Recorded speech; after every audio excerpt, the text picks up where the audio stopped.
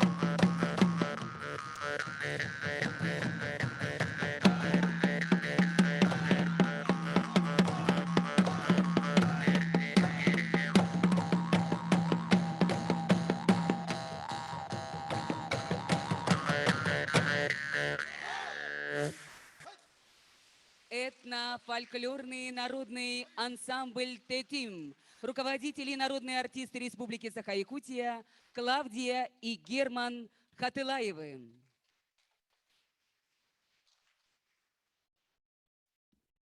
Внимание! Звучат гимны Российской Федерации и Республики Саха-Якутия.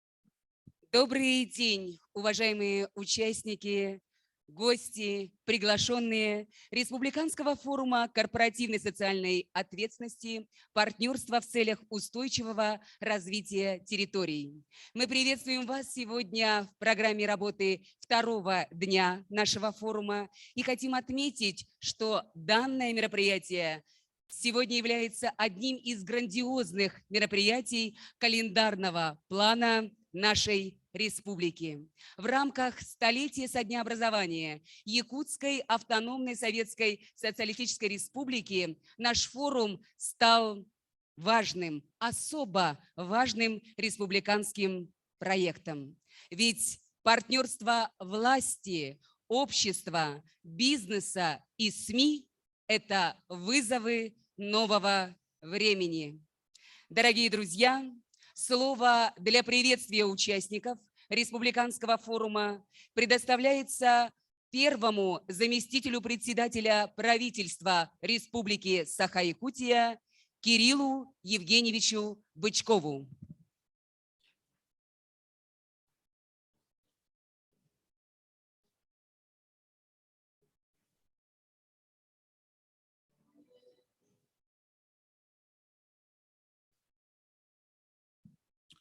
Добрый день, уважаемые участники форума, уважаемые гости нашей республики, гости столицы нашей республики и все, кто к нам присоединился сегодня в режиме видеоконференц-связи. Мы вас приветствуем в год особенный для республики. 22-й год – это год столетия Якутской АССР. У нас проходит большое количество событий в республике, и одним из таких ярких и важных событий является Республиканский форум корпоративной социальной ответственности партнерства в целях устойчивого развития территорий. Наша большая общая задача, которую ставит перед нами глава нашей республики Айсен Сергеевич Николаев, и та задача, которая в целом стоит в нашей стране и поставлена президентом Владимиром Владимировичем Путиным, это гармоничное развитие гражданского общества, формирование и поддержка ценностей и, конечно, комфортная жизнь для наших граждан. Сегодня мы собрались именно для того, чтобы обсудить эти важные и очень насущные вопросы корпоративной социальной ответственности. Это и обмен общими практиками, и много дискуссий по устойчивому развитию регионов, по приумножению человеческого капитала, вовлечению населения НКО и бизнеса, и развития малых территорий и местных сообществ, а также, конечно, развитие благотворительности и корпоративного волонтерства. Форум наш является уникальной площадкой для таких коммуникаций, конечно же, для знакомств, для нетворкинга, для обмена опытом и в целом для взаимодействия, позитивного взаимодействия по многим этим вопросам. Я надеюсь, что наша площадка позволит выработать конкретные шаги, рекомендации, которые впоследствии будут реализовываться и все эти направления укреплять и развивать. Сегодня уверен, что будут найдены многие решения нашим актуальным вопросам, задачам, наверное, не только для нашей республики, но и в целом для нашей страны, для ее развития. Я всех приветствую, поздравляю с началом форума.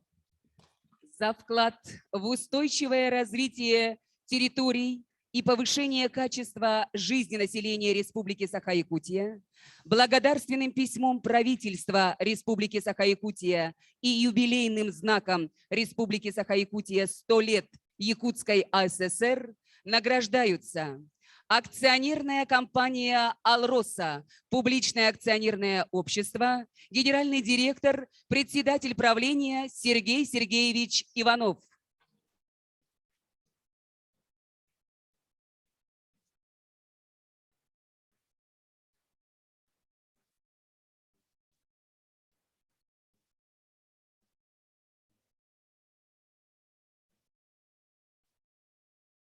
Награждается акционерное общество «Полиметалл», управляющая компания, директор якутского филиала Александр Витальевич Адамов.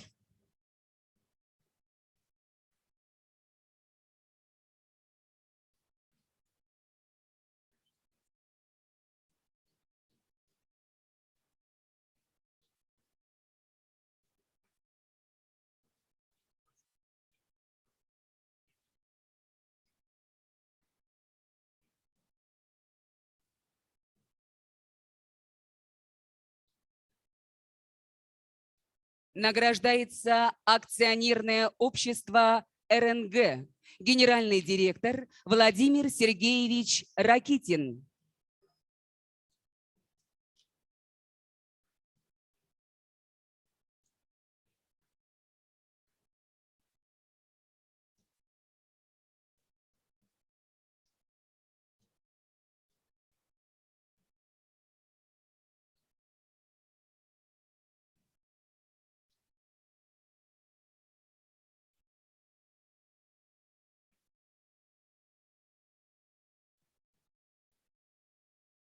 Награждается публичное акционерное общество «Якутская топливно-энергетическая компания», генеральный директор Андрей Владимирович Коробов.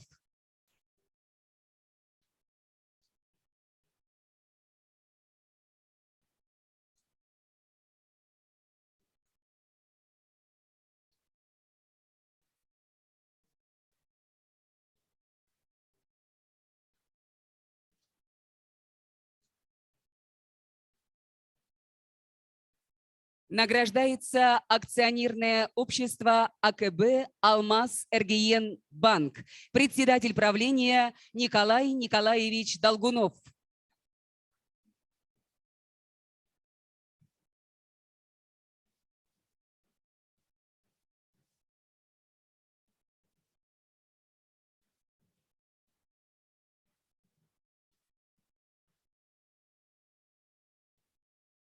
Награждается общество с ограниченной ответственностью ТАСС «Юрях нефтегазодобыча», исполняющий обязанности генерального директора Александр Владимирович Черепанов.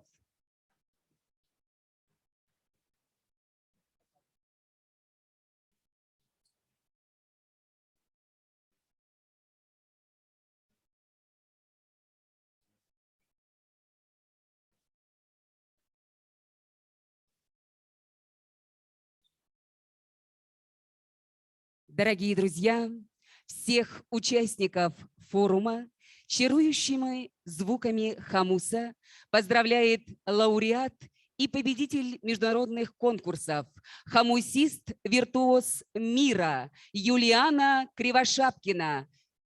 Встречайте.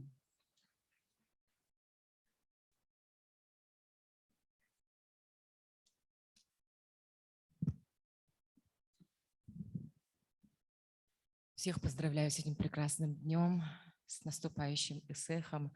И пусть эти чарующие звуки хомуса для вас, дорогих гостей и участников форума, будут благословлять.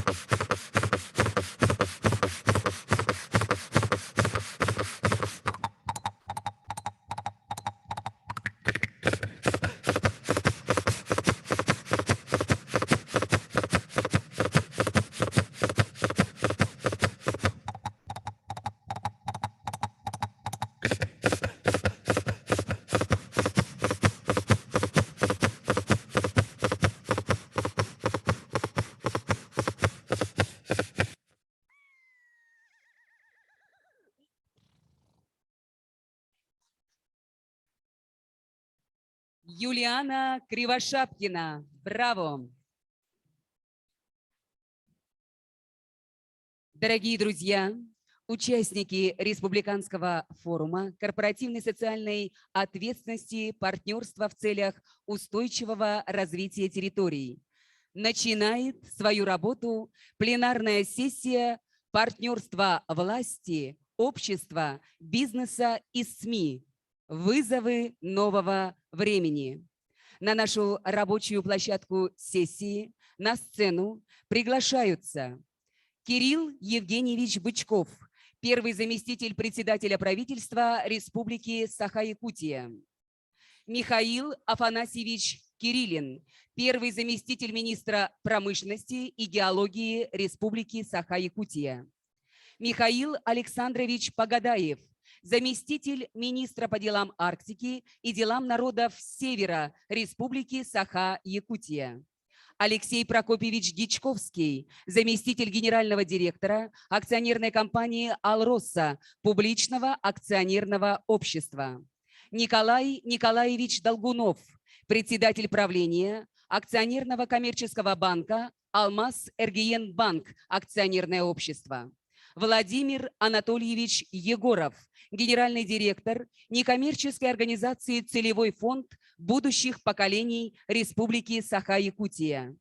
Марина Евгеньевна Михайлова, директор Архангельского центра социальных технологий «Гарант». А также на сцену приглашается наша уважаемая модератор Ольга Анатольевна Вешникова, генеральный директор Единого ресурсного центра поддержки социально ориентированных некоммерческих организаций и развития гражданских инициатив Республики Саха-Якутия.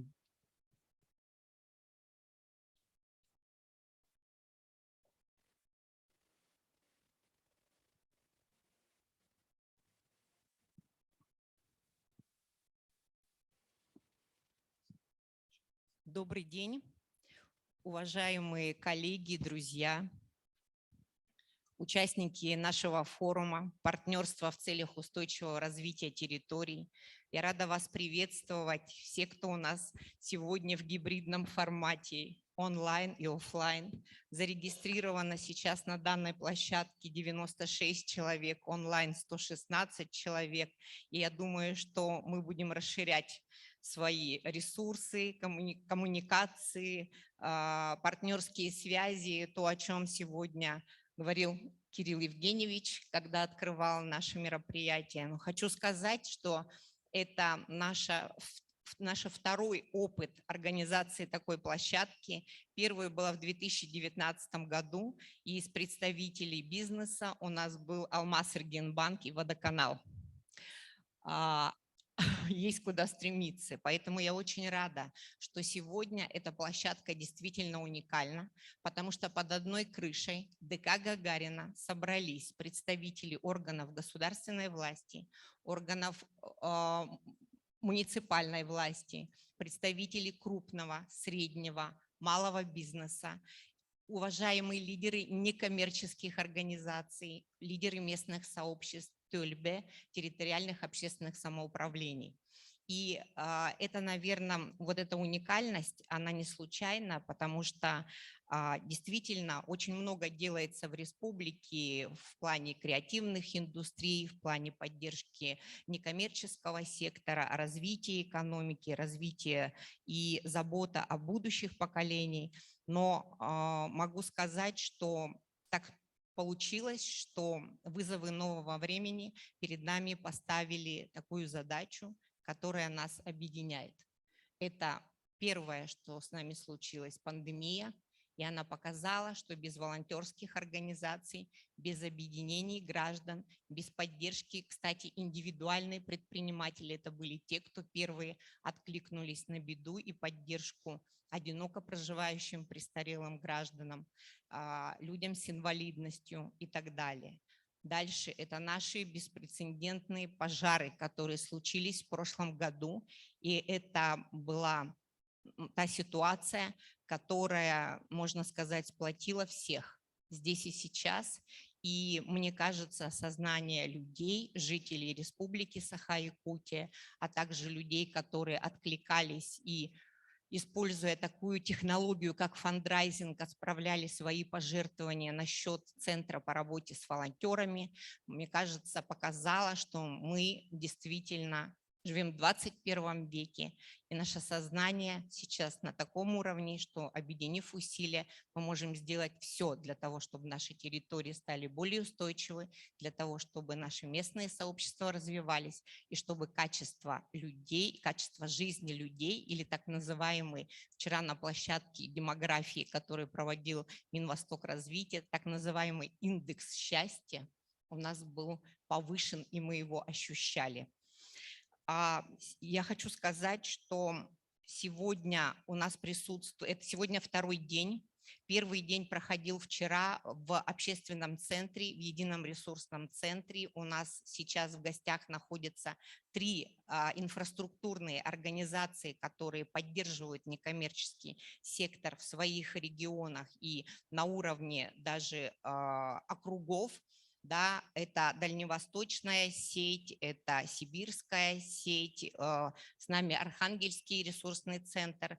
К нам приехали делегации из 6 районов, в том числе Арктика. Вчера мы заслушали такие кейс-сессия была лучших практик и технологий, как развивать свое любимое село Наслед и Улус. И мы действительно гордимся нашими людьми. И как руководитель ресурсного центра хочу сказать, что самый главный ресурс – это люди. И поэтому нашу Арктику, наши далекие сельские поселения, наши малые города мы развиваем исключительно для того, чтобы наши благополучатели, жители чувствовали себя комфортно. Ну, я хочу сейчас вот о чем сказать. Сегодня мы стали свидетелями того, как органы власти сказали спасибо представителям крупного бизнеса за то, что они делают в зоне присутствия. Мы знаем, что когда случилась беда в горном районе, в селе Бескёль, первыми, кто откликнулся, это была акционерная компания «Алроса», которая сразу сказала, что они отстроят 34 дома, и жители не останутся без крова. И мы вчера обсуждали как раз, как был сформирован общественный штаб, кто туда входил. Он был вначале создан стихийно, и первые, кто туда вошел, это были блогеры, предприниматели, потом присоединились некоммерческие организации, волонтеры, органы власти и бизнес-компании. И таким образом всем миром мы победили то, что случилось в прошлом году, и ликвидация последствий была устранена. Да? И что мне хочется сказать, что сейчас у нас еще один вызов – это санкции. И крупные компании, они подверглись некоторым изменениям. И, может быть, мы сейчас узнаем, меняется ли стратегия, меняются ли ваши программы ESG, устойчивого развития. Будут ли выполнены все обязательства по соглашениям перед местными сообществами, перед органами власти и так далее. Чем мы можем помочь некоммерческие организации, которых у нас в республике 2330 на душу населения. Это очень много. И это клондайк я называю, потому что мы тоже инвесторы. Мы привлекаем социальные инвестиции в виде услуг, в виде технологий, в виде уникальных практик на местах. Дальше мы привлекли с 2020, 2021, 2022 годы, мы привлекли 220 миллионов рублей в республику в виде грантов.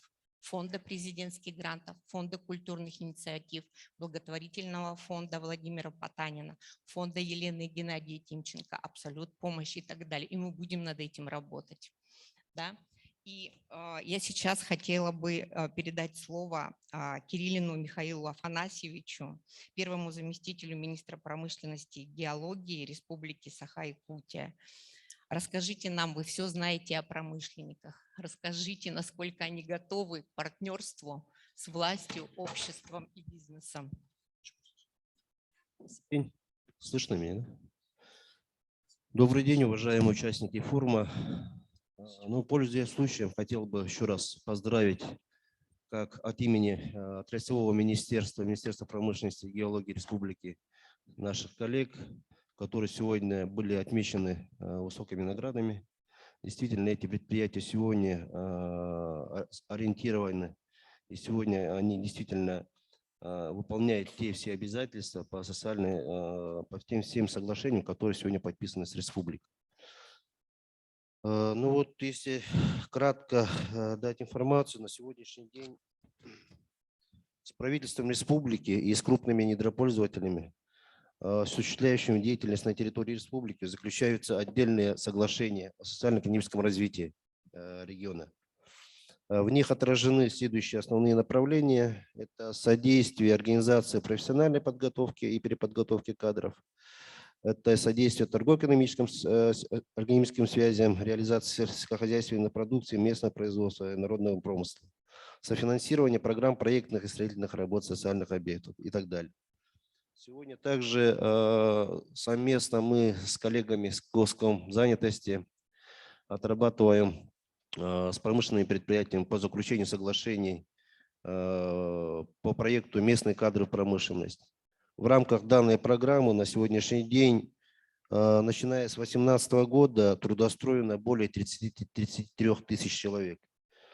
Только по 2021 году более 8 тысяч человек сегодня получили, трудоустроились в таких компаниях, как Эльгауголь, Якутуголь, Колмар, Полюсалдан, Селигдар, Золото Ныкчана, Алроса, Газпром Добыча Ноябрьск, Газпром Трансгаз Томск, ЕТЭК, РНГ и другие.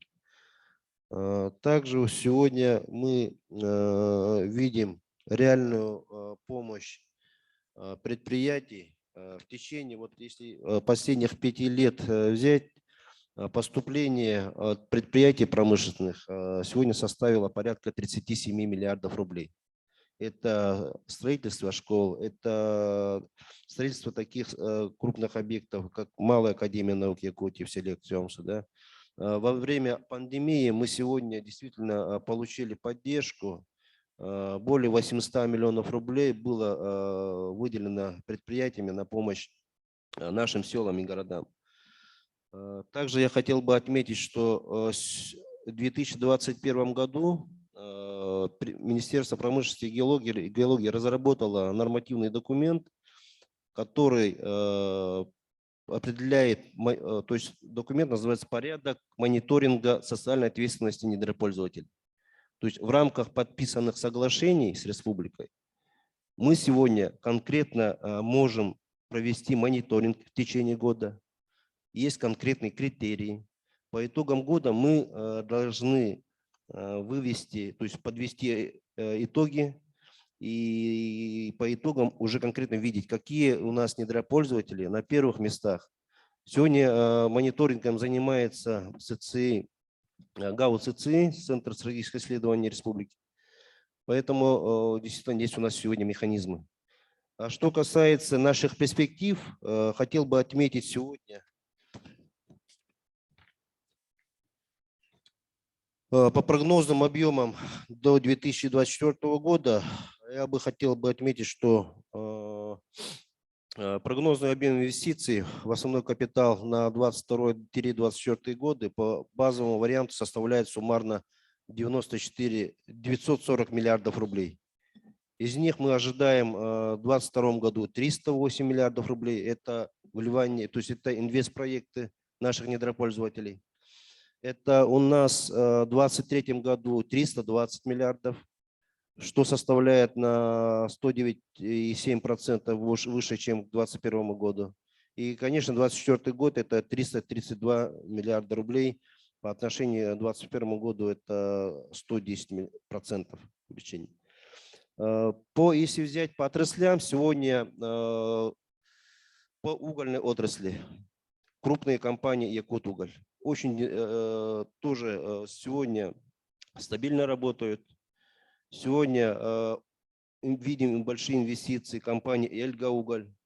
Только к 2026 году Эльгауголь планирует открыть еще дополнительно 20 тысяч рабочих мест.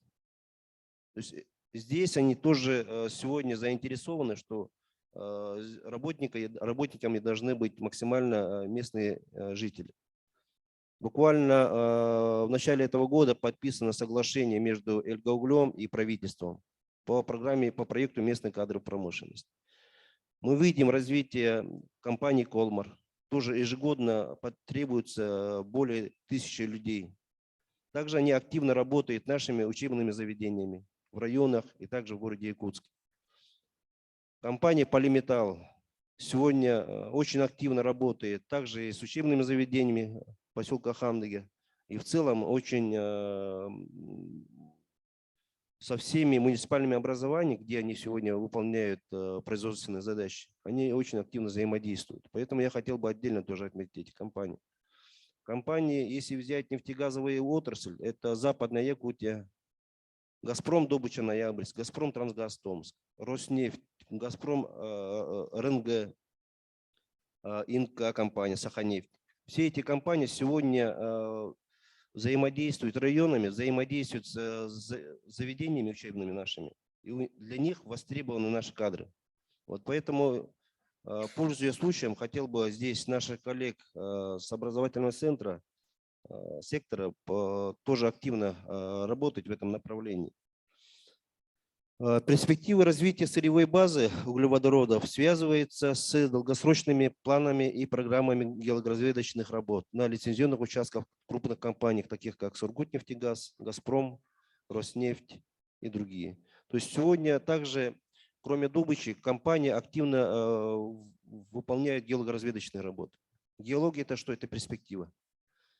Поэтому здесь мы все должны быть, я считаю, что мы должны быть сплотиться, тем более сейчас, да, когда у нас и внешние санкции и так далее. Здесь компании сегодня очень ориентированы, еще раз, повысить свою корпоративную социальную ответственность. Мы как отраслевое министерство, коллеги, везде должны оказывать содействие, мы готовы оказывать содействие.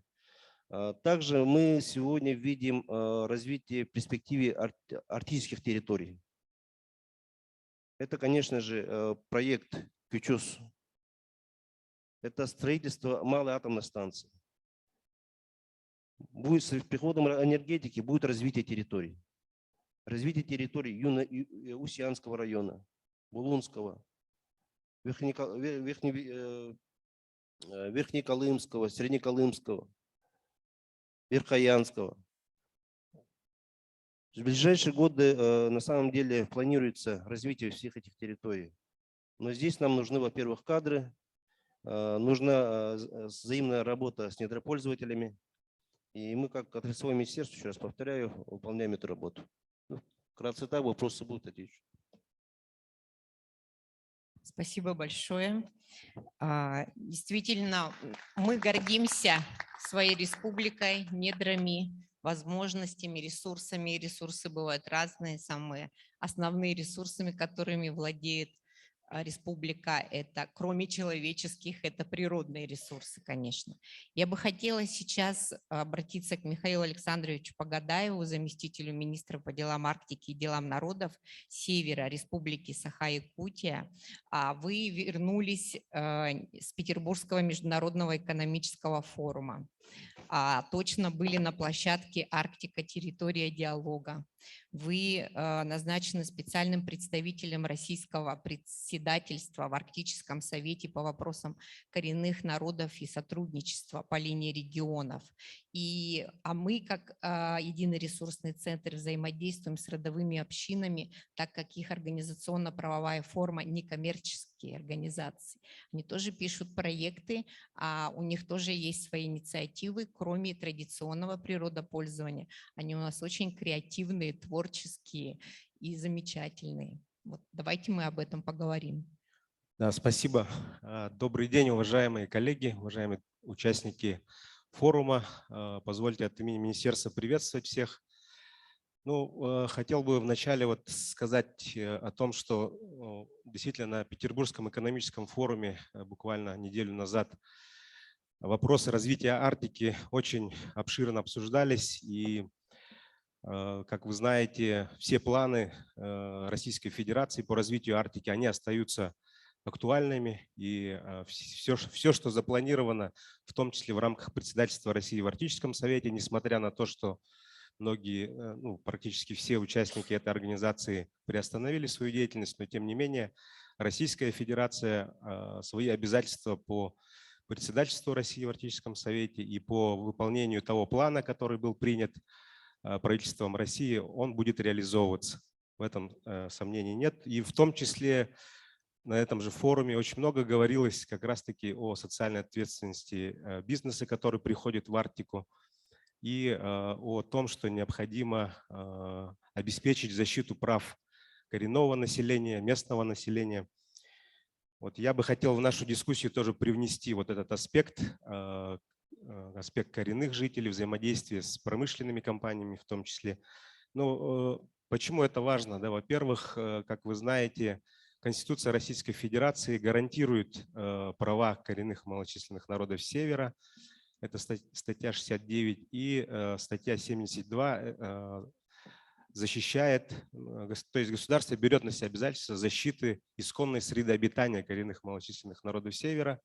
Отсюда вытекает достаточно обширная такая целая отрасль законодательства Российской Федерации в части защиты прав и интересов коренных малочисленных народов Севера. Поэтому в первую очередь, когда мы говорим о корпоративной социальной ответственности, те компании, которые функционируют и осуществляют свою деятельность на территориях проживания коренных малочисленных народов Севера, они должны соблюдать законодательство, то законодательство, о котором я говорил.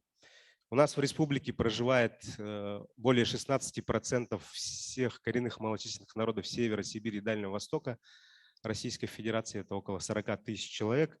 И в основном они ведут традиционную хозяйственную деятельность. Это оленеводство, рыболовство, охотпромысел. У нас 70 населенных пунктов, 21 района республики относятся к местам традиционного проживания малочисленных народов. Создано 62 территории традиционного природопользования. Ну и нужно еще сказать о том, что во всех стратегических документах Республики Саха-Якутия также говорится о необходимости обеспечения интересов коренных жителей нашей республики. Так, у меня туда презентация небольшая. Вот, ну, все стратегические документы, программы, они направлены на улучшение качества жизни, в том числе коренных малочисленных народов Севера. И вот у нас мы видим, что, во-первых, демография показывает, да, что у нас за последние 30 лет на 60% увеличилась численность коренных малочисленных народов Севера. Мы видим также тренд на то, что у нас увеличивается количество общин, родовых общин коренных малочисленных народов Севера, которые занимаются традиционной хозяйственной деятельностью. То есть мы видим, что люди стремятся сохранить свой уклад жизни, свою культуру, традиции, родные языки. И в наших госпрограммах также предусмотрены средства на государственную поддержку этих народов. Я подробно не буду говорить о том, какие меры поддержки у нас в различных отраслевых государственных программах существуют. Отдельно у нас по линии нашего министерства есть в том числе грантовая поддержка как раз-таки некоммерческого сектора. Это наши родовые общины, которые относятся к некоммерческим организациям, а также наши общественные организации коренных малочисленных народов Севера. Их у нас достаточно много в республике. Вот. И в целом за 2012-2021 годы, например, в рамках вот этой поддержки грантовой были выделены средства в размере 128 миллионов рублей и реализовано 253 проекта некоммерческих организаций коренных малочисленных народов Севера. Вот. Поэтому со стороны государства, конечно, делается очень много для поддержки коренных малочисленных народов Севера. Но здесь я бы хотел вот в части корпоративной социальной ответственности отметить также, что важная задача по защите исконной среды обитания коренных малочисленных народов Севера, она в нашей республике решается в том числе через проведение этнологической экспертизы. Это научное исследование об оценке воздействия той или иной хозяйственной деятельности на исконную среду обитания и этнологическую ситуацию, то есть на развитие этносов.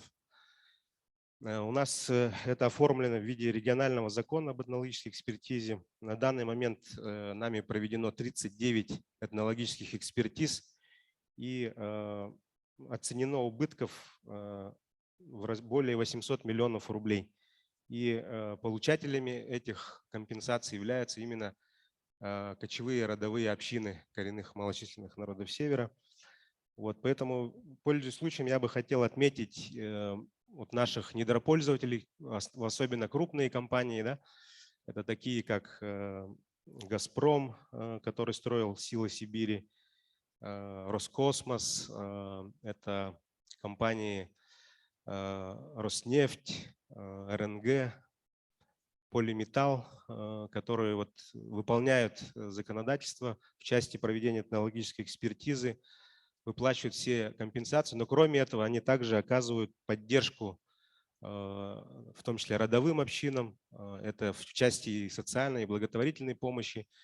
для этих общин, на территории которых действуют эти компании. Я, конечно, сейчас перечислил некоторые из них, их гораздо больше.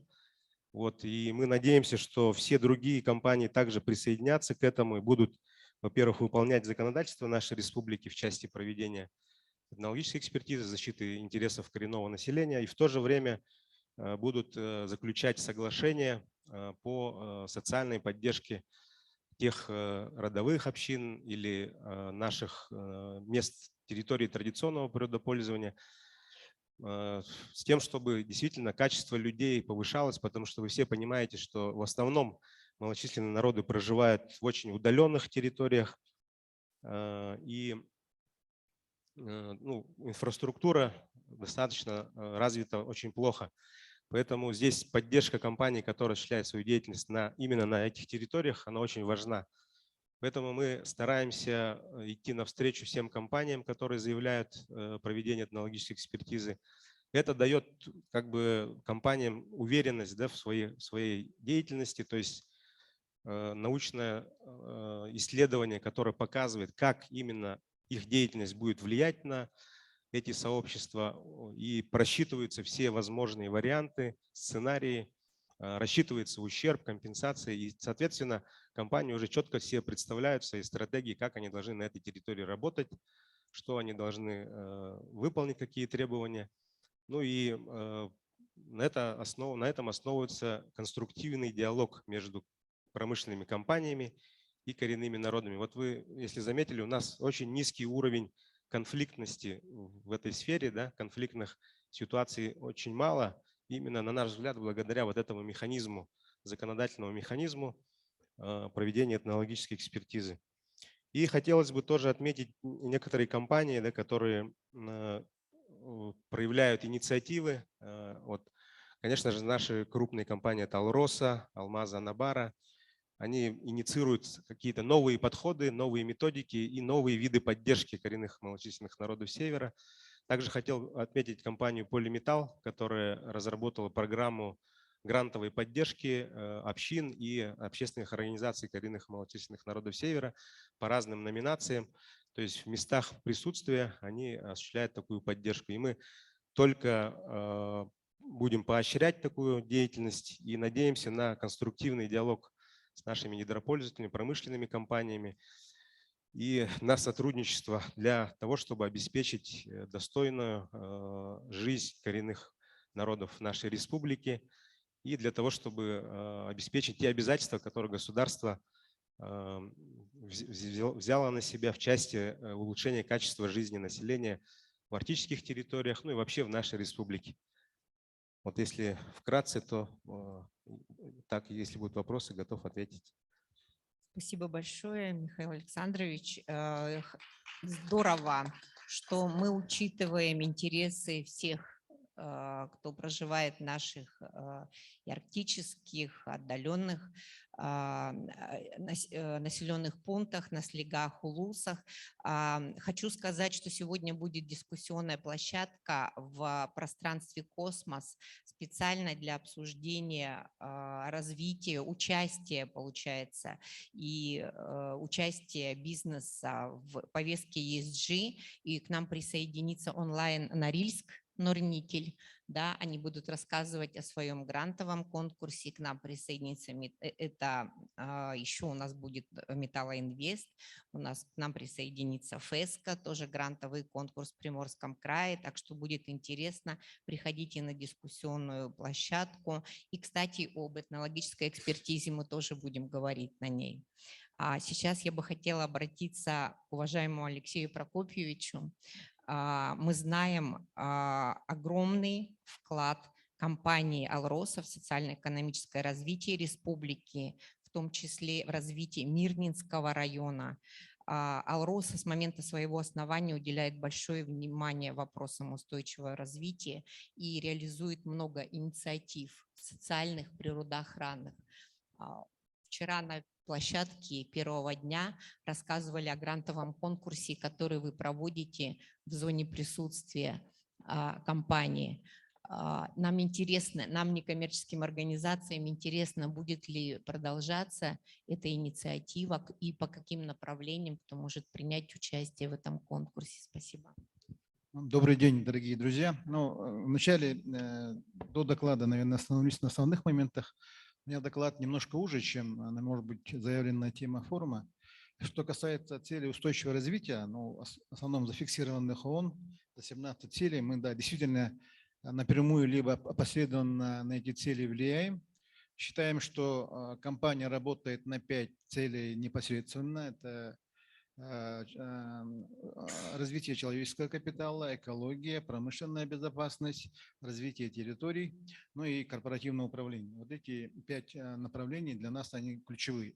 Но здесь у меня доклад, он называется «Социальные расходы группы Алроса план на 2022 год». Я хотел бы, наверное, ну, вот на примере того нашего социального бюджета, который мы имеем, показать в целом направленность социальной политики компании. Первое. Второе, какие проблемы у нас присутствуют. У нас проблемы тоже присутствуют в целом и по району, и по республике, наверное.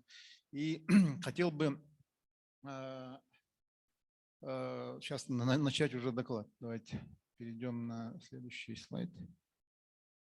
У меня не идет. Куда-то надо. Так, ну, давайте идем. Здесь, коллеги, ну, это в целом это наши успехи. Действительно, если говорить о там, значит, местах в рейтингах международных, российских, у нас большие достижения, я в них останавливаться не буду. В целом про это мы очень много говорили. Давайте перейдем к сути наших действий. Так, по-моему, у меня… Да, вот в целом у нас… Что такое бюджет социальных расходов компании? Он примерно составляет на текущий год 7 миллиардов 384 миллиона рублей. Это не считая те затраты, допустим, которые мы направляем на дополнительное пенсионное обеспечение наших работников, на те затраты, которые вытекают из коллективного договора, как то, допустим, дополнительный проезд наших работников, иные какие-то компенсационные выплаты для наших работников, которые включаются в смету расходов непосредственно подразделений, мы сюда не включаем. Но в целом, если мы говорим о бюджете социальных расходов, это примерно 7 миллиардов рублей. И наблюдательный совет, в принципе, рекомендует ежегодно не переходить эти цифры, останавливаться примерно вот в районе 7 миллиардов рублей. Так, вот здесь вот один из таких ключевых моментов. У нас очень серьезная программа оздоровления персонала. Она, значит, заключается укрепленно по двум направлениям затраты. Это содержание собственного медицинского центра. Этот медицинский центр имеет филиалы во всех подразделениях нашей компании, в тех населенных пунктах, где мы работаем. И действительно в этом плане мы помогаем нашей государственной системе здравоохранения, потому что сегодня поликлиническая помощь – это подушевое финансирование, то есть какое количество населения имеется в Мельницком районе, столько получает больница, но при том медцентр очень большой объем медицинских услуг берет на себя, и компания тем самым каким-то образом опосредованно помогает нашим больницам. Ну, кроме того, как мы усиленно занимаемся оздоровлением наших работников. Далее, у нас есть очень хорошая программа дополнительного медстрахования. Примерно у нас пользуются услугами дополнительного медстрахования 2500 наших работников. И, соответственно, мы хотим в рамках развития стратегии медцентра компании увеличить охват дополнительным медицинским страхованием до более 5000 наших работников. Это достаточно большая цифра. И при этом хотелось бы локализовать значительную часть медицинских услуг на периметре Мельнинского района, для того, чтобы мы по 4 нозологиям, хотя бы, значит, по болезням системы кровообращения, болезням системы дыхания, по гинекологическим заболеваниям и по онкологии, в принципе, чекапы проводить в периметре медцентра. Оборудование, в принципе, у нас есть, но вот основная проблема, как и везде, наверное, это отсутствие квалифицированных кадров, но технологии сегодня нам позволяют это делать. Но в целом, вот такие задачи у нас стоят по оздоровлению персонала. Идем дальше. Это примерно, ну, сумму вы видите, на эти задачи мы тратим 400. Так, не то. Вот 478 миллионов рублей – это на оздоровление персонала. Дальше идем. 587 миллионов – это оздоровление персонала, это санаторно-курортное лечение, оздоровление наших работников. Здесь действительно мы работаем не только в отношении собственных работников, мы направляем и членов семей, и отдельная программа по детям у нас тоже имеется. Отправляем около 200 детей в рамках компании, собственно, программы компании, 200 детей в рамках культурно-спортивного комплекса, 400 детей у нас ежегодно выезжают на морские побережья, особенно Черноморское побережье, и там отдыхают. Здесь был вопрос, у нас раньше всегда, вот нас критиковали, у нас было 2 санатория профилактория возле Черного моря, это «Голубая волна» и «Прометей». Люди туда ездили у нас, потом мы от них отказались. Мы сегодня взяли политику расширения, дать возможность людям право выбора, где они могут там отдыхать. У нас сейчас, в принципе, человек работать может от Алтая, Белокурихи до Сочи, там минеральные воды, выбор очень большой, поэтому я считаю, что с точки зрения оздоровления, санаторно-курортного оздоровления наших работников у нас есть достаточно большие успехи. И обязательно, когда с здравницами работаем, там первый критерий – это наличие очень хорошей медицинской части, которая могла бы оказать персональную помощь. Здесь, коллеги, вот что такое Алроса? Я часто вижу, что в основном здесь представители коммерческих организаций, но мы, по большому счету, это классическая советская компания. Мы берем на себя очень много таких бюджетозамещающих затрат. Вот живой пример – культурно-спортивный комплекс Алроса. Это годовые затраты примерно на 1 724 миллиона рублей. Здесь 22 крупных объекта спорта и культуры Мирнинского района находятся в периметре компании. Все сотрудники этих учреждений являются работниками акционерного общества. И, соответственно, бассейны, ледовые дворцы, крупные спортивные объекты, дворцы культуры, в целом фактически все, за редким исключением, находятся на содержании, на балансе компании. В республике таких компаний точно нет. В России, возможно, я допускаю, что они есть, но мы от этого не хотим отказываться. Но, в принципе, это фактически бюджетозамещающие расходы, потому что, я помню, в последнем 2007 или 2008 году Якутуголь как раз отказался от крупных спортивных и культурных объектов. Мы остались, до сих пор и работаем. Я думаю, что и дальше будем работать. Здесь и мероприятия включены, и содержание объектов. То есть это действительно такое очень хорошее направление. Притом мы их развиваем, не просто там содержим, но в этом году генеральным директором утвержден такой проект развития культурно-спортивного комплекса. Увеличиваются объемы финансирования, будет модернизация. Мы подтягиваем, где мы были слабы. И плюс в Мирном будет создан музей АК «Алроса» с алмазной комнатой. Вот многие, когда Мирный переезжают, редким исключением, некоторые, конечно, попадают в центр сортировки алмазов, где вот алмазная комната. А так многие туристы или там посетители эти алмазы вживую, даже наши работники не видели. Поэтому мы надеемся, что в самое позднее, первой половине следующего года мы этот музей введем. Будет алмазная комната, там будут натуральные алмазы, и любой желающий действительно может посетить и посмотреть. Это, с одной стороны, тоже поддержка туризма, но и поддержка индустрии гостеприимства. И здесь вот, коллеги, один из таких ключевых факторов, все фактически детские секции и художественные там, кружки фактически находятся в периметре культурно-спортивного комплекса. Мы в прошлом году снизили стоимость посещения, месячная стоимость до 100 рублей. Допустим, посещение секции хоккея в Мирном стоило 1200 рублей для одного ребенка. Сократили до 100 рублей, и это, в принципе, символическая цена. Могли сделать 0, но там появляются налоги, какие-то сложные взаимоотношения там по фискальными органами, но 100 рублей – это символично. Я считаю, что ключевой смысл этих решений, когда генеральный это решение принимал, генеральный директор компании принимал, было то, что мы должны давать возможность развития нашим детям вне зависимости от материального состояния их родителей. То есть если в семье 4 детей и все хотят хоккей, клуб секцию хоккея посещать, это достаточно большие суммы, получается, 4800 рублей было раньше. Сегодня это будет 400 рублей. Это, в принципе, посильно, и считаю, что это очень важно для нас. Так, вот жилищная программа, она не очень большая, 89 миллионов рублей. Компания в свое время очень серьезные инвестиции делала с точки зрения переселения пенсионеров и ветеранов.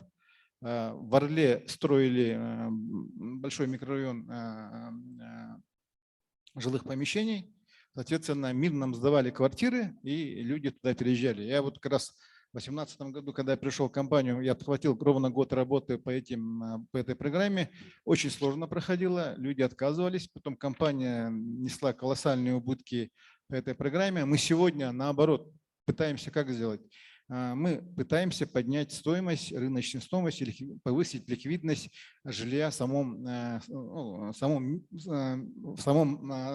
районе, и мы действительно видим положительный результат. Мы ежегодно финансируем, допустим, свою муниципальную программу переселения ветхого аварийного жилья. В этом году всего 150, в прошлом году около 300 миллионов было. Но в целом мы около 2 миллиардов направили на переселение. Это не федеральные деньги, не федеральная программа, это муниципальная программа, которую мы отдельно финансируем. И раньше, если мы финансировали строительство, сейчас мы финансируем выкуп квартир. Соответственно, конечно, стоимость квартиры у нас растет, и ликвидность появляется, и те, кто, допустим, выходит на пенсию, наши работники, они на текущий момент, у них уже возможности продать квартиру по достойной цене Мирным, у них шансы повышаются, реальные возможности появляются, и я считаю, что такой подход, он будет наиболее оптимальный. Вот эта часть, это такая очень интересная тема, целевое финансирование, благотворительные и спонсорские проекты. В целом у нас благотворительность – это 4 миллиарда 76 миллионов рублей, спонсорство – 430 миллионов рублей. Здесь очень много чего есть. Здесь и фонд будущих поколений. Здесь присутствует около миллиарда рублей, как минимум у нас получается. С этой программы мы финансировали, допустим, восстановление Бескёля в прошлом году. В целом это миллиард примерно фонд будущих поколений, 324 миллиона рубля – это договор с Нюрбинским районом, фактически там 90 миллионов рублей – это Оленёкский район, 93 миллиона все районы 8 провинций, более 300 миллионов рублей – это Мининский район. Вот такие вот подходы. Мы каждому муниципальному образованию Мининского района, конечно, выделяем, где мы присутствуем, выделяем тоже отдельные деньги на решение своих коммунальных задач, каких-то муниципальных задач. И здесь есть такие интересные вещи. У нас, коллеги, в последнем слайде, сейчас уже остался, наверное, на последнем слайде, там остановлюсь. У нас, вот я говорю, мы очень много затрат делаем на бюджетозамещающие затраты, расходы. И было принято решение, все-таки Мининский район должен почувствовать, что есть компания, жители, не работники компании. И мы с текущего года компания финансирует горячий завтрак или обед для наших школьников с 5 по 11 класс. Это достаточно большой объем. У нас где-то в конце года мы считали, это было 153 миллиона рублей. Сейчас будет выше, около 200 миллионов, наверное, мы выйдем. Но каждый ребенок, школьник Мининского района, получает бесплатное горячее питание за счет компании. Это один из таких ключевых факторов, это первое.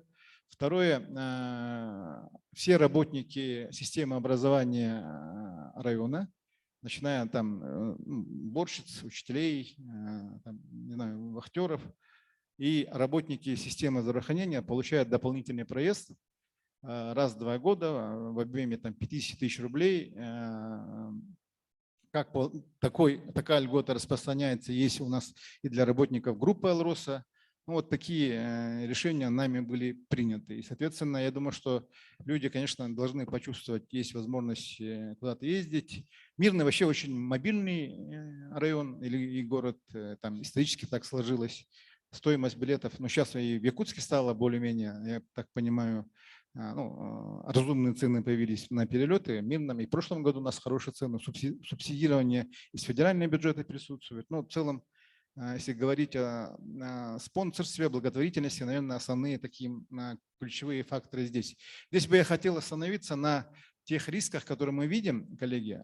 Вот то, что я говорю, бюджетозамещающие расходы, мы действительно, компания содержит и пионер, как по старинке говорить, пионер-лагерь, но детские лагеря, наши, соответственно, детский сад, половину фактически половину финансирования всех детских садов Мирнинского района финансирует компания. Мы финансируем содержание культурно-спортивного комплекса. Это примерно огромные деньги, но это бюджетозамещающие расходы, коллеги. И для человека, проживающего на территории Мирнинского района, в принципе, детский сад, он всегда будет, вне зависимости от того, что компания финансирует или не финансирует. Поэтому люди не ощущают тех дополнительных благ, которые могли бы там получить, если бы государство эти затраты взяло на себя, а компания финансировала бы дополнительные там какие-то услуги или там льготы, преференции. Но тем не менее мы отнюдь не собираемся от этого отказываться, это понятно. Исторически так сложилось и будем финансировать, но хотели бы акцентировать, и мы и органам государственной власти об этом говорим, что компания на текущий момент, кроме того, коллеги, мы в прошлом году заплатили налогов и дивидендов в бюджетную систему республики примерно около 100 миллиардов рублей, там около 98 миллиардов рублей.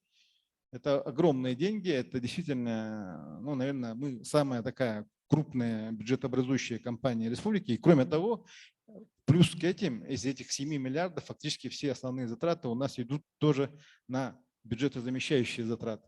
Поэтому это есть такая проблема. И второе, слабое участие муниципальных органов, в первую очередь муниципальных органов, в федеральных, республиканских программах. Потому что, понимаете, это, наверное, объективно, когда есть такая компания, все думают, давайте лучше обратимся к Алроса. А когда пойдем там министерство, правительство республики, федеральные программы, это столько бумаг надо заполнять, потом надо будет отчитываться. В общем, головни много, поэтому будем ограничиваться обращением только компаний. Вот эти две крупные проблемы, они, конечно, присутствуют, мы их фактически не решили, они остаются. Да? Тем не менее, мы на них акцентируемся, мы понимаем, и вот такие меры мы хотели бы предпринимать. Переход от прямого финансирования компании бюджетных полномочий к целевому финансированию муниципального бюджета, чтобы они за счет этих денег финансировали вот эти затраты. Такой живой пример. Допустим, детские сады. Мы фактически примерно 668 миллионов ежегодно даем на детские сады, как учредители.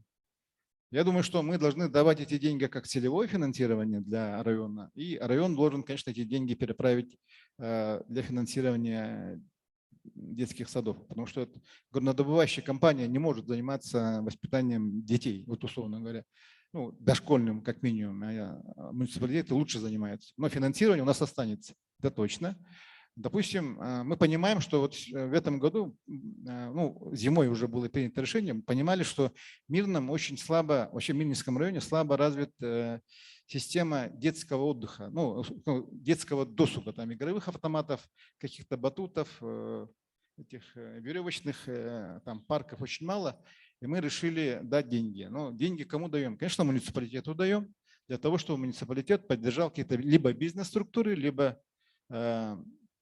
поддержал, условно говоря, какие-то некоммерческие организации. Дальше. Коллеги, я не вижу, может, я, с вашего позволения, здесь открою свою страничку. Конечно. Разработка и реализация комплексных системных планов развития муниципальных образований. И вот здесь вся наша проблема была, вот мы это точно знаем, как бы лоскутности наших проектов на территории Мирнинского района. Где-то даем на переселение, где-то поддерживаем ЖКХ, где-то поддерживаем деньги даем на асфальтирование, на покраску фасадов, но нет общей картины. Поэтому вот сейчас модное слово мастер-план всех этих наших муниципальных образований. Я надеюсь, что мы отфинансировали в этом году, но даже с прошлого года начали. И хотели, как целевая задача, попасть в Восточный экономический форум. Я думал, что, Анатольевич, и город Якутск попадет, и Нерюнгри попадет в этом году, но услышал, что они не попадают, так? Ну, вчера так докладывали в попечительском совете фонда будущих поколений. Надеюсь, что тогда мы точно постараемся попасть и доложиться о том, что да, у нас есть комплексный план развития в целом пока города Мирного, дальше будут комплексные планы развития всех наших крупных населенных пунктов. И, соответственно, исходя из этого, конечно, вся наша вот и благотворительность, и вся социальная политика, она будет выстроена именно исходя из этих планов, и будет некий такой эффект синергии, и я надеюсь, что будут результаты. Далее, благотворительная помощь от компании в отношении муниципальных образований на основе софинансирования, в том числе в рамках конкурса общественными проектами. Мы с прошлого года, коллеги, реализуем проект «Территория Алроса». Он такой интересный, но там суммы, ну, для нас вот 50 миллионов предусмотрено на эти проекты. Там обязательный принцип, конечно, это должны быть некоммерческие организации, первое, либо бюджетные организации, и должно быть софинансирование. Ну, и третье условие, проекты должны быть реализованы на территории Мельнинского района. Если у вас есть желание, то, в принципе, вы можете участвовать. Если проекты хорошие, мы, конечно, поддержим. Вот, и надеюсь, что будем расширять. Сейчас я понимаю, что есть некий общественный запрос на поддержку некоммерческих организаций, но в Мирном у нас совсем другая ситуация, коллеги. Я вот попытался объяснить. Мы больше, наверное, как орган, который фактически в каких-то элементах мы замещаем государственные полномочия и в рамках этого работаем. И третье, наверное, один из таких ключевых, наверное, четвертое, наверное, инициирование участия в формировании программ социальной сферы, развития социальной сферы района. В чем заключается? Мы инициировали программу в прошлом году, вернее, позапрошлом году мы его инициировали, в прошлом году его приняли, программу модернизации здравоохранения. Здесь мы хотели как? Компания дает деньги на развитие государственных структур. Мы в прошлом году разово дали 204 миллиона рублей, но мы очень просим, чтобы и из федерального бюджета, республиканского бюджета тоже было определенное софинансирование на развитие этих, в первую очередь, государственных полномочий, коими является там система здравоохранения. И очень хорошую программу приняли. Понятно, что есть по ходу реализации нашли свои там ошибки, увидели. В первую очередь, это не было отдельного блока программы финансирования поддержки и привлечения узких специалистов. В этом году его исправили. Мы сегодня софинансируем программу, допустим, земский доктор. Допустим, федеральный бюджет дает 1 миллион, а район дает плюсом 1 миллиона еще миллион, а компания дает еще 500 тысяч. То есть 2,5 до 3,5 миллионов врач, который будет переезжать на территории Мельнинского района, он будет получать подъем. То есть вот такие вещи у нас есть. Плюс бесплатный проезд для всех работников здравоохранения, допустим. Это, условно говоря, мы смотрим как элемент программного развития участия компании в республиканских программах. Второе, сейчас идет активная разработка программы развития образования Мельнинского района. Там тоже мы точно будем участвовать, но хотели бы тоже понимать, что и федерального бюджета, и республиканского бюджета Мельнинскому району уделяется большое внимание. Я тут кривить душой не буду, потому что основное благополучие всех жителей Мельнинской республики фактически куется на территории Мельнинского района, жителями Мельнинского района. Большая часть собственных доходов республики – это компания «Алроса», а большая часть доходов Алроса формируются на территории Мельнинского района. И далее мы приняли программу муниципального развития культуры и спорта. Там точно, вот, допустим, тот же пример, когда мы начали разбираться и понимать, что у нас нет хорошего детского такого закрытого зимнего отдыха, куда могли бы родители с детьми пойти отдохнуть. В Якутске рынок большой, и такие центры у нас есть здесь в Якутске, а Минном действительно рыночных условий нет, надо поддерживать. Вот такие мероприятия мы через эту программу финансируем муниципалитет для того, чтобы они поддерживали. В целом вот такие ключевые направления работы компании. И надеюсь, что вот вопрос был, откажемся ли мы от социальных обязательств, это точно нет. На текущий момент, я говорю, на текущую ситуацию мы все свои обязательства по социально-экономическим договорам, в том числе с республикой, с районами, мы точно сделаем, обеспечим. Есть вопросы по дивидендам, но я думаю, что это временные. В целом, хотел бы остановиться, 2017 года, коллеги, когда был назначен генеральным директором Иванов Сергей Сергеевич, мы посчитали объем дивидендов, которые получила республика, районы за 2017 года, в 6,6 раз превышает тот объем, который республики и районы получали за весь период до 2017 года. То есть мы сегодня действительно, ситуация меняется каким образом? Мы когда с районами разговариваем, мы говорим, мы единомышленники, потому что раньше как было? Дивиденды, вот в 2011 году, живой пример, вот за весь период, коллеги, за весь период выплаты дивидендов компаний, допустим, 1 из 8 районов, любой, получил около 500 миллионов рублей дивидендов. А с 2017 года они получили дивидендов примерно более 3,5 миллиардов рублей. То есть мы делаем каким образом? Сегодня действительно операционная эффективность компании выросла, EBITDA растет, прибыльность растет, соответственно, дивиденды получают очень большие районы. Мы тоже от них просим и требуем, чтобы они поддерживали и социальную систему, инфраструктуру.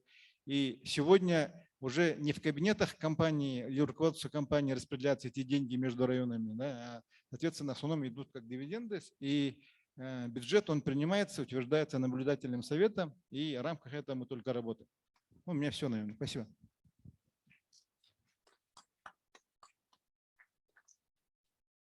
Я вас благодарю, Алексей Прокопьевич, и горжусь, что я житель Якутии, и верю в карму, и считаю, что Республике Саха-Якутия очень повезло, что у нас есть акционерная компания «Алроса», и мы сейчас увидели живой пример просто выстраивания экосистемы в зоне присутствия, не только в зоне присутствия крупного бизнеса, а вся республика получает благо от того, что есть эта компания.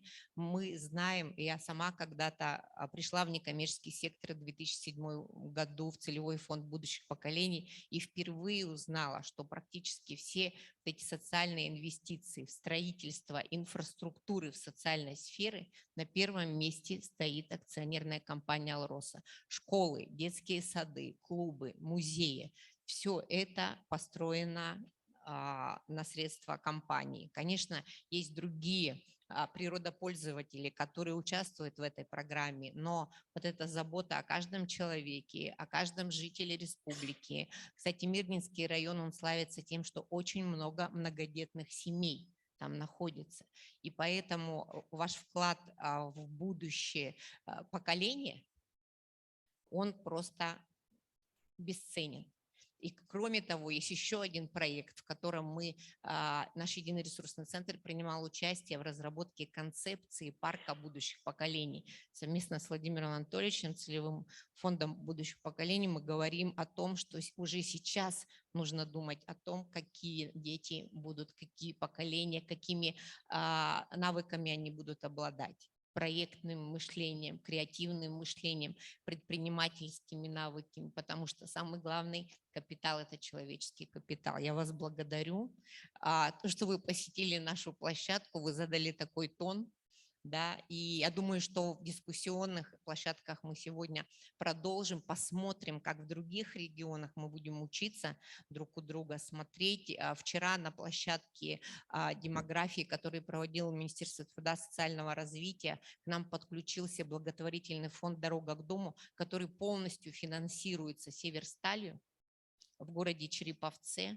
А там тоже вроде небольшая сумма, 50 миллионов в год, но они взяли на себя обязательства по, как бы сказать, дополнению социальных услуг жителям, где развивается градообразующее предприятие. Поэтому разные формы есть развития и достижения вот, целей устойчивого развития. И мне очень нравится, что ваша социальная функция еще в том, вот в таком искренней заботе о ваших сотрудниках, об их здоровье, психологическом, физическом, эмоциональном. Здорово, спасибо вам большое. Я хочу сейчас передать слово Николаю Николаевичу Долгунову, председателю управления Алмаз-Регионбанка. Это наши официальные партнеры с 2016 года. И когда-то мы участвовали в разработке корпоративной программы КСО, корпоративной социальной ответственности, и упаковывали всю такую огромную деятельность в социальном направлении банка в 5 проектов. Мы видели впервые вот такое пробоно волонтерство, как финансовая грамотность. Наш банк внедрил на территории Дальнего Востока. Мы были первыми. И у вас сформирован очень устойчивый пул корпоративных волонтеров. Это очень здорово, потому что это как раз внутренняя корпоративная среда, которая тоже очень влияет и на имиджевую политику компании, на ее дальнейшее развитие. Ну и ваша зона деятельности – это клиентоориентированность, конечно. Поэтому какие у вас цели устойчивого развития сейчас стоят перед банком? Спасибо. Уважаемые организаторы, участники форума, этого замечательного форума, я всех поздравляю с этим замечательным событием. Но я еще хотел поздравить всех, в первую очередь, наверное, гостей Якутии.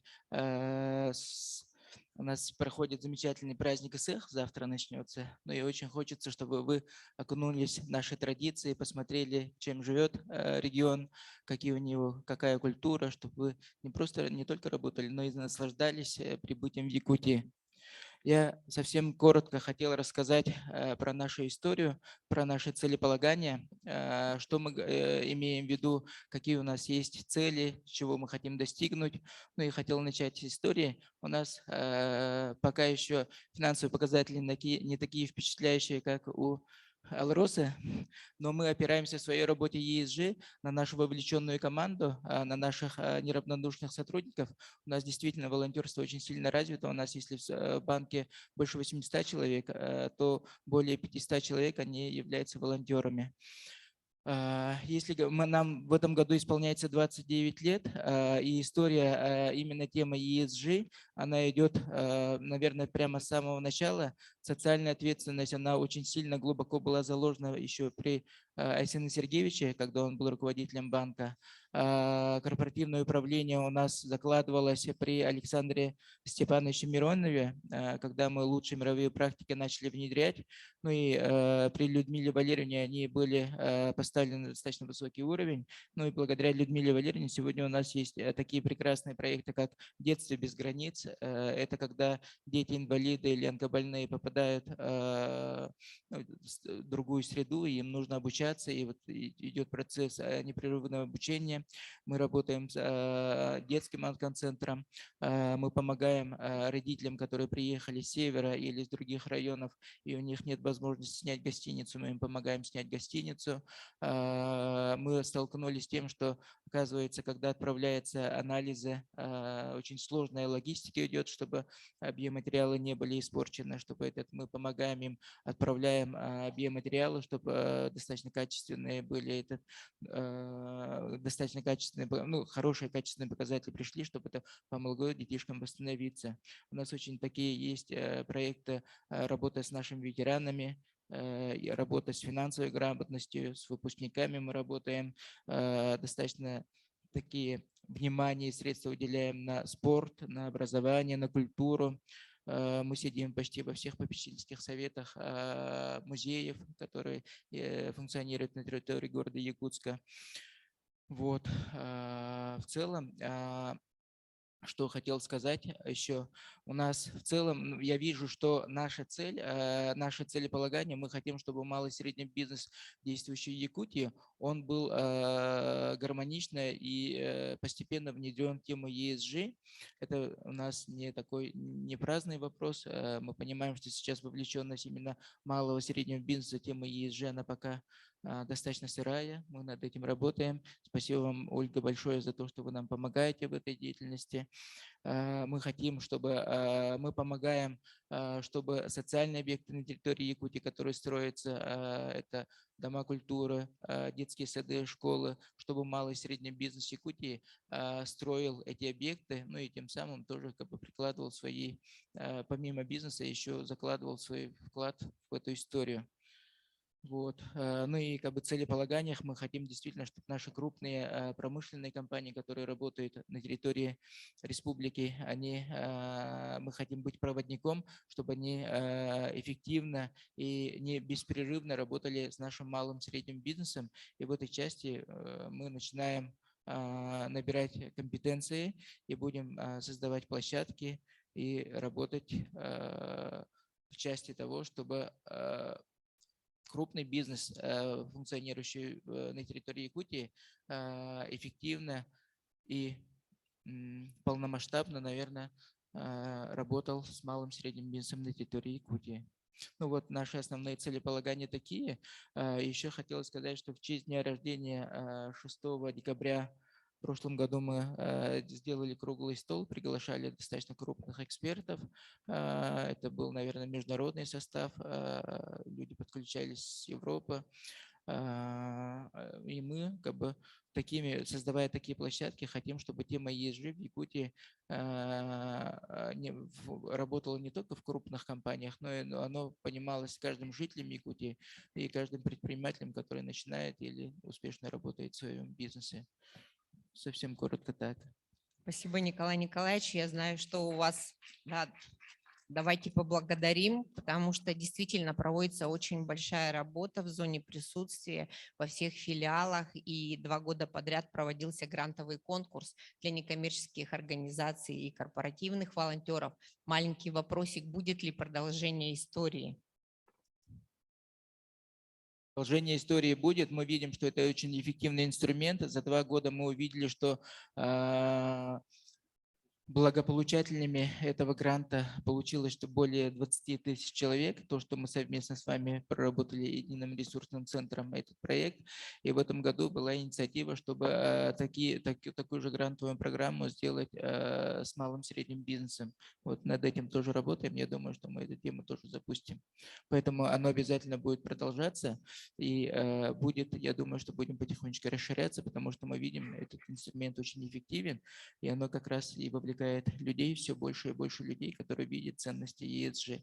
Ну и в целом мы видим, что ESG как бы стал вопрос в феврале месяце, стал вопрос, актуальная тема ESG. Я думаю, что некоторые цели, которые представлены из 17 целей, конечно, они, мне кажется, еще больше будут усиливаться. Поэтому мы понимаем, что тема ESG, она будет жить, она будет развиваться, и она будет, но мы уверены, что оно будет помогать нам, наверное, значительно стабилизировать ту волатильность, которую мы сейчас видим из-за внешней среды, то, что есть.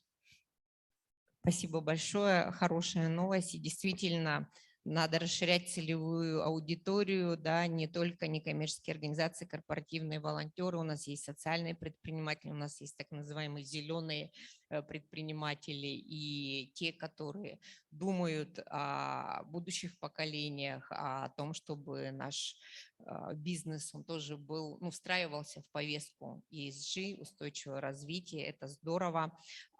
Благодарю, Николай Николаевич. Кстати, вы являетесь официальным, Алмаз-Эргенбанк, официальный партнер нашего мероприятия.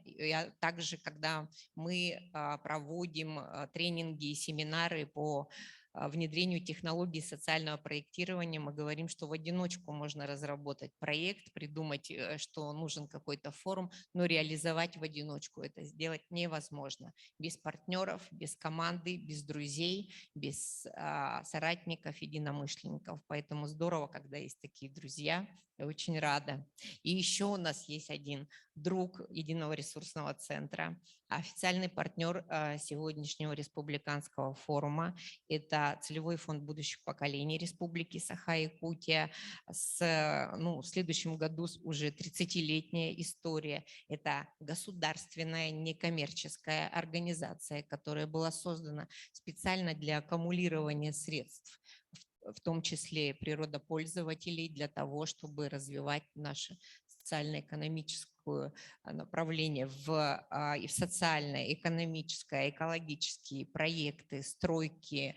Большой проект «Семья для ребенка» с 2009 по 2015 года был реализован в том числе при поддержке Фонда поддержки детей, находящихся в трудной жизненной ситуации. Вчера мы встречались и позавчера с Мариной Владимировной Гордеевой, она здесь в Якутске сейчас находится. И беспрецедентные проекты, которые направлены на образование, культуру, ЗОЖ, развитие спорта. Я помню, была плеяда мастер-классов, когда к нам приезжал Анатолий Карпов, Садовничий, Алферов, когда мы показывали нашим студентам замечательных людей, а потом развивали спорт, и к нам приезжали спортсмены, такие как Навка, Немов, Костя Дзю и так далее. Это тоже было очень важно для малышей, которые только входят в спорт, да, и выбирают это направление. И, конечно, есть очень много планов, я знаю. Владимир Анатольевич, поделитесь, пожалуйста, как вы такое большое, интересное хозяйство содержите, куда направляете, и как мы вместе с вами будем двигаться в парке будущих поколений. Тоже интересно. Добрый день, дорогие участники форума. У меня небольшая презентация. Ну, хотя я как бывший преподаватель университета готов 1,5 часа рассказывать одну пару, но надеюсь уложиться гораздо меньшее время. Значит, пожалуйста, сразу следующий слайд. Я сегодня хотел бы представить именно наши ключевые совместные проекты, которые мы делаем с нашими партнерами. И, естественно, первый партнер – это компания «Алроса». И сегодня уже Ольга Анатольевна упоминала парк будущих поколений. Это на сегодня наш ключевой проект, который, собственно говоря, заработает в полную силу с 2025 года. Но, тем не менее, мы сегодня уже проводим ряд образовательных программ и по предпринимательским компетенциям, по медиа, по дизайну, по кулинарии, по soft skills, мягким навыкам, да, вот, с тем, чтобы уже сформированное сообщество могло успешно работать с 2025 года в парке будущих поколений. Ну и вот то, что мы сегодня являемся партнерами этого мероприятия, да, как раз-таки в рамках нашего сотрудничества с Единым ресурсным центром компания «Алроса» также вот получается, что тот 1 миллиард рублей, который ежегодно выделяется нам, часть идет вот на развитие гражданского общества через Единый ресурсный центр. Ну и также мы многое внимание уделяем и развитию не только человеческого капитала, множество социальных проектов, но и вот развитию наших территорий, внешнему облику. Сегодня уже Алексей Прокопьевич упоминал мастер-план, значит, вот это вот направление, мастер-планы, значит, это тоже мы реализуем через Центр компетенций по формированию городской среды «Лето». Пожалуйста, следующий слайд. Значит, у нас появился еще один очень крупный партнер «Роснефть», благодаря которому мы в этом году ввели в строй замечательный объект на 7 тысяч квадратных метров, учебно-лабораторный корпус Малой академии наук, где дети сегодня могут заниматься самыми современными направлениями науки. Ну и также с компанией «Роснефть» мы в этом году реализуем вот строительство детских спортивных площадок. Кстати, в учебном корпусе Малой академии наук буквально на следующей неделе, уже с 1 июля, начнутся международные интеллектуальные игры. Большое мероприятие. Так. Тут надо уметь управляться. Ага. Вот то, что я упомянул про мастер-план. Значит, вот что интересно, уже мы работаем здесь с федеральными структурами, да, фонд Дом РФ участвует в софинансировании разработки мастер-плана города Якутска. Что касается мастер-плана, так, куда надо направлять? Мне кажется, может быть, не туда направляю? Туда? Значит, да, вот получается мастер-план города Нерюнгри. Здесь участвует уже наша компания «Колмар», так, софинансирование этого проекта. Ну и также через компанию «Алроса» у нас финансируется мастер-план еще нескольких городов. Так? Вот. Ну и вот интересный очень проект в рамках столетия республики. Компания РНГ в этом году обеспечила значит, премиями 100 лучших учителей республики по 100 тысяч рублей. Большая благодарность от системы образования, от нас всех. И вот буквально сегодня вот упомянули, да, что подписано соглашение с Эльгауглем, и будут поступать ежегодные такие пожертвования, значит, финансовые, да, в фонд. При этом половина примерно будет тратиться именно на Нюрнбергский район. Мы надеемся, что это не, как бы, не последнее такое соглашение, будут еще дальше. Значит, и вот что касается, вот промелькнула борьба с пожарами, борьба с коронавирусом, это сегодня тоже все упоминалось. Здесь большая роль наших, значит, компаний, которые участвовали в этих процессах, да. Значит, и последнее, значит, это предпоследний мой слайд. Значит, фонд столетия образования. Здесь порядка 130 разных организаций предоставили свои финансы для того, чтобы реализовать различные мероприятия в рамках плана празднования столетия Якутской ССР. Ну и последнее, да, последний мой слайд. Мы, конечно, говорим о партнерстве, и когда говорим о партнерстве, значит, все-таки мы, значит, не только те, которые помогают реализовывать социальную, значит, ответственность, да, компаниям, организациям, бизнесу, да. Ну, бизнес, конечно, он должен заниматься своим делом, да, у него основная задача все-таки это своя производственная, наверное, да, прибыль и так далее, да. Ну и при этом я думаю, что вот важно нам помогать этому бизнесу быть успешным, да, в этом мы, конечно, очень заинтересованы. А у бизнеса есть такая серьезная проблема, это кадры. Сегодня это тоже прозвучало. Вот. И здесь у нас есть замыслы, которые бы, конечно, я бы тоже уделил бы этому отдельное внимание по обсуждению, значит, вопросов востребованности наших талантов. Да? То есть вот мы работаем, например, вот с той же Малой академией наук, множество у нас детей получают вот поддержку и развивают свои таланты. И многие из них на самом деле потом оказываются невостребованными именно у себя здесь, в Якутии. Так? Эта проблема есть, и она все время звучит. Даже вот вчера на телевидении у нас была передача, посвященная международным интеллектуальным играм, и вот там тоже этот вопрос поднимали.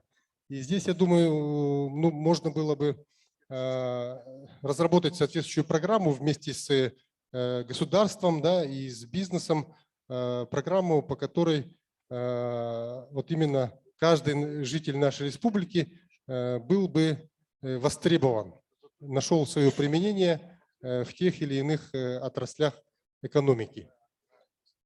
Вот, на этом у меня все. Спасибо за внимание. Ну и дальше, я думаю, будем участвовать в секционных наших разговорах. Спасибо большое, Владимир Анатольевич. Действительно, в самом названии вашей организации «Целевой фонд будущих поколений» заложен очень большой философский смысл. И это была идея нашего первого президента Михаила Ефимовича Николаева. Мне кажется, она была очень мудрой. Аккумулирование ресурсов не только финансовых, но и человеческих, и все это направить на будущее поколение и продолжение истории. Вот наш парк, который, я думаю, что будет, я надеюсь, что он станет центром притяжения для детей Дальнего Востока, а может быть всей страны, потому что почему бы нам не сделать его как Сириус, например, в будущем, да? И мы со своей стороны уже начали вместе с вами проект над прокачкой проектных навыков у детей школьного возраста и у молодежи, потому что нам дешевле обучить проектированию молодых людей, которые потом будут применять и в управлении, на практике, в некоммерческом секторе. Сейчас проектирование нужно везде, в здравоохранении. Этот принцип используется в науке, культуре и так далее. И чтобы писать грамотные программы, да, на федеральный, региональный уровень, это тоже проектирование своего рода. Поэтому мы рады сотрудничеству с вами и надеемся быть взаимовыгодными такими, то есть выгодными, удобными партнерами для вас. Потому что я считаю, что партнерство должно быть таким образом выстраиваться, чтобы мы шли навстречу друг другу. И в завершение сегодняшней нашей великолепной сессии я хочу передать слово нашему алмазу в некоммерческом секторе, Марине Евгеньевне Михайловой, директору Центра социальных технологий «Гарант», город Архангельск. Смотрите, добывающие активы Алроса находятся не только в республике Саха-Якутия, но и в Архангельской области. И таким образом я как модератор подвожу черту. И хочу узнать, какое у вас впечатление о республике, о наших инициативах. Вчера был первый день на кейс-сессии, вы увидели наших лидеров из Мирнинского района, Чурапчинский район у нас был представлен вчера с вами, город Якутск, да, Мигино-Кангаласский и так далее. И что вы пожелаете нашим лидерам, некоммерческим организациям, волонтерам, в том числе корпоративным волонтерам? У вас очень большой опыт в системе благотворительности, взаимодействия с бизнесом. Вы нас обучаете и моих коллег, как выстраивать коммуникации, как партнериться, да, как взаимодействовать. И такой философский вопрос в конце: а что нас объединяет? Мы же про партнерство. Все-таки что нас объединяет? Да, спасибо большое. Спасибо за приглашение приехать. Спасибо за возможность поучаствовать в пленарной сессии. Я знаю, что ждут от моего выступления, чтобы оно было коротким. Правда? Ну, потому что уже немножко подустали. Много было выступлений, но все равно я все-таки, поскольку уж мне дали микрофон, то я все-таки немножко вашего времени займу. И скажу, что я прям, знаете, сижу, получаю огромное удовольствие второй день от общения с активными людьми, от тех примеров достижений, реализации разного рода инициатив, от того, что делают активные люди на местах, как их поддерживают те бизнес-компании, которые работают, и крупные, и предприниматели, которые рядом с ними в территориях живут. Вот восхищаюсь и немножко завидую. Ну, потому что я вот уже больше 20 лет являюсь ресурсным центром, руководителем ресурсного центра в Архангельской области, и мы все мечтаем, когда у нас будет такая пленарная сессия, чтобы представители компаний вместе с некоммерческими организациями рассказывали о реализуемых социальных программах. Они у нас, конечно, тоже есть, но вот такой вот представительной сессии мне пока еще не удавалось сделать на наших конференциях. Поэтому прям я очень по-доброму вам завидую, что у вас есть такие прекрасные партнеры, которые сегодня говорили о поддержке очень разных инициатив. Я вот когда говорю об партнерстве, об общественной активности, часто говорю, что людей к общественной активности и к тому, чтобы они перестали ждать, что кто-то придет и все для них сделает, вот этот самый город солнца, планету счастья, а чтобы они сами начали это делать, людей к этому сподвигает всего-навсего 3 вещи: беда, мечта и любовь. Первая беда, потому что это быстрее объединяет. И сегодня были примеры поддержки проектов, которые возникли, потому что была проблема, ее надо было решать. Но объединение вокруг беды, оно не длительное, потому что решается проблема и партнерство распадается. А вот объединение вокруг мечты и любви, оно надолго.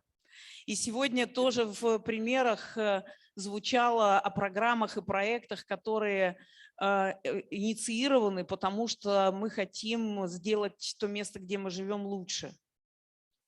Мы хотим, чтобы воплотились наши мечты. Мы хотим, чтобы благодаря нашей любви к нашей территории, тому месту, где мы живем, к Арктике, к северу, к Якутии, мы у себя к Архангельску, да, и к другим регионам, чтобы жить у нас там было лучше. И мне кажется, что объединение ресурсов крупного бизнеса, средних и мелких предпринимателей, активных людей, органов власти местного самоуправления – это как раз то, на чем можно строить вот это самое воплощение мечты и любви. И мне кажется, что партнерство – это учет взаимных интересов, когда мы думаем не только про то, что мне нужно или то, что я хочу сделать, а когда мы думаем про то, почему это может быть интересно, важно, нужно моему партнеру.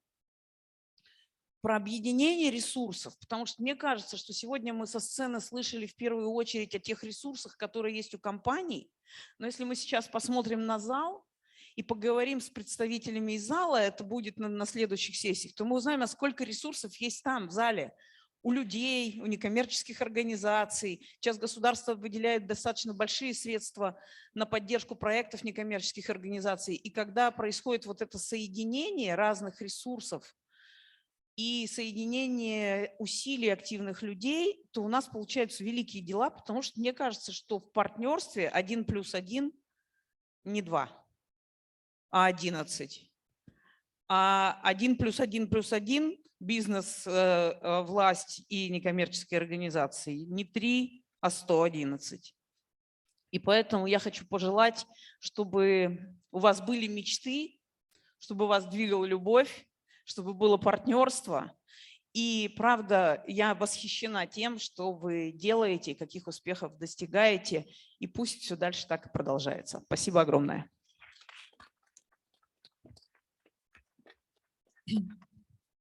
Ура! Я поздравляю всех нас с тем, что мы сегодня объединились под одной крышей, к нам онлайн присоединились наши коллеги. Я всегда радуюсь, когда Арктика, далекие наши территории онлайн, там, где есть интернет, они с нами. И сегодня мы сделали, мне кажется, очень такой большой, уверенный шаг навстречу друг другу. Я предлагаю продолжать наши встречи. Как вам такая идея? Каждый год. Мы думали, что в следующем году этого делать не будем, но Владимир Анатольевич Егоров сказал, что нельзя останавливаться. И действительно история интересная, и честно, какую цель я перед собой ставила, когда задумывались с командой эту площадку, это то, чтобы о нас узнали и о том, чтобы узнали, что делаете вы. Мы порой, находясь на одной территории, живя в одном населенном пункте, не знаем, кто что сделал доброго, красивого, мудрого, ответственного и так далее. И я надеюсь, сегодня у нас висят на третьем этаже в холле проекты, вы стикерами можете поставить свой лайк. На площадках мы встретимся, обсудим все наши вызовы, точки роста, беды и победы, НКО и бизнес. К нам подключатся коллеги онлайн, Норильск, Москва и так далее. И я желаю нам всем успехов, я поздравляю нас всех с национальным праздником ИСЭХ. И неспроста мы встретились в дни солнцестояния летнего. Это точно очень хороший знак. До новых встреч. Я всех благодарю. Всем мира, добра, тепла, любви. Дорогие друзья, итак, завершила свою работу пленарная сессия «Партнерство власти, общества, бизнеса и СМИ. Вызовы нового времени». И прямо сейчас, как сказала Ольга Анатольевна, начинает свою работу выставка социальных и благотворительных проектов активных граждан, молодежи и некоммерческих организаций. Мы приглашаем всех вас, друзья, в холл 3-го этажа, где мы с вами ознакомимся с проектами, оформленными в виде фотоисторий. А также, уважаемые друзья, просим вас при регистрации на форуме, вам были выданы конверты, и внутри конверта есть наклейки-стикеры, которые представляют собой голос, некий лайк. Вы можете приклеить этот стикер, лайк, 5 проектам, которые вы посчитаете наиболее актуальными, наиболее интересными. Ну а наших авторов проектов мы просим подойти к своим рабочим площадкам. Итак, дорогие друзья, начинается выставка. В 12:30 у нас начнутся панельные дискуссии. До 12:30 работает выставка социальных и благотворительных проектов. Ну а в 12:30 начнутся панельные дискуссии.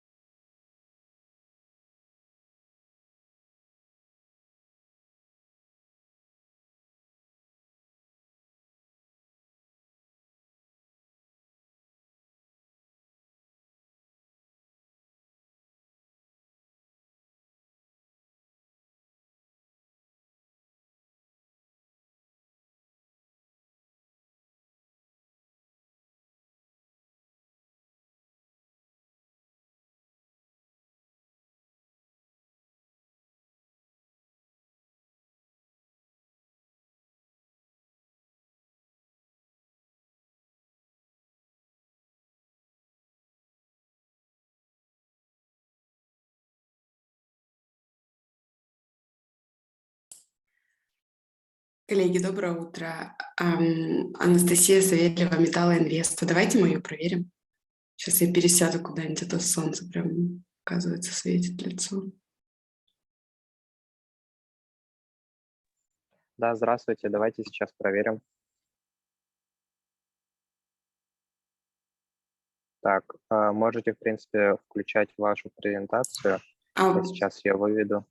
а мы как договорились? Мы вроде как бы, мне Ольга сказала, что вам удобнее, чтобы вы шерили презентацию. Ну тогда да, давайте Скажите, как скиньте. удобнее. Я сама готова, мне в целом ок. Просто вы Ну, скажите, как вам правильнее смотрите, это сделать. будет очень удобно, если вы сами будете это делать, потому что вы как раз сидите из Zoom, и вы будете свой экран как раз полностью так вот своей презентацией сами занимаетесь, а мы демонстрируем это остальным. Я думаю, Отлично. вам так будет удобно, ну и Мне нам вообще так будет. отлично, да. Да, Сейчас. давайте так и сделаем.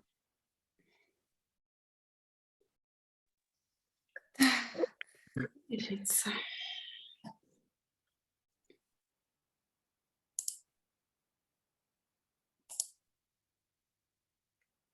Чик. Ага, да, сейчас я ее перекину на этот окошко. Ага, да, все. Ну, я могу сейчас камеру включить, вы посмотрите, как это видно на Ну, все видно, главное, презентации. да? Да, все видно, все замечательно. Супер, спасибо. Мгм. Так, теперь кто у нас? Позвольте мне тоже. Да, Здравствуйте. ага, давайте проверим. Да, сейчас я включу тогда.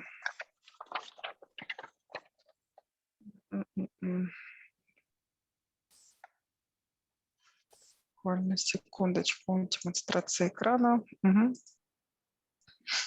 Все хорошо? Все листается? Да, замечательно. И Окей. Все, я тогда тоже готова. да, все верно, все работает отлично. Мгм. Так, Так, где? следующий.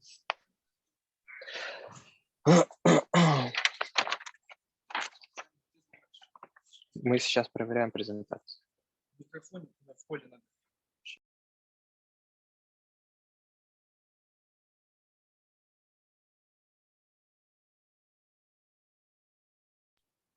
Извините, коллеги, я сейчас вынужден отойти, но вы можете пока вот включить презентацию, и я камеру оставлю включенной, можете проверить, как это выглядит. Тут просто еще коллега Ольга из Норникеля пишет, что у нее видео не подключается. Оль, может, тебе надо пробовать перезайти?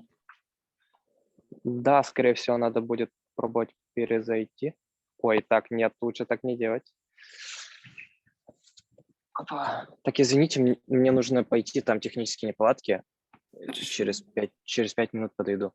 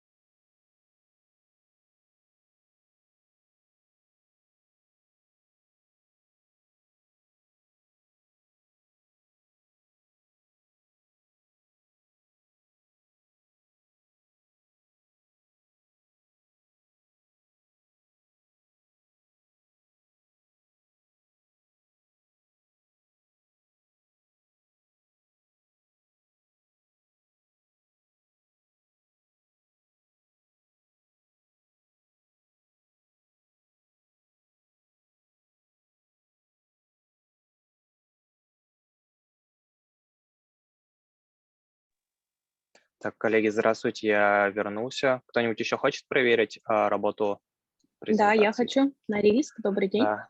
Ага, да, здравствуйте. Мне нужна будет ваша помощь. Я не смогу сама запустить презентацию, и будет здорово, если это будете делать вы. Да, давайте, конечно. Отправьте Давайте. на почту. У вас же есть наша почта? Отправляла вчера. Все. Отправляли, хорошо. Дьякова Так, Татьяна, да. А скажите по видео, я не совсем понимаю, то есть меня не должно быть видно или я вот сейчас подключаю видео с компьютера? Вот вижу. вот Так, все, да, отлично. Здравствуйте. сделаем. Так, да, Татьяна Дьяконова, да, я вас вижу. Ваша Дьякова. презентация Мгм. есть. Ага, Мгм.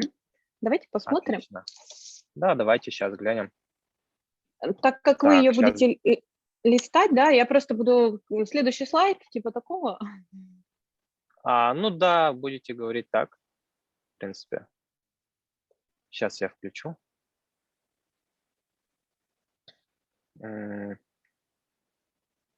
Так, Да, это она. Мгм. и вот, в принципе. Так, что-то у нас там сдвинулось с вами, да, Да, соглашение. немного сдвинулось, ага. Вы можете ее убрать, вот это вот соглашение, слово, чтобы Ага, оно да, не... я уберу. Можете убрать, так что это ничего страшного. Уникальность Здесь конкурса, видите? картиночки, наверное, надо будет снизить, Нет, пониже сделать, да? нет, все хорошо, просто вот видите, третья строчка, уникальность конкурса, ее можно чуть приподнять, видимо, у нас с вами немножко там со шрифтами или с разрешением как-то. Ага, так, понял, Видите, хорошо. от экспертов и кураторов немножко можно ее приподнять или как-то там сдвинуть немножко. А картинки вы вряд ли сможете сдвинуть. Ну вот, да, я как раз и хотел сдвинуть вот там, где у нас от экспертов и кураторов, и переход на следующую строчку идет реализация проектов. Да, Вот да, этот да. вот можно пониже сделать, чтобы линия, она подчеркивала экспертов и Ну, кураторов. попробуйте, это уже ваше будет мера ответственности. Мгм. Ладно, хорошо. Так, Так, вот ну здесь здесь все все понятно, нормально. здесь можно пролистать, все хорошо. Мгм. Так, ну везде вроде бы хорошо Да, идет. нормально. Мгм. Так, промежуточные результаты верните назад. Ага, Вот, можно промежуточные результаты тоже сдвинуть, видите, он как будто бы съедается немножко. да, немножко сдвину текст, хорошо. Мгм. Дальше идем. Мгм. Так, здесь хорошо, здесь тоже. Мгм. Мгм. Ну и все. Все Так, отлично. а у меня связь не прерывается нормально, да? То есть я как бы по звуку. Ну да, все отлично, все ловит. Хорошо. Ну, у меня Мгм. тогда все. Спасибо. Отлично. Так, а вы нас как будете объявлять? То есть там ведущий, да, или модератор скажет, что там слово Дьякова и так далее? Ну там, да, у нас ведущий будет, который, скорее всего, будет говорить, либо Ольга Анатольевна будет, опять же, всех приветствовать и передавать им, Мгм. ну, в общем, модератор. Ольга Всё, Анатольевна поняла. вроде бы в другом будет. Так что Мгм. да, не беспокойтесь, вас объявят. Хорошо, спасибо. Мгм. Добрый день. Можно теперь мою Добрый день. презентацию проверить? Насколько критично то, что я с телефона выхожу? У меня что-то с ноутбуком какая-то прям проблема. Вот. И, Мгм. соответственно, мне тоже нужна помощь, чтобы вы включили мою презентацию. И ролики я их направляла по электронке. Так, ролики по электронке. Так, сейчас, подождите, давайте Да, там была презентацию вначале ссылка на ролики. посмотрим. Да, давайте посмотрим презентацию.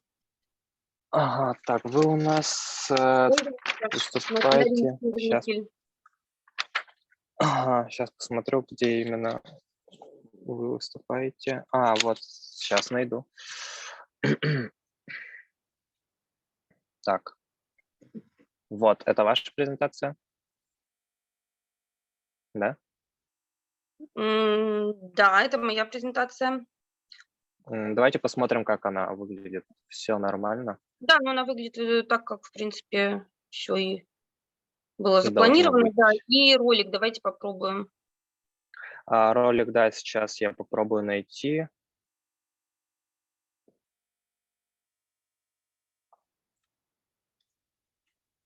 Так, а ролик как назывался? Там была ссылка на ролик по электронной почте направлена. Ага, сейчас я Он спрошу надсылался, у понеслось. человека. Сейчас, подождите, спрошу у человека.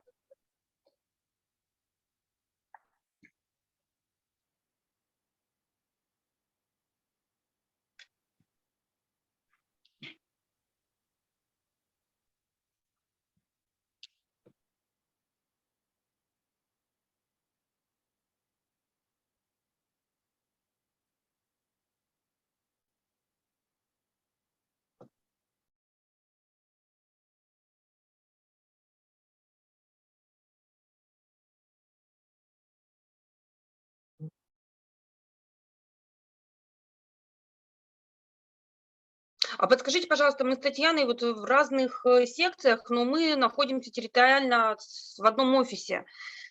Есть ли возможность как-то понять, то есть как мы по времени с ней будем раскиданы, чтобы, если что, мне просто с ее ноутбука подключиться? Потому что все-таки удобнее, наверное, когда с ноутбука, чтобы меня по телефону никто не начал звонить и не прервал выступление.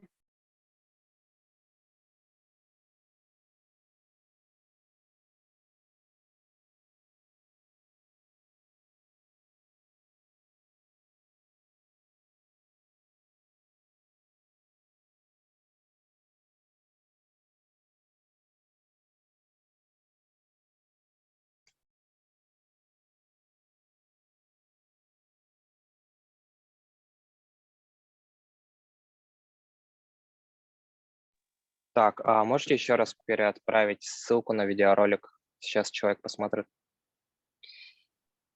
Так, сейчас.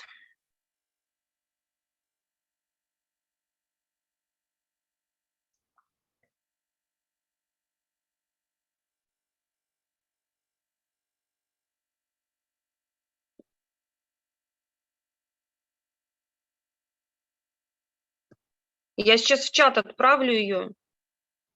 В чат, давайте. Ну, да, так, где здесь чат-то?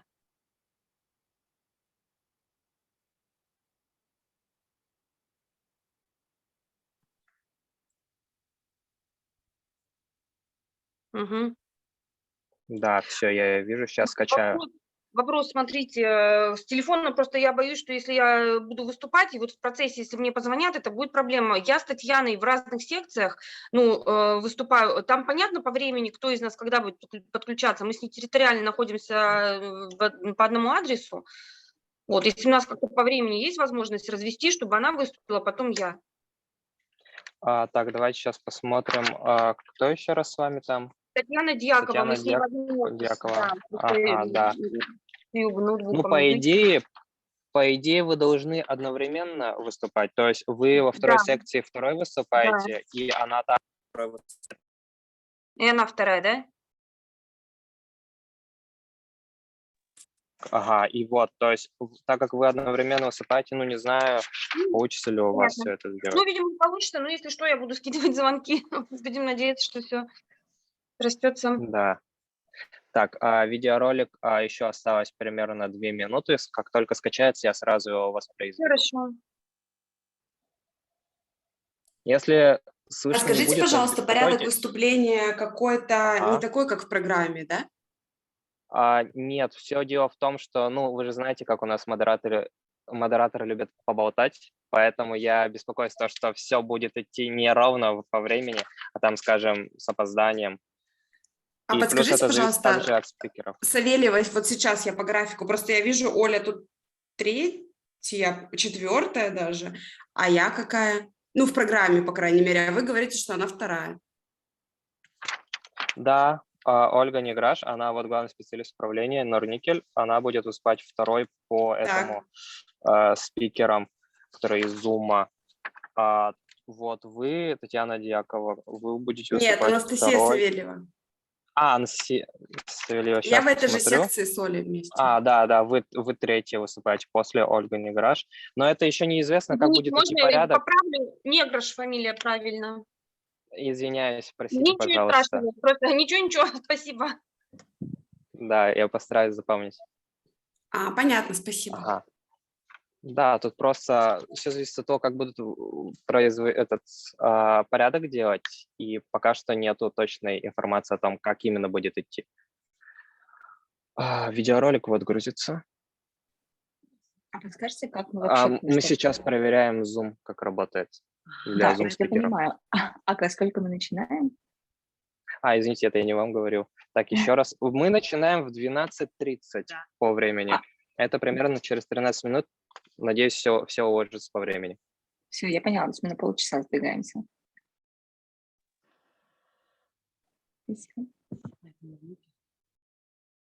И подскажите еще, ЦЕПа презентация у вас есть? Еще раз что? Презентация, фамилия ЦЕПа. Презентация. ЦЕПа, сейчас проверю.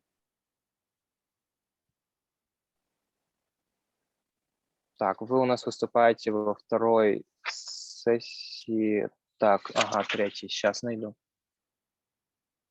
Так, да, ваша есть. Можем проверить, если хотите. Нет, главное, чтобы она у вас была, потому что тоже вы будете запускать. Хорошо.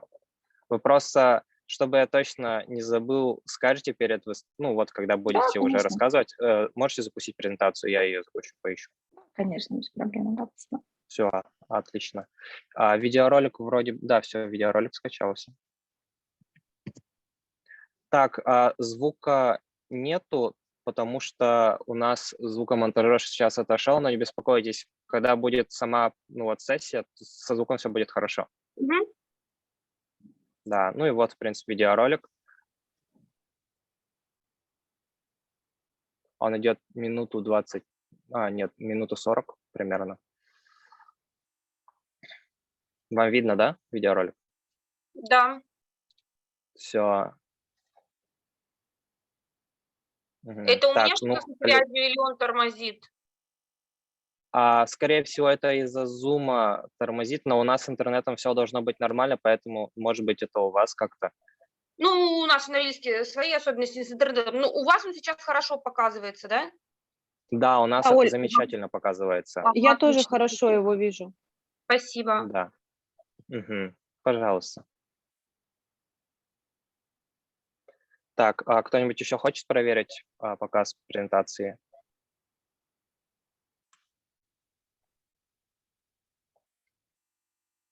Если нет, то все замечательно. Можете по комнатам. Те, кто будут на сессии номер 2, то есть вот здесь вот в авиаторе, те остаются вот в этой комнате. Другие же, кто подключается к сессии номер 1, инвестиции и бизнес в местные сообщества, те переходят в другой зал, который ранее был создан. Это Так, будет и делать как туда как-то... перейти? А кто где? Да, и это может А, как-то вы, модераторы, автоматически нас раскидаете просто по сессионным залам. давайте, хорошо, сейчас. Вы же все в Zoom подписаны так, как, ну, как бы сказать, как надо, чтобы я точно перекинул всех правильно. Ну, вроде да. Сейчас я просто продублирую тех, кто выступает в дискуссионной сессии номер 1 инвестиции и бизнеса. Так, спикеры, боюсь неправильно сказать, Карине, вы переходите вот в инвестиции и бизнеса в местное сообщество. Да, и мы с Олей тоже в инвестиции из бизнеса. Да, Оля ага. Неграш тоже туда же. А Да, просто вы нас Оль. переведите, потому что у нас ссылок никаких нет по этому поводу.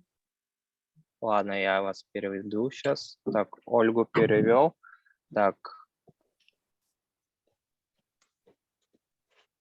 Вот сейчас вот тоже.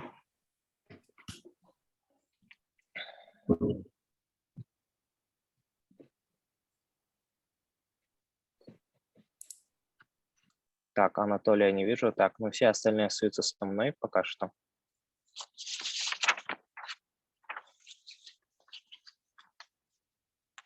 Угу.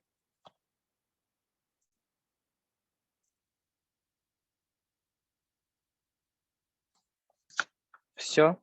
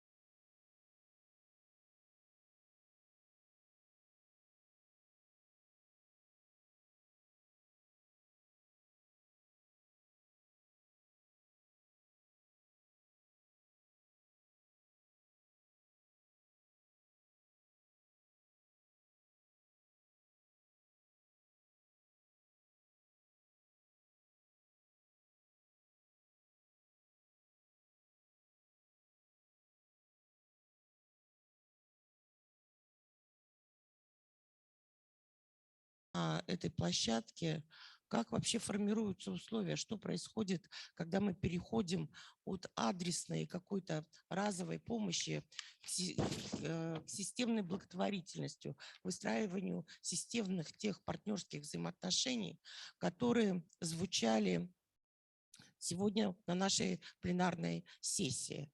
И поскольку у нас и сам форум вообще говорит про партнерство, то есть как нам вот именно выстраивать все взаимоотношения власти, местного самоуправления, общественности, бизнеса для того, чтобы наши территории действительно развивались и чтобы у нас появлялся комплекс и система. Вот.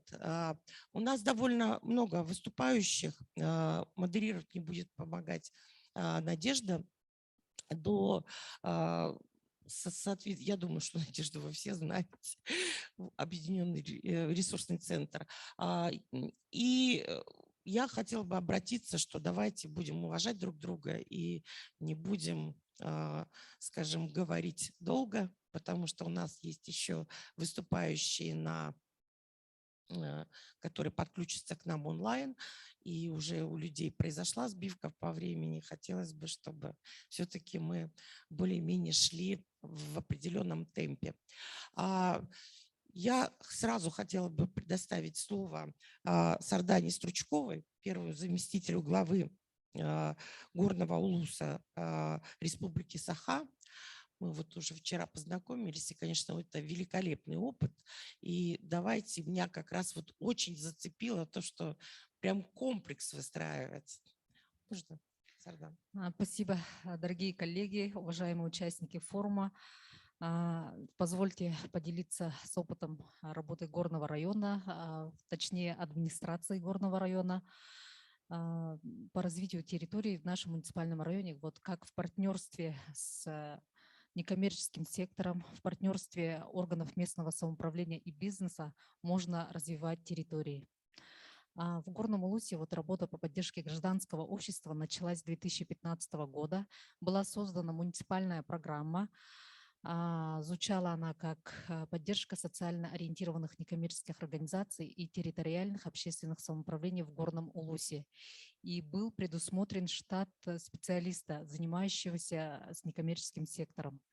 С этого года мы начали плодотворно работать с НКОшками и с нашими общественными организациями вплотную.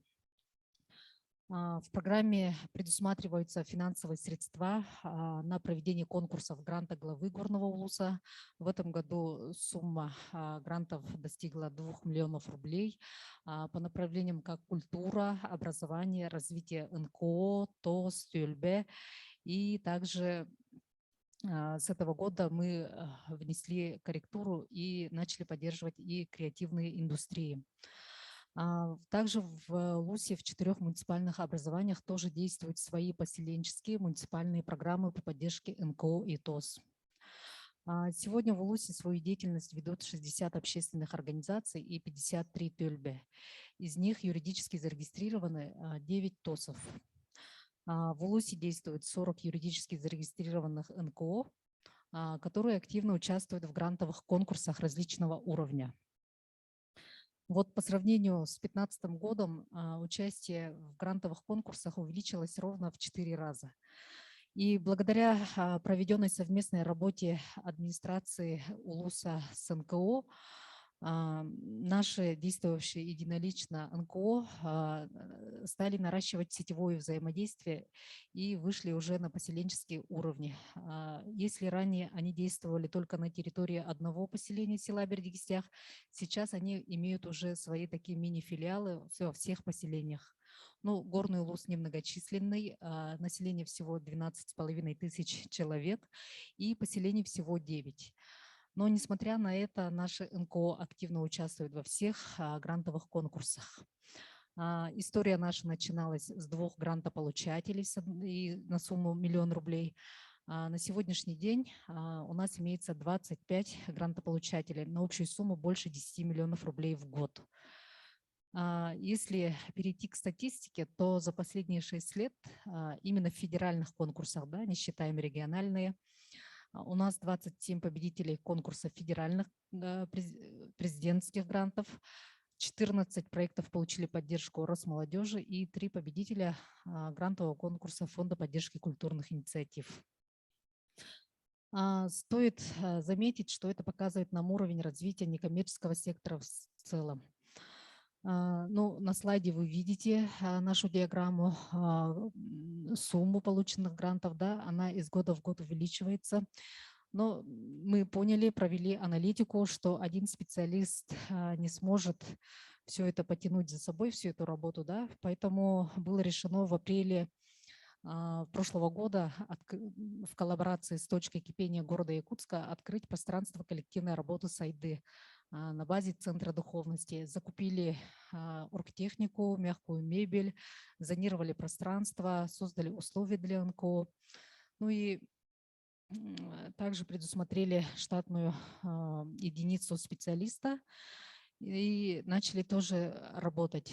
По итогам 2021 года мы снова провели анализ, и, как показал анализ, этого было недостаточно, потому что количество зарегистрированных НКО у нас увеличивается, количество участников на грантовых конкурсах увеличивается, качество заявок тоже улучшается, и нужна еще более системная работа, поэтому было решено с 1 января 2022 года поддержку НКО уже увеличить и внесли изменения в структуру районной библиотеки и создали так называемое тоже пространство коллективной работы СИТИМ.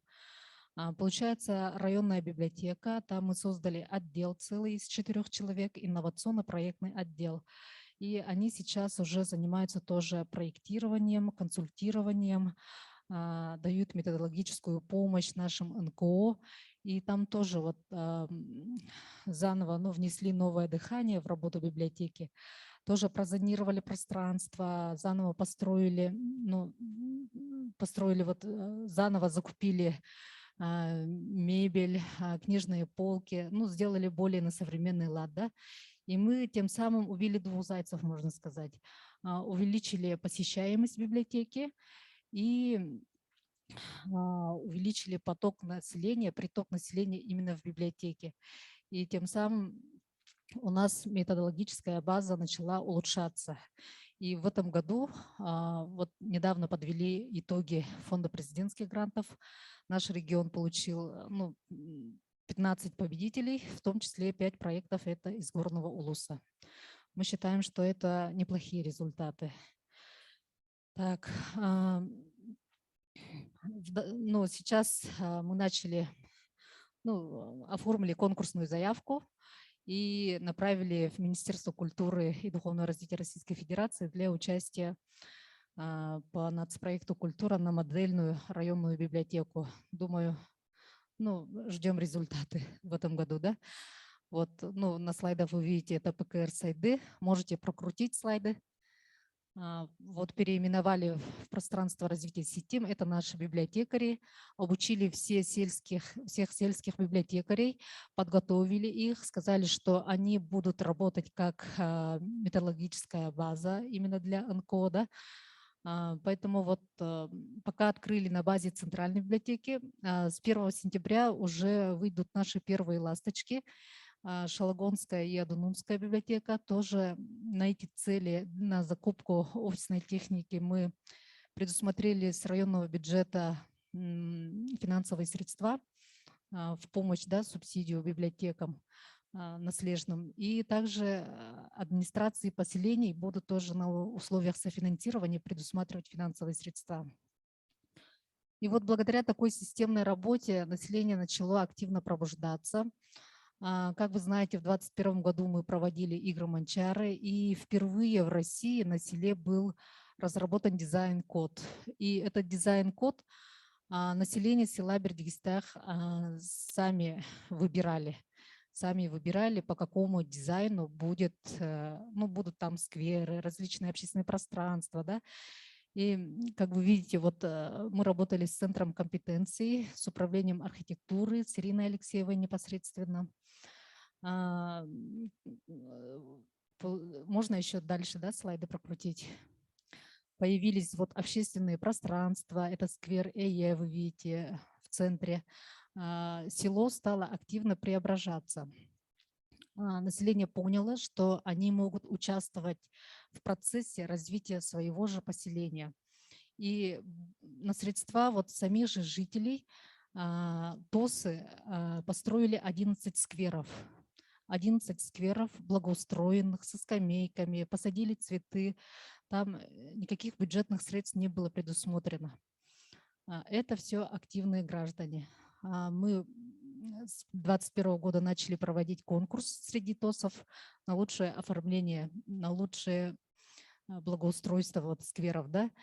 И вот активность пошла уже, мы это прочувствовали. В этом году тоже конкурс мы проводим. Добавились новые критерии, новые условия. И вот прошлогодние победители этого конкурса ездили вот буквально, приехали 2 недели тому назад с Бурятии, ездили в Бурятию по обмену опытом, потому что, вы знаете, по ТОСам у нас в России вообще активно работает Бурятия. У них даже специальный закон есть о ТОСах. И вот поехали туда, увидели своими глазами, как там развиваются ТОСы. И сейчас с такими горящими глазами приехали и готовы уже развивать тоже село по-новому, да. Ну, вы видите, вот как это жители микрорайонов сами высаживают цветы, закупают семена, кто-то сам сажает. Поэтому вот надо только начать, надо их услышать, надо в коллаборации именно с НКО работать администрациям, да, потому что мы вчера видели отчеты Единого ресурсного центра. Там проблемы люди зачастую связывают с органами власти. Если есть проблема, значит виновата власть. Надо быть открытыми, надо с ними пойти на контакт. И когда вот даешь толчок, какие-то субсидии начинаешь предусматривать, конкурсы проводить для них, да, они уже с наибольшей отдачей к вам идут навстречу. Мы видим, что инициативу микрорайонов подхватили выпускники школ и построили тоже по дизайн-коду 11 скамеек и подарили вот парку культуры и отдыха села Бердикстях. Ну, замечательное такое тоже общественное пространство появилось в парке культуры и отдыха. И в дальнейшем эта инициатива тоже будет продолжаться. Все проводят субботники, благоустраивают свои территории, строят детские и спортивные площадки, скверы, проводятся, вот, как говорила, массовые субботники, и все это за счет внебюджетных средств и грантовых средств. Поэтому вот мы вот в таком на кратком примере вам показали, что развитие гражданской активности населения, неравнодушности граждан в решении местных вопросов и привлечение немалых внебюджетных средств на реализацию этих мероприятий возможно. Благодаря тесному взаимодействию гражданского общества, различных структур власти и бизнеса нам удастся сделать нашу республику комфортным местом для проживания семей, для жизни и для создания семьи. Поэтому будьте открытыми, доступными, и люди к вам потянутся. Да? Спасибо за внимание.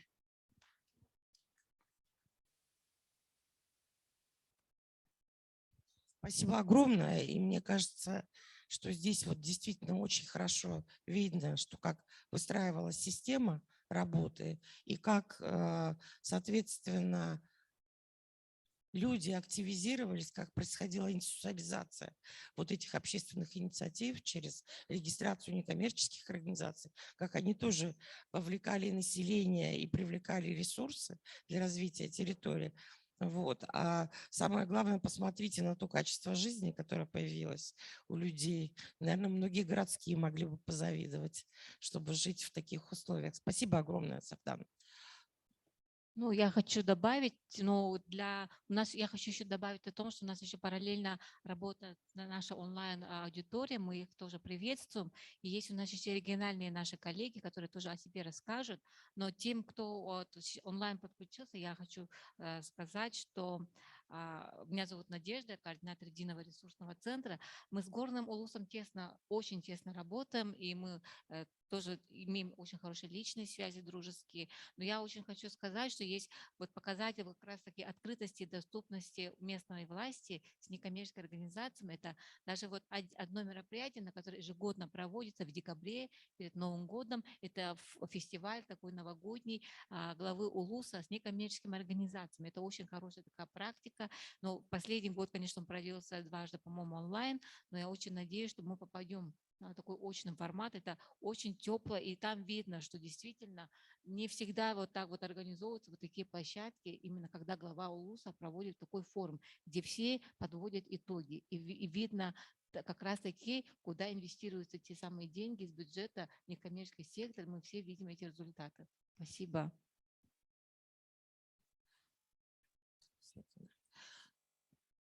Спасибо огромное за этот опыт. Я думаю, что, коллеги, если у кого-то будет желание поспрашивать и поделиться каким-то еще опытом, то можно это будет сделать сразу после этого. А сейчас я хотела бы предоставить слово Светлане Баженовой, генеральному директору ОНО развития, это Владивосток. Светлана Куприяновна, наверное, поделится с нами своим опытом работы с компанией, да, и организации и активизации людей в самой компании, и какие проекты поддерживались. Да, я на самом деле приехала из Владивостока. Мы работаем как некоммерческая организация, ресурсный центр для других некоммерческих организаций Дальнего Востока и других дальневосточных ресурсных центров. И у нас достаточно тесные связи и с Еленой Павловной, и с единым ресурсным центром Республики Саха-Якутия. А здесь я хотела бы рассказать о том опыте работы с нашим региональным местным бизнесом, который у нас есть. Он, конечно, ни по времени, ни по суммам не такой впечатляющий, как вот мы видели на панельной дискуссии, но это крупный бизнес, который давно существует в Приморском крае. Компания «Феска», Дальневосточное морское пароходство. Оно было создано более чем 140 лет назад в Приморье, и в 2020 году так, я пытаюсь управлять. Значит, и в 2020 году компании должно было исполниться 140 лет, и накануне этого компания решила как-то поменять политику своей корпоративной социальной ответственности и сделать что-то, что делают другие компании с хорошо выстроенной программой устойчивого развития. И придумали, что нужно провести конкурс социальных проектов, нашли нас в виде партнеров. Мы полностью этот конкурс для них смоделировали, сделали, разработали весь пакет документов, запустили в 2020 году, удержали его, несмотря на ковидный год, вот, и продолжаем это делать до сих пор. И если в 2020 году конкурс был в виде пилота запущен только на город Владивосток, то с 2021 года он проходит для территории всего Приморского края. Вот, и здесь у нас есть... понятно, в какую сторону листать. Небольшие результаты, итоги 2 лет проведения конкурса. Значит, более 130 заявок у нас поступило. У нас участвуют и организации, и волонтеры. При этом у нас не только некоммерческие организации участвуют, но и муниципальные бюджетные учреждения могут принимать участие. В целом было больше 60 проектов за 2 года профинансировано. И да что ж такое? Все меня не в ту сторону ведет. Вот сюда я хочу, да. Значит, порядка 9 миллионов грантовых средств было передано и организациям, и волонтерам. При этом и организации, и волонтеры привлекли как софинансирование ровно такую же сумму. И то я думаю, что они еще не все посчитали в плане софинансирования, потому что, ну, мы знаем, как мы считаем, у нас не всегда все точно, и мы не все можем не все наши усилия, не все наши временные и людские затраты мы корректно можем перевести в деньги. Вот, поэтому я считаю, что у нас вклада, конечно, больше было. И, соответственно, вот для компании это важно, потому что видно, что те деньги, которые компания вкладывает, они на самом деле возвращаются и остаются в тех территориях, на которых реализуются проекты. Опять я не туда. Ага. Вот. И если посмотреть по количеству благополучателей, увидели, сумма грантов не очень большая. У нас один проект, он 250 тысяч рублей для организации, 50 тысяч для волонтерской группы. Сумма не очень большая, но при этом посмотрите, какое большое количество благополучателей за 2 года у этих проектов. 15 тысяч. Практически 15 тысяч. При этом и организации, и волонтерские группы дополнительно вовлекали волонтеров в свою деятельность, и порядка 1500 волонтеров были вовлечены в орбиту этих проектов. Мне кажется, что это прекрасные результаты, и компания тоже на самом деле это почувствовала.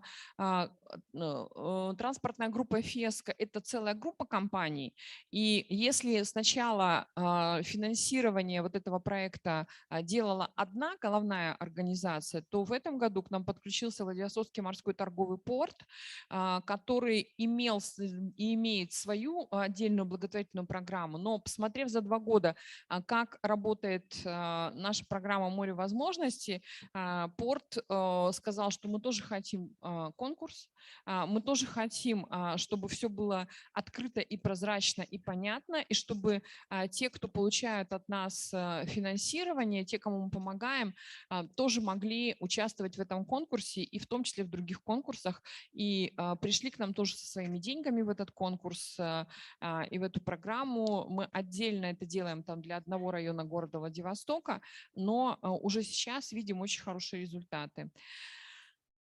И если говорить о том, как же нам развивать партнерство, то мне кажется, что одним из факторов успеха и этой программы, и нашего сотрудничества, то, что мы на самом деле сразу постарались взять высокую планку, мы сразу делали правильный, грамотно выстроенный, прозрачный конкурс, благодаря тому, что у нас есть хорошие примеры и других конкурсов, и в том числе, значит, мы много учимся и в Архангельске, и в Сибирском центре, и в других наших ресурсных центрах, понимаем, что такое оценка проектов и программ, что такое грантмейкинг, и сразу постарались завести все самые современные инструменты работы именно в этот конкурс.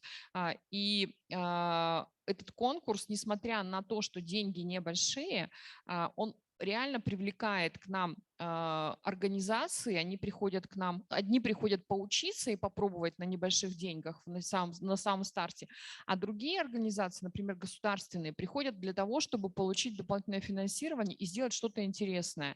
Потому что у нас есть Приморская картинная галерея, и они с нами реализовывали 2 проекта. У нас есть Дальневосточный федеральный университет, и они к нам приходят в конкурс. У нас есть университет экономики и сервиса, и они к нам тоже приходят в конкурс. Да? У нас есть музей имени Арсеньева, и они тоже в нашем конкурсе. И мы считаем, что несмотря на то, что сумма грантов не очень большая, но это как раз дает возможность сделать интересные большие дела и выстраивать интересные партнерства на благо развития территории.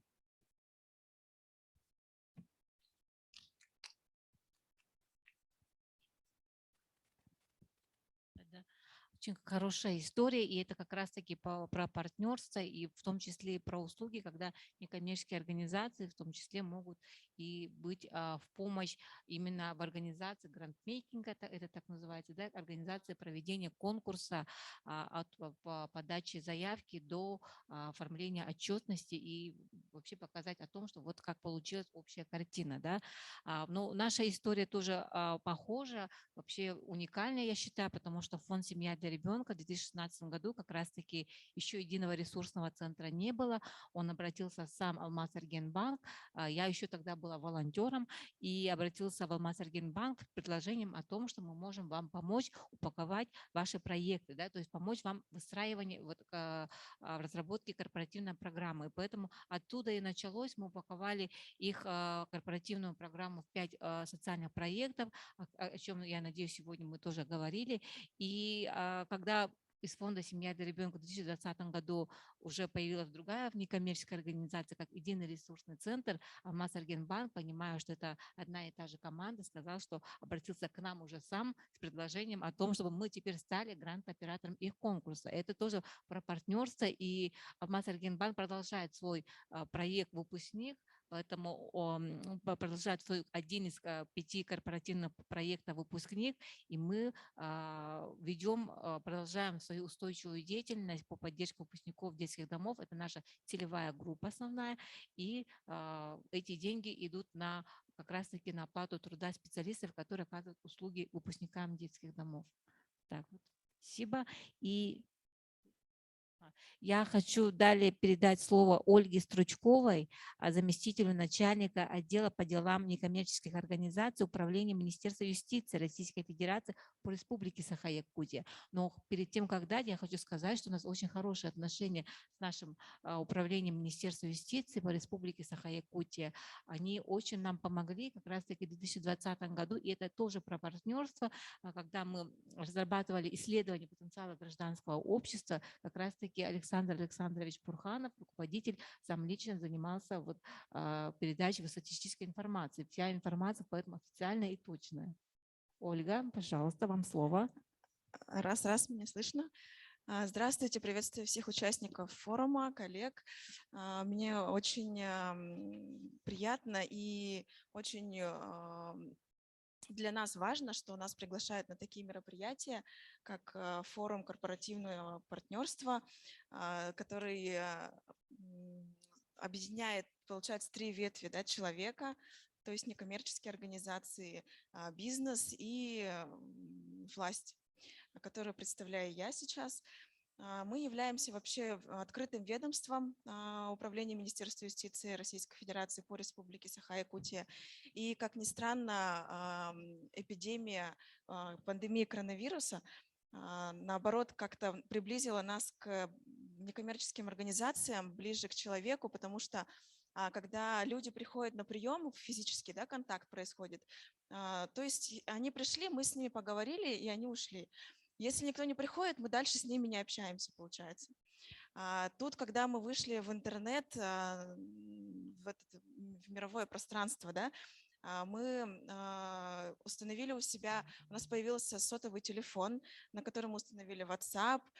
Мы стали ближе к народу, мы стали этот телефон везде транслировать, что вы можете обратиться по этому телефону, чуть ли не круглосуточно туда обращаются, соответственно, и вот это обращение мы видим с утра, например, придя на работу, мы видим обращение сразу оперативнее и быстрее, чем, например, было бы по запросу какому-то. Быстрее отвечаем, человек получает свою информацию необходимую, без каких-то там бюрократических проволочек. Дальше мы... Что мы еще сделали? Да, мы сейчас уже запрещенные социальные сети в 2020-2021 годах выходили тоже при поддержке Министерства по делам молодежи и Единого ресурсного центра выходили на прямые эфиры. Мы консультировали по вопросам госрегистрации, по вопросам контроля и тоже получали достаточно хорошие положительные отклики на наше это действие. Также мы в этом году весной проводили семинары с со специалистами администрации муниципальных районов, где мы рассказывали про госрегистрацию, про контроль, про сбор отчетности и так далее. В этом году, 10 марта 2022 года, было принято постановление правительства Российской Федерации, подписанное Мишустиным, которое отменило все контрольные мероприятия в отношении некоммерческих организаций. Мы все проверки отменили, мы сейчас не составляем протоколы, мы направляем информационные письма некоммерческим организациям, то есть административного давления в этом году вообще практически на нулевое. И мы сейчас даже, вот сейчас я конкретно занимаюсь контролем за деятельностью, и даже сейчас я вижу уже плоды этого, когда организация получает такое информационное письмо, уже как-то более доброжелательно, более без какой-либо там агрессии человек уже сам сдает отчетность, звонит уже совсем другим настроем к нам за консультацией там по формам и так далее. Ну, прием у нас открыт сейчас полностью для некоммерческих организаций, так как все ограничения сняты по коронавирусу. И по рекомендации Минюста с целью уменьшения давления санкций антироссийских на бизнес, в том числе на некоммерческие организации, у нас сейчас не законодательно, просто по рекомендации сокращены сроки для госрегистрации. Так у нас для общественных объединений 29 календарных дней, сокращено до 20 календарных, и для некоммерческих организаций было 13 рабочих дней, сейчас мы рассматриваем документы в течение 7 рабочих дней, что также существенно, я думаю, помогает некоммерческим организациям при создании, при внесении изменений каких-то там незначительных, виды деятельности, руководители, когда меняются и так далее. Также мы полностью осуществляем полную консультацию по телефонам, даже в частности юридическую консультацию. 27 июня, пользуясь случаем, хочу объявить, да, может как-то будет транслироваться дальше. 27 июня в понедельник у нас с 9 часов до 5 вечера будет день открытых дверей на Амосова 18, кабинет 100 на первом этаже, ну, с перерывом на обед с часу до 2, где организации, заявители могут принести нам документы на экспертизу, то есть наши специалисты могут сразу просмотреть устав, протокол, заявление, указать, какие ошибки и так далее. Вот такая практика у нас проводится довольно часто, когда вот открыт у нас прием, такой раз в месяц, раз в 2 месяца обязательно проводится. Все, спасибо большое. Спасибо большое именно за открытость. А можно задать все равно такой вопрос? Какой у вас процент сдачи отчетности некоммерческими организациями? На данный момент у нас процент порядка 67% сейчас. То есть работа у ресурсных центров и у вас еще Да, есть, конечно, да? и вот Единый ресурсный центр нам достаточно хорошо помогает в этом. Мы направляем письма ближе к 15 апреля, к сроку сдачи отчетности, чтобы они нам оказали содействие в информировании. И не только Единый ресурсный центр, и остальные некоммерческие организации крупные, такие как Харысхал, Милосердие, постоянно нам помогают оказывать содействие в этом. Спасибо большое. Я все-таки хотела бы действительно обратить внимание. Сейчас действительно и органы власти, и Минюст, ну, все-таки стараются, ну, как бы не давить, да, действительно административно на некоммерческие организации. Но мы тоже должны нести определенную ответственность перед обществом. И в силу там меняющихся условий сейчас там и санкции, и когда была пандемия, все-таки, мне кажется, если мы начинаем какие-то новые направления работы, то нужно за этим тоже следить, вовремя вносить изменения в устав, чтобы та деятельность, которой мы занимаемся, ну, чтобы она не противоречила закону. Поэтому я в этом смысле поддерживаю Минюст, что лучше придите, проконсультируйтесь и вносите изменения в устав быстро, удобно. Сейчас это все-таки действительно гораздо проще. Ну, то есть, несмотря на такие льготные условия жизни, нам тоже нужно самим нести ответственность и жить, скажем так, по нормам и по законодательству. Спасибо огромное. И можно, у меня предложение возникло. Я думаю, насколько бы это было актуально, где-то, наверное, в четвертом квартале текущего года, пока вот сейчас нет вот этого административного давления, проверок, да, так далее, мы сейчас более ведем такую просветительскую деятельность. И насколько это было бы актуально провести какой-то семинар именно по контрольной деятельности, потому что, например, по госрегистрации она постоянно проводится, а вот какие-то типичные нарушения в деятельности НКО, по сдаче отчетности, по проверкам, какие бывают нарушения, чтобы избежать именно их. Конечно. Да? Я думаю, что включите с Да, ресурсным центром все чтобы это нам в оказали общий содействие план. в площадке И, конечно, так мне далее. кажется, что это Да. надо сделать. Это Мгм. очень хорошее предложение. Спасибо большое. Спасибо, да. А я хотела бы передать слово представителям Норникеля. Наверное, начнет у нас Юлия Карих, если Юля готова. Она у нас в онлайн формате. Это компания Норникель Москва. Сначала мы, наверное, ее послушаем, а потом, может быть, даже сразу Татьяну Дьякову.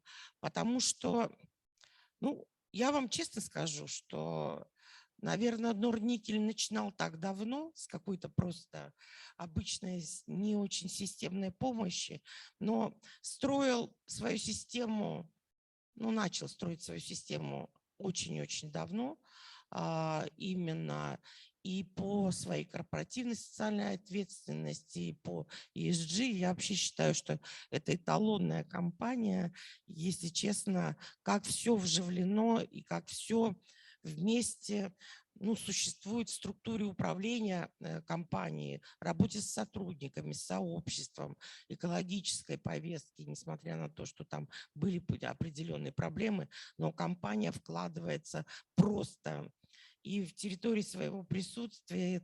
Мне кажется, что этот опыт просто гигантский, и очень интересно будет послушать. Если можно, Юля, давайте. Да, коллеги, добрый день. Слышно ли меня? Я готова. Если запускать презентацию, я готова начать.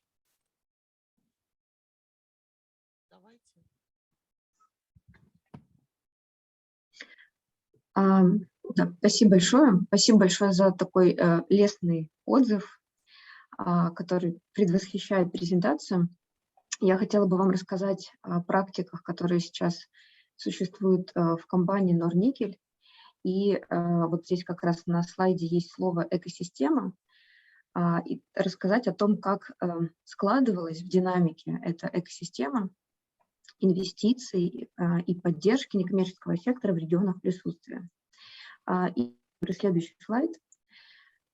Я очень коротко остановлюсь на этом слайде. Напомню о том, что компания Норникель – это лидер горно-металлургической промышленности. У нас есть 3 ключевых региона присутствия компании. Это Мурманская область, Красноярский край и Забайкальский край. И, собственно говоря, на этих территориях мы реализуем наши благотворительные, корпоративные и волонтерские программы. Можно следующий слайд. Нужно сказать, что эти регионы представляют собой такие не самые простые регионы, в которых есть определенные вызовы. Но эти вызовы можно рассматривать в том числе как возможности. И наша благотворительная программа называется «Мир новых возможностей». Я не буду перечислять те вызовы, которые перечислены здесь на слайде. Я думаю, что вы можете прочитать их. Но хочу сказать, что мы к этим вызовам относимся, как повторюсь, как к возможностям, которые дают нам такие импульсы и точки роста для того, чтобы развивать местное сообщество. Можно следующий слайд. И очень коротко хочу остановиться на определении, понимании того, что такое благотворительная программа «Мир новых возможностей». Да, у нее есть ключевая цель – создавать условия для устойчивого развития в регионах присутствия компаний, создавать те самые, повторюсь, это ключевое слово, возможности для местного сообщества развиваться и реализовывать те идеи, которые есть. Собственно говоря, мы ориентированы на то, чтобы программа развивала профессиональные компетенции, на то, чтобы в регионах появлялись и внедрялись, интегрировались новые социальные технологии и развивалось партнерство как внутри некоммерческого сектора, так и между как мы сегодня уже говорили, между бизнесом, между представителями власти и третьим сектором. Можно следующий слайд. Благотворительная программа включает в себя очень много направлений, проектов, программ и мероприятий, и они все определены в 4 такие ключевые направления: развивай, действуй, создавай, созидай. И не буду сейчас подробно на каждом останавливаться, скажу, что каждая из них закрывает разные потребности разных целевых аудиторий, начиная от детей, подростков и педагогического сообщества, и заканчивая социальными предпринимателями, которые создают такой тоже социальный ландшафт в городах присутствия. Можно следующий слайд.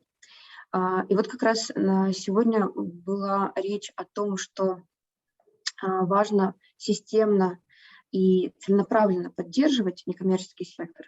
Хочу сказать, что мы к вот сформированной такой экосистеме шли на протяжении 8 лет. И сейчас остановлюсь на этом слайде подробнее и расскажу, как это происходило, да, с чего мы начинали, и, может быть, кому-то это будет полезно, да, если вы в начале пути. В 2014 году компания инициировала, запустила конкурс социальных проектов. А можно вернуться на предыдущий слайд, я хотела бы на нем задержаться. Спасибо. Компания инициировала конкурс социальных проектов для того, чтобы поддерживать инициативы, которые есть у некоммерческого сектора, с одной стороны, с другой стороны, давать возможность местному сообществу самостоятельно решать какие-то локальные проблемы, которые существуют в регионах. В какой-то момент времени сотрудники, команда поняли, что для того, чтобы мы получали, да, на этот конкурс такие действительно качественные проектные заявки, необходимо учить и развивать представителей НКО, инициативные группы. И вот после этого понимания появилось практически сразу социально-конструкторское бюро. Это следующий соседний слайд, пазл. Социально-конструкторское бюро – это такой 3-дневный интенсив для, как мы их называем, героев изменений, который дает возможность на протяжении 3 дней пройти путь от идеи, понимания того, какая идея у тебя есть, какой проблематикой ты хотела бы работать, до упакованной проектной заявки, которую уже можно дальше подавать на конкурс социальных проектов. Некоммерческому сектору, участникам социально-конструкторского бюро в этом помогают приглашенные эксперты, и мы в каждом регионе постоянно проводим эту работу, как минимум раз в год в каждом поселке, в каждом регионе, да, мы проводим такие социально-конструкторские бюро, потому что появляются новые участники, кому-то хочется освежить свои знания и так далее.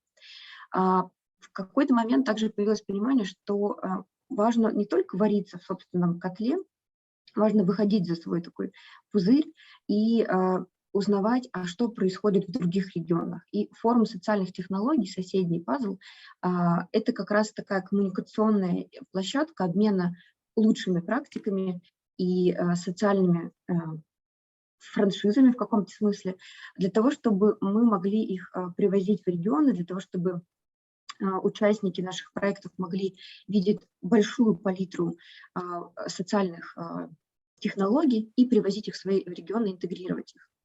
Ну и в какой-то момент появилось также понимание, что мы очень много чего делаем, некоммерческие организации постоянно получают поддержку, реализовывают проекты, проводят какие-то образовательные, разные другие мероприятия, важно об этом рассказывать. И соседний пазл «Пикник. Город – это мы» – это как раз такая прекрасная возможность рассказать всему городу о том, что ты делаешь для своей целевой аудитории. И вот сейчас я нахожусь в городе Норильске, здесь аномальные плюс 30 градусов жары. Надеюсь, что они нам не помешают завтра стартовать, и завтра как раз в Норильске состоится вот этот городской пикник для горожан и для горожан. Это вот такой ключевой посыл этого события, когда сами представители НКО организуют такой городской праздник и рассказывают, проводят мастер-классы, проводят лекции, смотрят фильмы с обсуждениями и так далее, рассказывают о своей деятельности, собственно говоря, о тех проектах, на которые они получили поддержку. Вот это ядро экосистемы, которая сформировалась, а 3 соседних пазла я сейчас тоже очень коротко расскажу. Можно тогда перейти к следующему слайду, я не буду долго на них останавливаться. Конкурс социальных проектов я уже рассказала. Здесь некоторые результаты и направления деятельности. Я с радостью поделюсь презентацией, если кому-то захочется подробнее посмотреть. Можно следующий слайд. Социально-конструкторское бюро, да, с 2015 года мы его реализуем. Это 3-дневный цикл, повторюсь, творцы, упаковщики смыслов и конструкторы изменений. В целом мы их называем герои изменений. Можно следующий слайд. Форум практически сразу также он с конкурсом был инициирован. И повторюсь, что это такая демонстрация интересных, успешных практик, решений социальных проблем и знакомства с какими-то инновационными проектами, практиками в сфере благотворительности и добровольчества на территории, нужно сказать, не только страны, но и мира, потому что как раз на форум социальных технологий приезжали эксперты из разных других стран или подключались онлайн в период пандемии. Можно следующий слайд. Акселератор. Вот об этом я хотела подробнее остановиться. Он не так давно появился в нашей благотворительной программе. Пандемийный 2020 год тоже дал нам определенные вызовы, но и дал силы для того, чтобы создавать новое. И этим новым стал акселератор НКО, куда мы приглашаем уже состоявшихся региональных экспертов, приглашаем их в качестве консультантов, в качестве партнеров, людей, которые также входят в пул экспертов нашего грантового конкурса, и даем им возможность повышать свой уровень компетенций, решать разные кейсы, консультировать друг друга. Это такой формат peer-to-peer, когда равный равному, да, помогают друг другу, обсуждают какие-то боли эксперта, и параллельно мы приглашаем еще с разными темами внешних экспертов, да, и рассказываем о оценке социального воздействия, о мониторинге, разных других темах в том числе. Это цикл встреч, мы постоянно на связи, у нас есть прекрасный чат, где мы делимся как раз информацией, рассказываем друг другу, что происходит, и это такой вот бурлящий постоянный котел, который называется в нашем случае акселератор НКО, и еще мы называем большой аксель. Можно следующий слайд. Следующий слайд как раз рассказывает о travel-грантах. Это тоже совсем недавнее достижение 2020 года. Это программа стажировок, программа поддержки профессиональной и общественной мобильности участников нашей благотворительной программы. И на слайде вы видите географию мероприятий стажировок, да, куда выезжали представители нашей программы, и вот такую короткую информацию о том, сколько было потрачено. Это как раз грант, который позволяет на сумму до 100 тысяч рублей принять участие в стажировке. Мы оплачиваем транспортные расходы, размещение и так далее. Можно следующий слайд. И я не буду очень долго останавливаться, потому что следом за мной моя коллега Татьяна расскажет о программах поддержки коренных малочисленных народов, но скажу, что вот в нашу экосистему очень логично и правильно встроился конкурс грантов «Мир Таймыра». С 2011 года компания его реализует. Это конкурс поддержки инициатив коренных малочисленных народов Таймыра. И Таня подробнее расскажет, но я просто скажу, что это важный пазл нашей экосистемы. Можно следующий слайд. Да, вот пикник, я о нем уже рассказывала, это праздник со смыслом «Горожане для горожан». В этом году это всегда летнее мероприятие. Лето в наших регионах бывает разное, иногда это снег и дождь, иногда это вот как сегодня у нас в Норильске аномальная жара, но всегда это «Горожане для горожан», и это такая проактивная позиция тех представителей НКО, резидентов этого праздника, которые хотели бы создавать такую приятную среду в городе и создавать разные социальные услуги и возможности. И я хотела бы подытожить свое выступление. На следующем слайде будут социальные эффекты, которые мы наблюдаем и отмечаем. Да, можно к следующему слайду перейти. И они в сумме дают возможность нам двигаться вперед, понимать, что наша благотворительная программа закрывает и решает те вызовы, которые у нас есть, и дает возможность развиваться представителям некоммерческого сектора, дает возможность решать локальные проблемы, выстраивать устойчивое партнерство, повторюсь, не только внутри некоммерческого сектора, но и партнерство с бизнесом, с предпринимателями в регионе, с представителями разных уровней власти, и тем самым создавать такую приятную среду в городах для силами самих горожан и силами некоммерческого сектора. На следующем слайде представлены два QR-кода, которые дадут вам возможность перейти один на сайт программы, а второй QR-код – это наша такая активная страничка в социальных сетях, группа ВКонтакте, где мы как раз анонсируем наши разные проекты, рассказываем о том, что мы делаем, и выстраиваем такой активный диалог с нашими благополучателями и партнерами в том числе. Спасибо большое, я рада буду ответить на ваши вопросы и буду рада поделиться презентацией. Огромное спасибо, Юлия. И очень действительно, очень подробно, комплексно. И такая, правда, экосистема взаимодействия. Но самое главное, что очень приятно, что вы еще все равно придумываете что-то новое или там продолжаете развиваться, реагируете на те потребности, потому что я знаю, что у вас целая система, как вы, в общем, собираете потребности ваших, так сказать, заинтересованных сторон, людей из ваших сообществ. И поэтому, наверное, может быть, мы сразу даже перейдем к Татьяне, потому что это более новый, может быть, даже опыт именно как раз поддержки.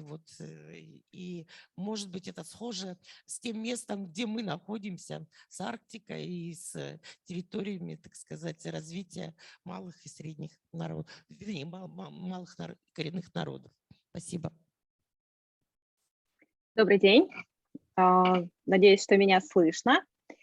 Очень рада присутствовать сегодня вместе с вами на большом таком событии.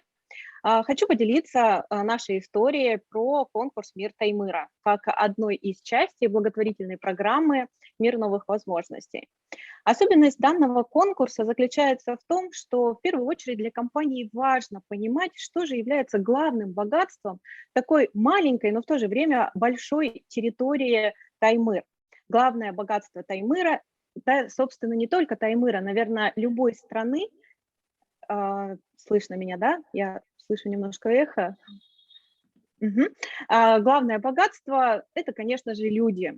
И в первую очередь люди, болеющие за свою территорию, люди инициативные, люди, понимающие и знающие, как сохранить ту маленькую толику, которая на сегодняшний день сохранилась в удаленных поселках Таймыра. Можно следующий слайд?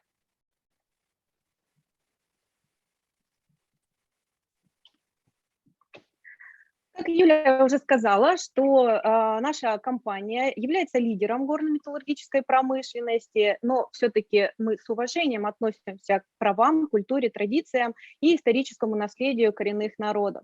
На сегодняшний день, с начала 2014 года, компания предусматривает в своих конкурсах как раз-таки же такие направления поддержки проектов, поддержки различных инициатив, как сохранение культурных традиций и промыслов коренных народов.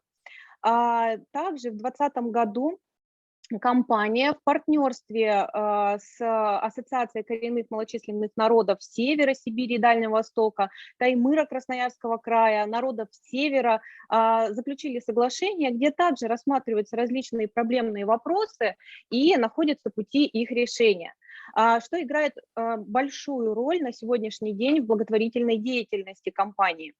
Можно следующий слайд? Итак, конкурс «Мир Таймыра». Почему появился конкурс сам? На сегодняшний день Таймыр – это уникальная территория, и особенностью является не только богатство, а именно географическое ее расположение. Таймыр удален от центра, например, от Красноярска, более 3000 километров.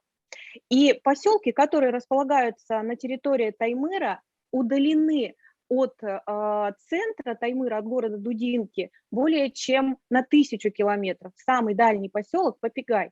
А мы с вами понимаем, что такая разобщенность территории несет некоторые сложности, как в доставке грузов, как взаимодействие по связи, как нестабильности интернета. Соответственно, но решением данной проблемы является то, что, как я уже сказала, люди, которые проживают в поселениях, очень заинтересованы в развитии своих территорий, в развитии существующих сообществ на этой территории. Таким образом, анализируя ситуацию, отдельно из общего нашего конкурса появился конкурс «Мир Таймыра». И основная цель его представлена на слайде. То есть мы создаем или поддерживаем, создаем условия для устойчивого развития территорий традиционного проживания коренных малочисленных народов Таймыра. Сегодня, да и всегда, на территории Таймыра это 5 этносов со своим менталитетом, со своими правилами жизни, со своим отношением к жизни. Конкурс стартовал был объявлен в 2020 году, и уже в 2021 году началась непосредственно реализация проектов. Срок реализации проектов от 6 до 18 месяцев. Ну, и на сегодняшний день можно сказать, что большинство проектов реализуется, срок реализации 1,5 года. Можно следующий слайд? Вот, собственно, представлена география. И если вы видите, то в центре город Дудинка, в 100 километрах находимся мы, Норильск. И от Дудинки до Попегая справа, да, поселок, это чуть больше 1000 километров. И чтобы вы понимали, то в зимний период можно добраться до поселка несколькими путями. От Дудинки до Хатанги это только самолет. В летнее время это река, и то это всего лишь 2-3 месяца. В зимнее время между Хатангой и Попегаем возможен зимник, но сложность, суровость климата не всегда позволяет сделать это, и поэтому это только вертолет. Соответственно, вы уже сами можете сделать вывод, да, насколько сложно жить вот в удаленных поселках и пытаться что-то изменить. Можно следующий слайд? Участниками конкурса являются некоммерческие организации, бюджетные учреждения, и особенностью данного конкурса является то, что крестьянско-фермерские хозяйства также могут принимать участие, но в партнерстве с организациями-заявителями. Так как некоммерческие организации коренных малочисленных народов чаще всего это семейно-родовые общины, которые в той или иной степени в любом случае взаимодействуют или реализуют свою промысловую деятельность как крестьянско-фермерские хозяйства, так для решения какой-то проблемы, для получения, так сказать, благ, взаимодействие возможно и даже нужно, так как с одной стороны социальное значение и бизнес, но друг без друга быть, собственно, не может. Можно следующий слайд. Далее как раз можно видеть номинации конкурса. Как Юля правильно сказала, в конкурсе мы предусмотрели разные потребности для разных аудиторий.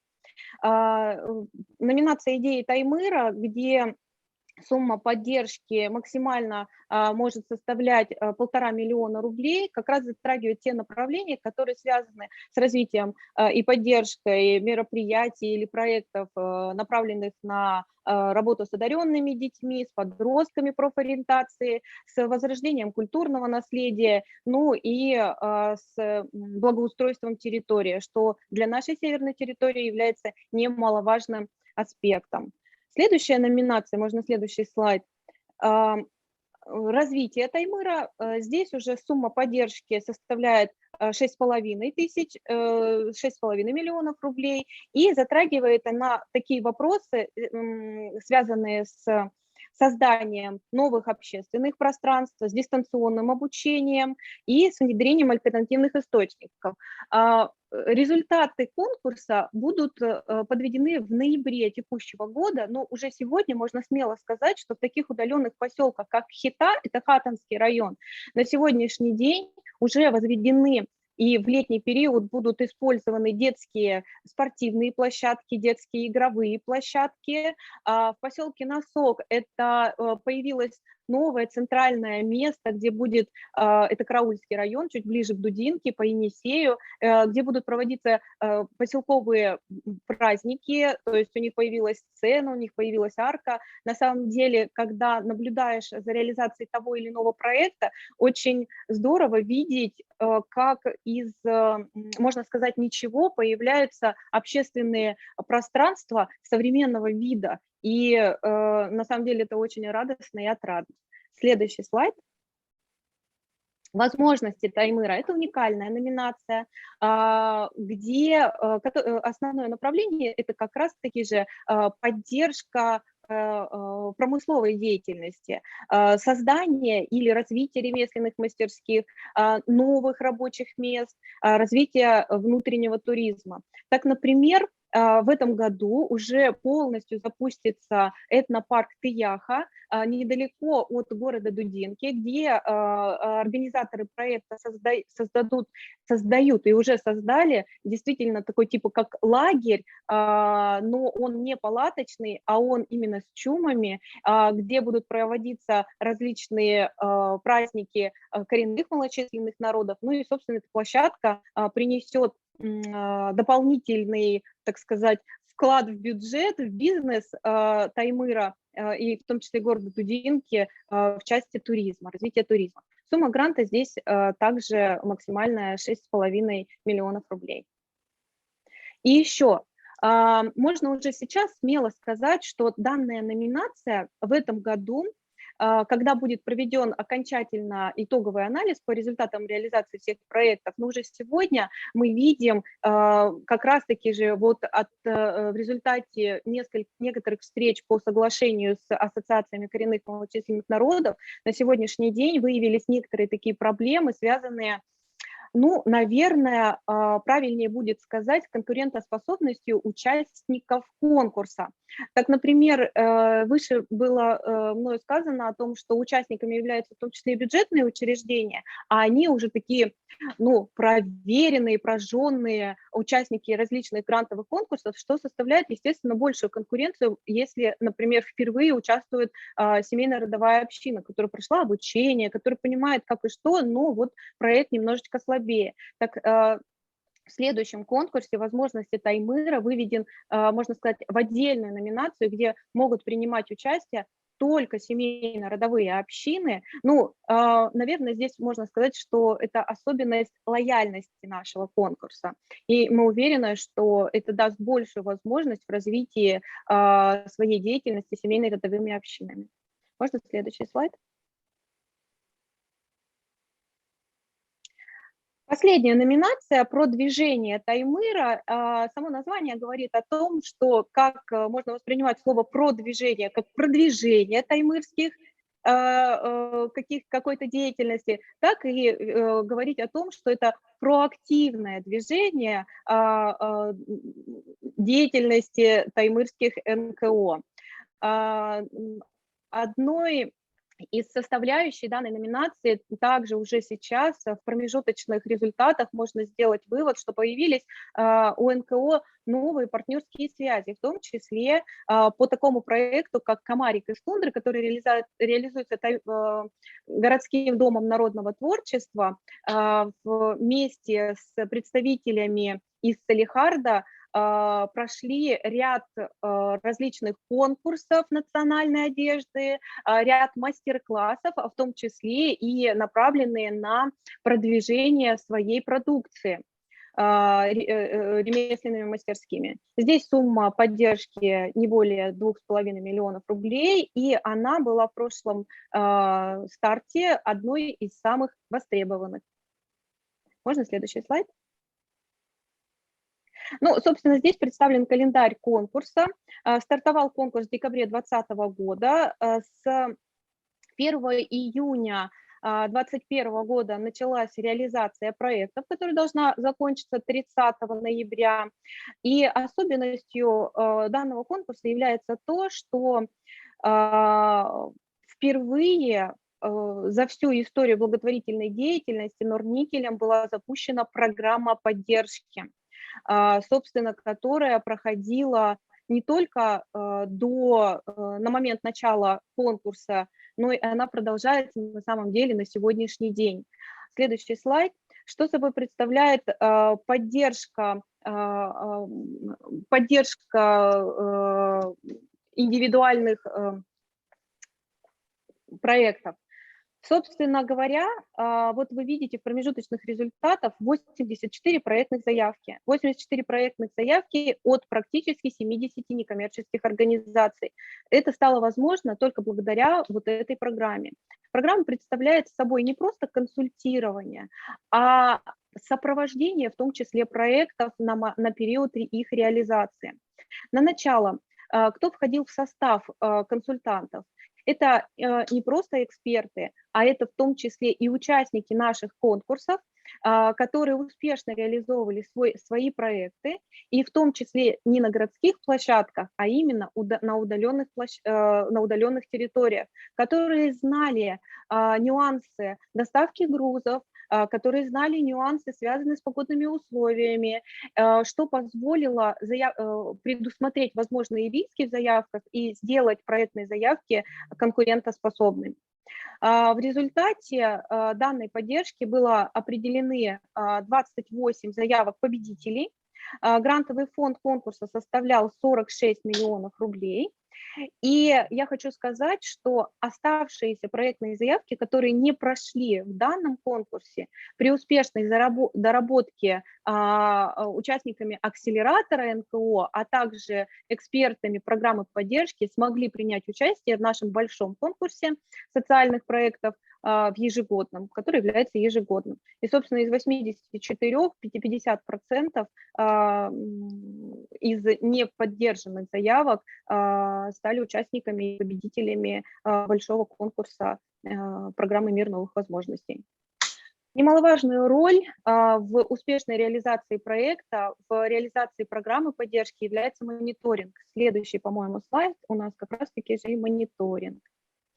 Собственно, вот здесь, да, про поддержку, персональные консультации, помощь в упаковке проектной идеи, региональные эксперты. Была разработана рабочая тетрадь. К сожалению, я могу продемонстрировать вам ее только так. То есть это формата А4 тетрадочка, которая не просто ты делаешь какие-то записи, а которая как учебник содержит примеры успешных проектов, содержит информацию, как бороться с непредвиденными ситуациями, как поступить к бюджетному учреждению в том плане, если мы все знаем, что 44-й закон ФЗ немножко ограничивает систему, так сказать, закупок в лучшую сторону, конечно же, да, но в том случае, что делать, если вот случилось так, что вы не предусмотрели какие-то закупки в планах, графиках закупок и какой выход из этого. То есть в нашей тетради все такие нюансы предусмотрены.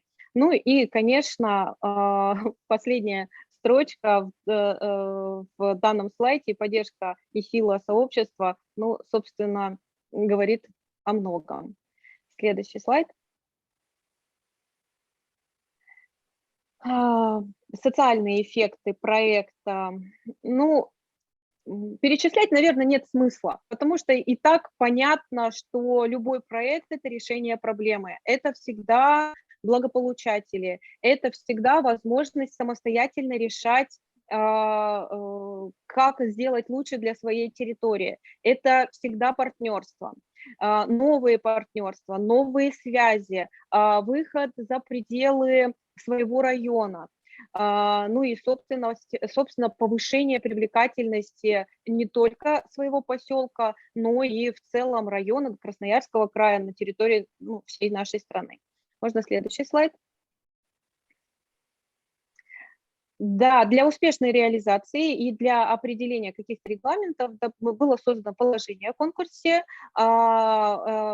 Победителями были заключены договор пожертвования, ну и все участники получили рабочие тетради, да и, собственно, при внутреннем взаимодействии через сотовую связь осуществляются консультации. Следующий слайд.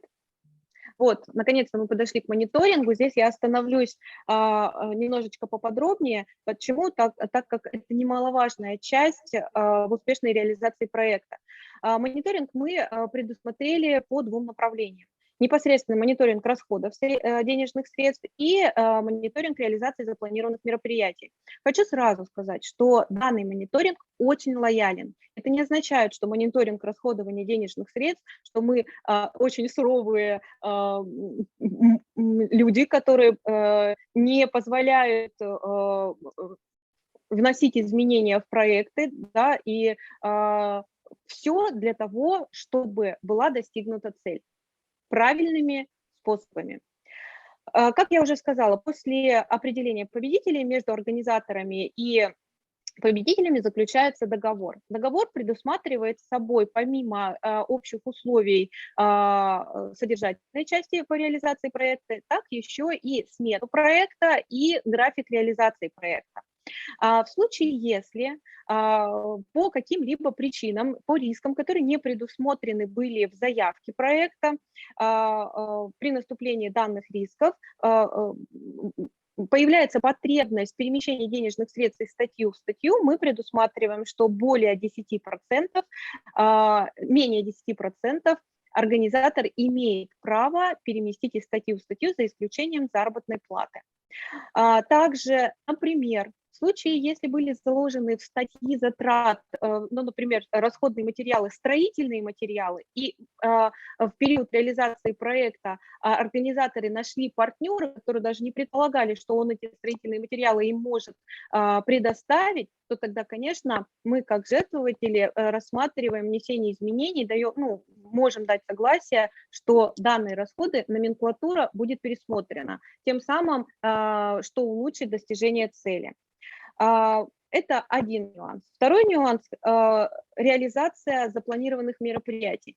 Никогда не будешь заранее уверен в том, что все пойдет по плану. Даже малейшее изменение всегда может внести такие коррективы, которые могут привести к недостижению целей. Соответственно, первое приложение к договору как раз-таки же и предусматривает основные мероприятия, которые должны быть реализованы, которые отражают цель достижения проекта, которые отражают суть проекта, по которым мы можем видеть, что да, действительно, это те мероприятия, которые действительно нужны на данной территории, и проект, собственно, будет достигнут. Кроме того, мониторинг реализованных проектов проводится путем интервьюирования, и так как я уже говорила, что поселки достаточно удалены, мы предусмотрели возможность выезда экспертов на территорию удаленных поселков. То есть, чтобы посмотреть, помочь, проконсультировать, как в той или иной ситуации лучше выйти из проблемного вопроса. Ну и одной из немаловажной части является отчетность. Хочу сказать, что уже на сегодняшний день у нас предусмотрена двойная отчетность в том плане, что вначале участники сдают промежуточный отчет и итоговый отчет. Так вот, по итогам промежуточной отчетности из 28 проектов представлены все 28 в установленные сроки. С учетом того, что из 20 порядка 10 ЦРОшек впервые участвовали в конкурсе. А это как раз-таки же результаты работы программы поддержки. Также на территории города Норильска действует консультационно-ресурсный центр, собственно, наверное, который выполняет такие же функции, подобные, как вот коллеги выше рассказывали о своей деятельности, который как раз и помогает предупреждать риски, связанные с целевкой расходования средств, со своевременной сдачей отчетности не только по проекту, но и в целом по организации.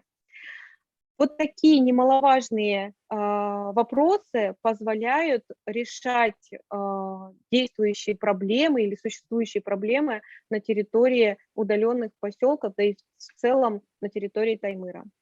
И, по-моему, следующий слайд, он заключительный. Да, ну, здесь представлены наши QR-коды, пройдя по которым вы можете познакомиться более ближе с программой «Миром новых возможностей», с конкурсом, с победителем, какие направления действуют сейчас и кто на нашем сайте. Также есть информация, как и каким образом реализуется тот или иной проект по героям изменений. В принципе, у меня все. Спасибо большое. Спасибо огромное, Татьяна. Просто можно брать полностью технологию, которая была представлена по грантмейкингу, и просто прям переносить на северные территории. Спасибо еще раз огромное. И я думаю, что если будут здесь в Якутии какие-то возможности или потребности у компаний реализовывать такие конкурсы специфические, я бы сказала, то прям вот можно брать и пользоваться. А я хотела бы передать слово Ане Цепа, руководителю направления Департамента регионального развития торгово-промышленной палаты Российской Федерации в городе Москва. Аня, пожалуйста, мы решили более логично поставить, что ты тоже вроде бы как с бизнесом, хотя это и торгово-промышленная палата, вот, ну, которая объединяет бизнес, поэтому, пожалуйста, с удовольствием послушаем твое выступление. Добрый день, коллеги. Я рада всех вас видеть, пусть вот так вот частично и удаленно, но тем не менее. И, наверное, да, как вы, Яна Павловна, сказали правильно, что это вроде как объединение бизнеса, и это, наверное, самый частый вопрос, который вообще всегда нам задают и спрашивают: вы торгово-промышленная палата, это все-таки бизнес или все-таки государство, вообще кто вы такие и чем вы занимаетесь, да? Поэтому, наверное, в первую очередь я обозначу, что палата – это не коммерческая организация, поэтому проблемы некоммерческого сектора, они тоже для нас важны, ценны. И главный девиз, которым живет вообще всю жизнь палата, это во благо России, во благо россиян. Поэтому вот объединение предпринимателей и вообще взаимодействие бизнес-организаций, оно в первую очередь организовано и создано для того, чтобы менять жизнь, внедрять какие-то социальные, там, экологические изменения и действительно повышать качество жизни каждого отдельно взятого гражданина. Поэтому это такая основная задача, которая перед нами стоит. Можно включить следующий слайд. Я обозначу, что у нас есть федеральная палата и есть представительство в регионах и муниципалитетах.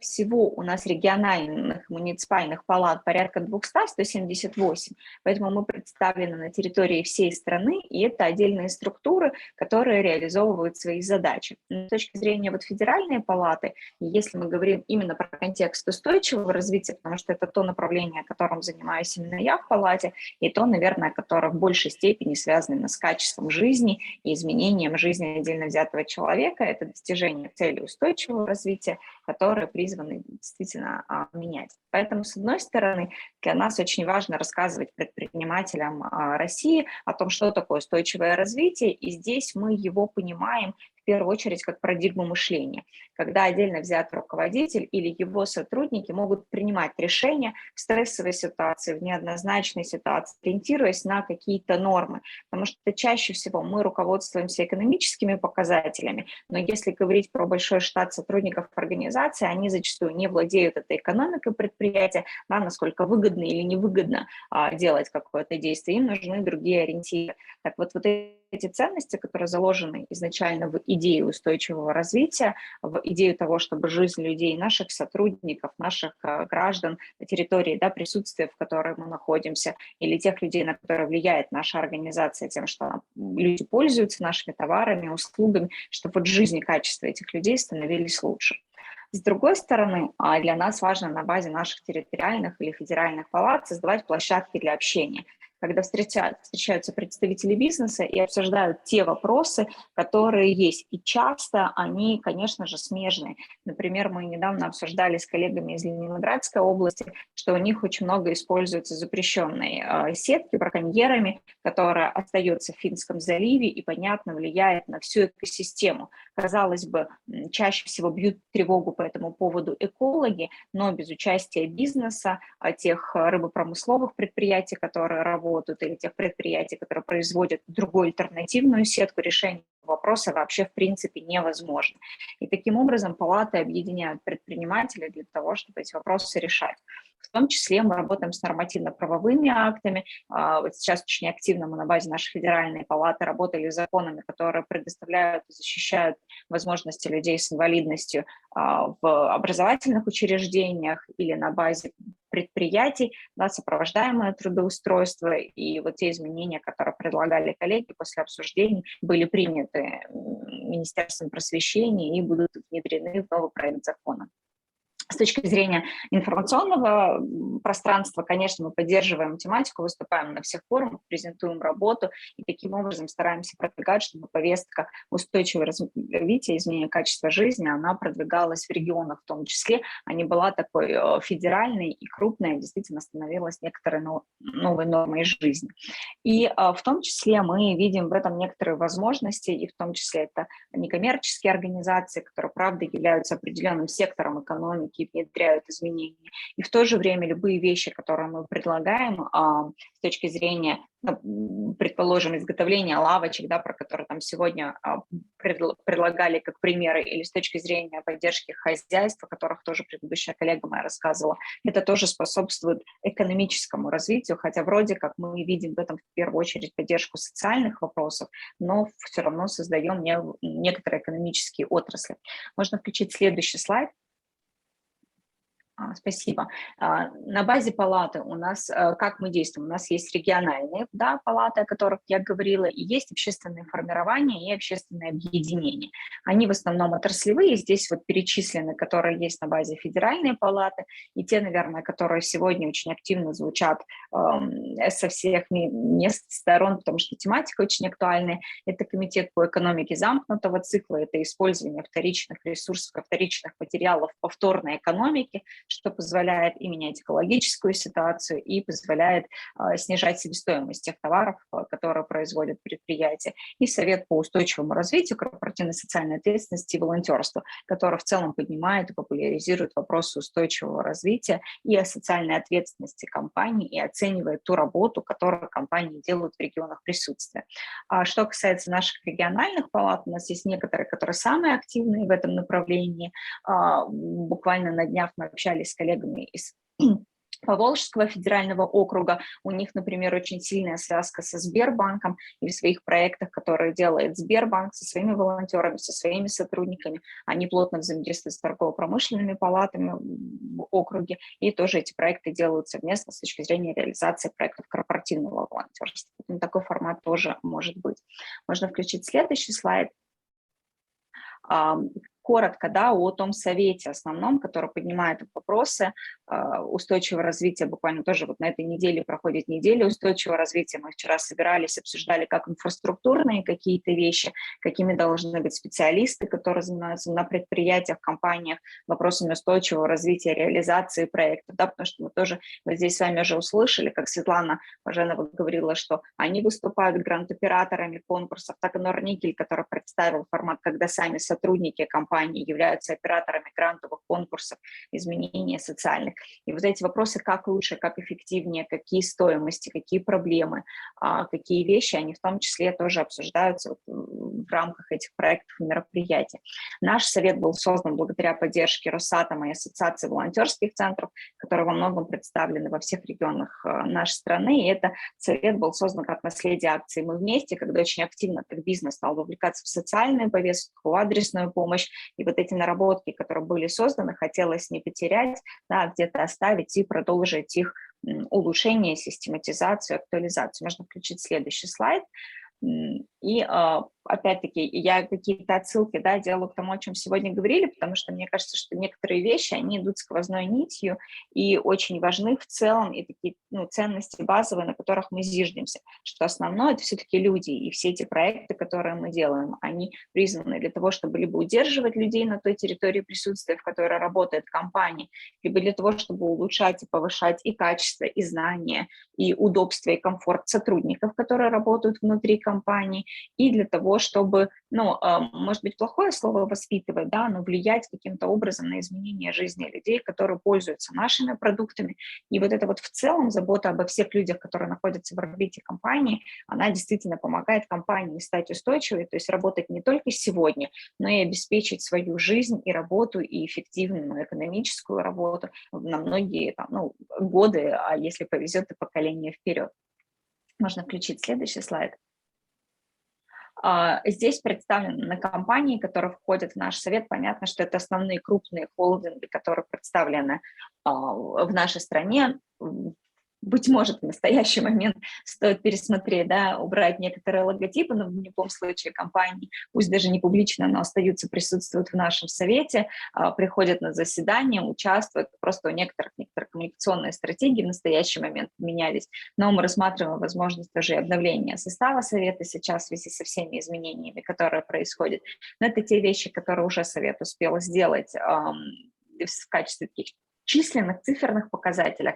Можно тоже включить следующий слайд. На нем будут, да, отражены основные направления работы, которые ставит перед собой совет. И, наверное, в первую очередь, да, почему мы об этом говорим и показываем, потому что очень важно и ценно, как такой, ну, некоторый взгляд орла, хеликоптер-вью, что вот те проекты, о которых мы говорим, о которых говорили коллеги, которые присутствуют, Норникель, который был сейчас до меня, они в первую очередь, ну, имеют право быть, да, существовать или вообще появляются, с одной стороны, потому что для нас, для всех это ценно, мы понимаем, что забота о людях – это некоторая, ну, норма и естество, и нам хочется это делать, с другой стороны, потому что существуют советы, объединения, государственная политика, на которую мы влияем, которая создает условия и некоторую инфраструктуру. Таким образом организуется дорога с двусторонним движением, и вот наличие этой дороги с двусторонним движением действительно ведет к качественным изменениям. Как только у нас будет работать или одно, или другое направление, эффективность будет гораздо ниже. И поэтому важно понимать, как можно встраиваться своими проектами, да, своими результатами вот в те общие верхнеуровневые вещи, которые в том числе влияют на законодательную политику. Поэтому кратко здесь я не буду опять-таки, да, рассказывать, что происходит. Наверное, обозначу только один из пунктов, который нам тоже кажется важным и системообразующим. Мы работаем сейчас над созданием профессионального стандарта специалиста по устойчивому развитию, куда будет входить и стандарт по корпоративной социальной ответственности, возможно, по реализации социальных проектов и, конечно, ряд стандартов, связанных с экологизацией бизнеса, с подсчетом всех выбросов, следов и так далее. Но эти вещи, которые позволят нам действительно сформировать новое поколение специалистов или направить тех специалистов, которые есть сейчас, для того, чтобы мы работали в некоторой общей парадигме, общих единых подходов. Можно включить следующий слайд. На нем также, собственно, описано, что мы делаем и каким образом, и это подсказано мне, наверное, тоже, что важно отметить, это не только какие-то нормативные вещи и такие системообразующие, но и акции прямого действия, это объединение, да, того бизнеса, о котором я говорила, когда он тоже проводит единые дни корпоративного волонтерства, вот акции «Все за здоровый образ жизни» или там «Высадку аллеи мы вместе» и так далее. То есть и некоторые такие объединения волонтеров, чтобы они встречались, общались, и в том числе вот мы сейчас обсуждаем в рамках декабрьского форума «Мы вместе», который, как вы знаете, всегда проходит в Москве 4-5.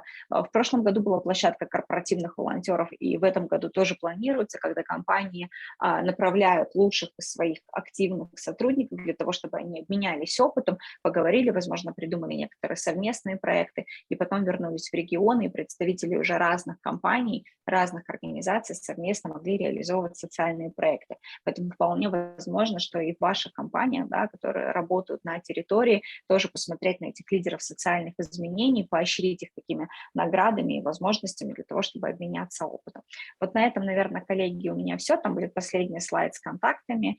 Можно обращаться, мы готовы к сотрудничеству, готовы к наставничеству, к методологическому сопровождению при необходимости. И для нас очень ценно и важно для того, чтобы вот те проекты, акции, которые были, которые видны, которые понятны с точки зрения там, реализации на земле, они вносили некоторые изменения в нормативно-правового характера для того, чтобы эти изменения были чаще и больше возможны. Спасибо. Спасибо большое, Анна. Но я все-таки внесу некоторые комментарии.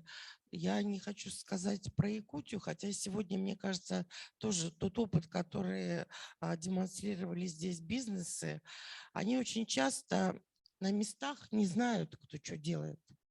И может быть действительно задача торгово-промышленной палаты, чтобы на уровне региона бизнес знал, что делает это. Вот чаще всего на федеральном уровне это в РСПП происходит. Там Сбербанк очень хорошо сотрудничает еще с каким-нибудь объединением или там еще с какими-то этими. А приезжаешь в регион, и один бизнес не знает, что делает второй и какие программы он ведет. Поэтому, может быть, действительно задача сейчас вот, торгово-промышленной палаты вот эту работу хорошо продвинуть в регионе и заставить в регионах, чтобы на определенных площадках вот это происходило, ну, скажем так, переопыление тем опытом важным, который это.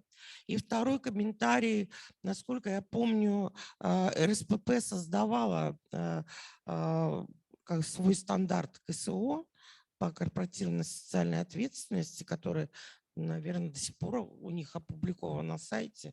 Просто, может быть, надо его смотреть, просто осовременить в связи с новыми вызовами, с повесткой ESG и с какими-то еще такими вещами. Ну, это вот просто как комментарий.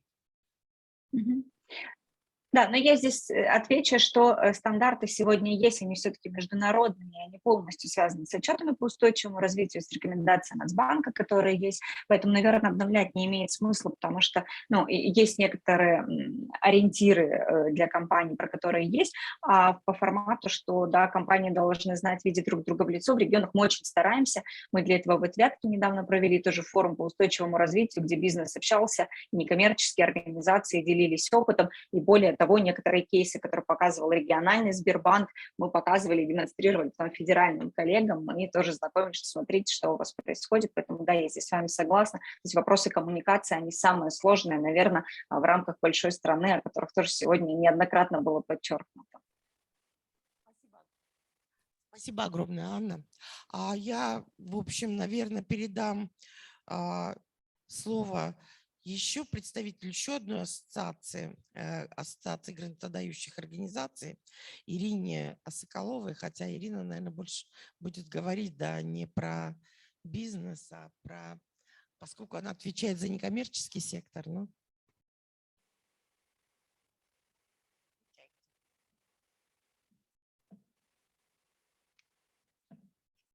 Да, добрый день. Я представляю Ассоциацию грантодающих организаций «Форум доноров».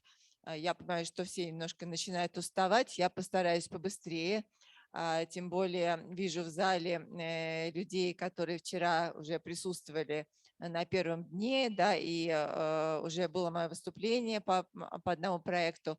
Я бы, в отличие, может быть, от предыдущих спикеров, хотела бы вас самих пригласить в два проекта, которые мы реализуем, и вы можете принять участие. Эти проекты всероссийские, и вы в каждом можете принять участие, и мы вас в них очень ждем, потому что это действительно, во-первых, важные проекты. Один важный, а другой креативный. Вот. Пожалуйста, следующий слайд. Ну, тут я немножко хотела рассказать про нашу организацию. Ассоциация грантодающих организаций «Форум доноров» занимается развитием филантропии в России. Вот вы можете посмотреть, чем мы там, нашу миссию, наши цели, ценности форума доноров. И на втором слайде у нас членская организация. Покажите, пожалуйста, следующий слайд. Вот, вы увидите те компании, те благотворительные фонды, корпоративные благотворительные фонды, частные фонды, которые входят в нашу ассоциацию. По состоянию на сейчас у нас уже более 60 членов ассоциации, которые, соответственно, компании, которые реализуют социальные проекты на территории Российской Федерации. А теперь давайте посмотрим, какие проекты я хочу предложить вашему вниманию. Следующий слайд. Соответственно, всероссийский конкурс публичных годовых отчетов СО-НКО. Мы вчера про него достаточно плотно поговорили. Я не буду, наверное, повторяться. Единственное, хотела наверное, процитировать вчерашнее выступление опытных коллег, которые дополнили мое выступление. И действительно, наша с вами деятельность некоммерческой организации, она очень важна, да, и она очень важна с точки зрения ответственности перед нашими стейкхолдерами, да, перед донорами, перед нашими благополучателями, перед государственными органами и, собственно, перед обществом в целом.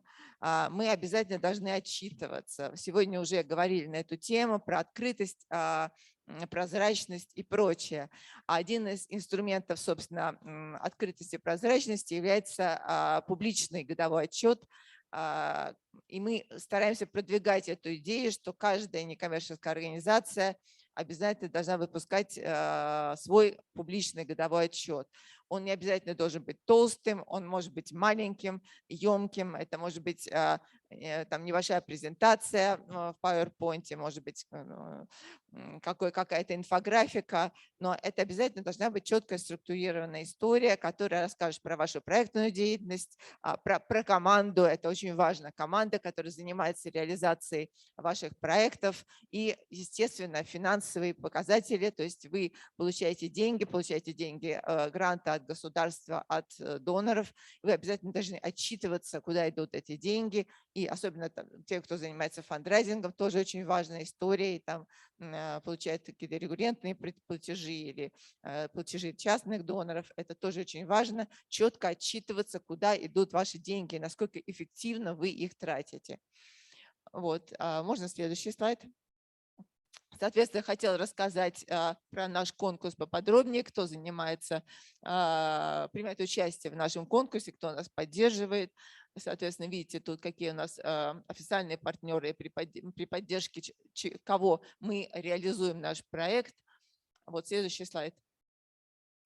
Ну и результаты, допустим, прошлогоднего конкурса 2001 года. Вот нам подали 380 анкет из 53 регионов. К сожалению, мы принимаем меньше, потому что они не соответствуют какие-то годовые отчеты нашим четким параметрам. Наши параметры указаны на сайте.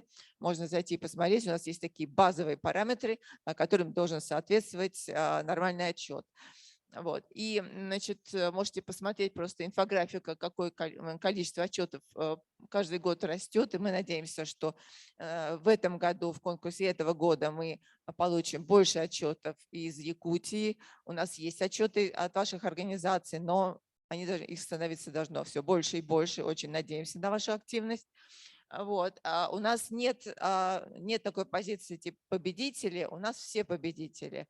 Другое дело, что включаются стандарты. Стандарты разные, от базового, это самый такой первого уровня стандарт, до золотого стандарта. Вот можете внизу посмотреть, какое количество в прошлом году у нас было выдано стандартов. Стандарты очень важны в тот момент, когда вы подаете заявки на гранты. Многие и компании, которые проводят грантовый конкурс, и ФПГ, и Фонд культурных инициатив обращают внимание на ваши годовые отчеты, и так как мы работаем с ними как бы в партнерстве, они смотрят на те стандарты, которые имеет организация, подающая заявку на грант. Поэтому это тоже очень важно для вас же самих. Вот. И хочу анонсировать, соответственно, конкурс этого года. Он стартует в начале сентября. Мы принимаем работы фактически 1,5 месяца, поэтому у вас еще есть возможность подготовить годовой отчет и с сентября по октябрь прислать нам его на конкурс. Так, пожалуйста, следующий слайд. Вот. И мой любимый проект называется «Объективная благотворительность». Это конкурс фотоистории, как и точка отчета, тоже конкурс годовых отчетов, это конкурс фотоисторий. Собственно, ту выставку, которую вы видели в фойе и в которой, надеюсь, принимали участие и ставили свои стикеры, она сделала как бы по образцу и подобию нашего конкурса. Что такое конкурс фотоистории? Собственно, как и точка отчета, он проводится достаточно давно. В этом году у нас будет 11-й конкурс фотоисторий. раньше он был ориентирован только на членов форума доноров, но потихонечку мы разрастались, и теперь принимают участие фактически все организации от Калининграда до Владивостока, принимают участие как компании, которые реализуют социальные проекты, благотворительные организации, фонды, некоммерческие организации. И несколько лет мы принимаем даже фотографии от частных лиц, от фотографов-любителей, волонтеров и профессиональных фотографов. То есть все фотографии, фотоистории должны быть посвящены благотворительности или каким-то социальным проектам.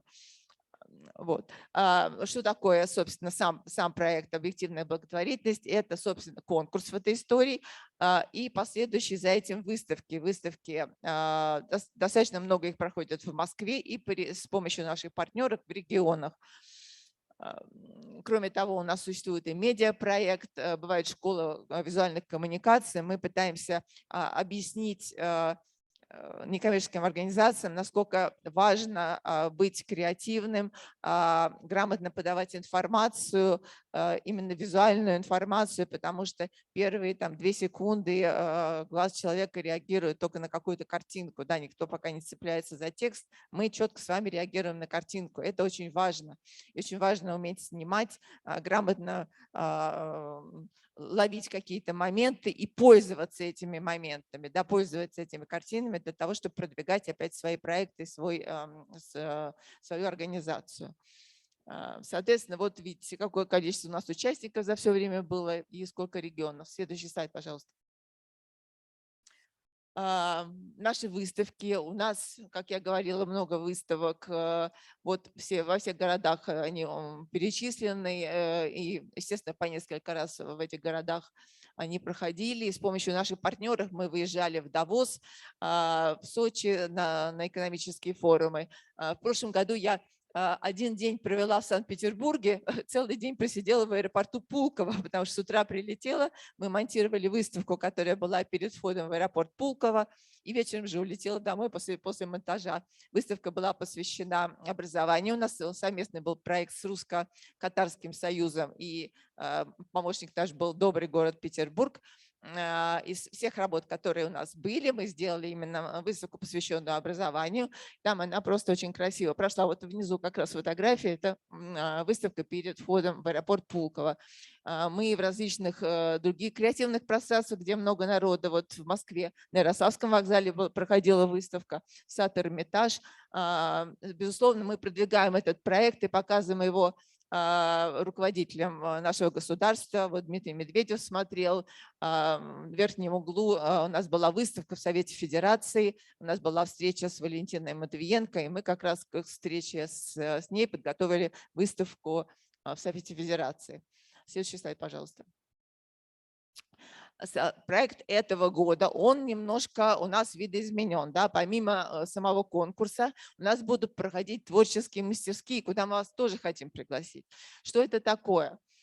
Творческие мастерские, ну, наверное, еще подальше расскажу, у меня там слайд отдельно есть. Мы в этом году выиграли, собственно, грант Фонда культурных инициатив, и нас поддерживает компания СУЭК, и, соответственно, этот творческие мастерские мы реализуем с помощью гранта. Следующий слайд, пожалуйста.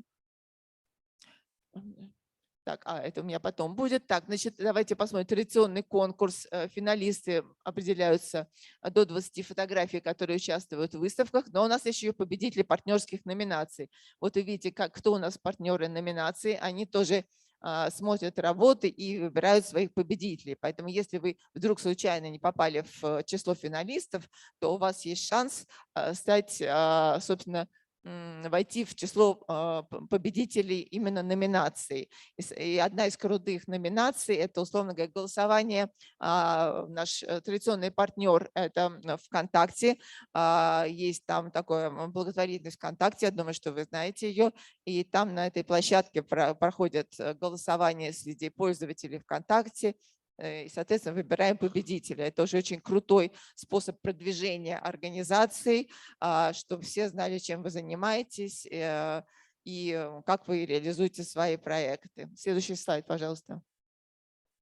Вот. И, соответственно, вот новое направление, которое этого года, про которое я говорила, творческие мастерские, это такое триединое объединение. Да? Наставники, известные фотографы, представители креативных индустрий и начинающий фотограф идут в конкретную некоммерческую организацию, одна из которых может быть ваша некоммерческая организация, и совместно создают некий креативный фотопродукт, который потом продвигается, опять-таки, с помощью наших выставок в различных регионах. На основе этой работы, на основе творческих мастерских у нас будут разработаны кейсы, мастер-классы.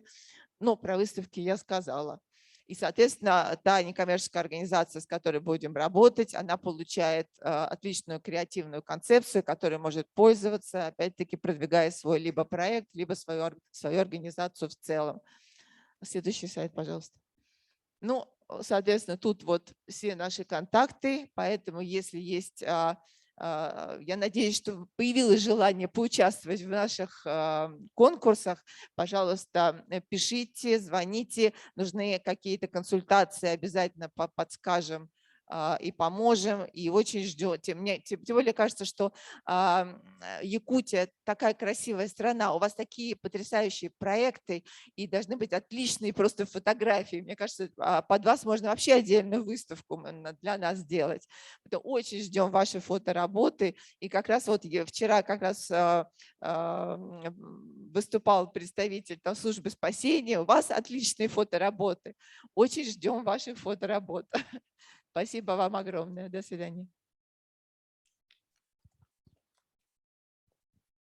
Спасибо огромное, Ирина. Я прошу прощения перед коллегами, которые местные, что мы так сначала все-таки давали возможность это. Я хотела бы с удовольствием представить слово Любовь Клюкина, да? Да, Клюкина, директору благотворительного фонда поддержки детей с инвалидностью и ограниченными возможностями здоровья Республики Саха-Якутия. Харскал. Добрый день, дорогие друзья. Скажите мне, пожалуйста, кто знает о фонде Харскал? Поднимите руку. Кто знаком с этим фондом? Ага. Ну, есть те, кто, да, Алена, ты же знаешь про фонд Харскал, да. Если вы не знаете о фонде Харскал, то я советую вам зайти на наш сайт и познакомиться с проектами нашего фонда, потому что если я буду рассказывать о работе фонда, это будет очень и очень долго, потому что программа фонда супер обширна на самом деле. Если вы знакомы уже с фондом Харскал, все равно советую вам зайти на сайт через QR-код и посмотреть, что у нас появилось новенького. Сайт у нас будет изменяться, но вот сейчас он такой, какой он есть. Мне кажется, очень важно, чтобы здесь на сцене появились фотографии наших ребятишек как основных благополучателей, по сути. Да, ну и здесь есть некие примеры тех проектов, которые мы делаем. Но сегодня я хотела бы рассказать о системе фандрайзинга, которая есть в нашем фонде, ну и в целом поговорить о том, системна ли благотворительность в республике или нет. Дальше. Следующий слайд. Здесь абсолютно открыто показываю вам, сколько по внебюджету привлекает фонд для решения как уставных своих задач, так и для поддержки наших ребятишек. Да? Здесь вы видите, что 2021 год был неплохим в плане внебюджета, ну а 2022 вот пока что вот мы немножко не дотягиваем. То есть вот пока только 1,5 миллиона. В прошлом году практически 4,5 миллиона привлекли из разных источников. Ага, дальше. И вот смотрите, источники даже средств мы здесь раскрываем. Смотрите, поступление от наших учредителей. Фонд Харскал учрежден 17 коммерческими организациями 11 лет назад. Причем только 4 из этих организаций сейчас активно помогают нашему фонду. В первую очередь это банк Алмаз-Эргиен-банк. То есть они ежегодно в своей программе закладывают финансирование проектов фонда. Остальные гораздо меньше, ну и есть те, кто уже совсем забыл о том, что они когда-то учреждали. Это вот что касается поддержки учредителей. Да? Далее поддержка юридических лиц, это такие благотворительные пожертвования на проекты нашего фонда. У нас есть социокультурные проекты, есть инклюзивные проекты. Здесь, конечно, я хотела бы отметить, опять же, компанию «Алроса», ПАО «Сбербанк», Алмаза Анабара. Это вот те, кто прям очень системно и постоянно нам помогают. Но я на самом деле в фонд пришла совсем недавно и с удивлением узнала о том, что постоянных соглашений с этими компаниями у фонда нет. Есть только с компанией Алмаз Эргенбанк. То есть вот тоже мы над этим работаем, поэтому это не системная история. Вы видите дальше, да, вот желтым цветом, сколько у нас привлекаются от юрлиц на проекты фонда и сумму привлечения средств от физических лиц. Это вот те самые простые перечисления с помощью СМС, с помощью QR-кодов и так далее. Дальше. То есть мы видим, что где-то у нас процентов на 70 это все-таки поддержка юридических лиц, причем на постоянной основе. Все остальное это вот помощь добрых людей.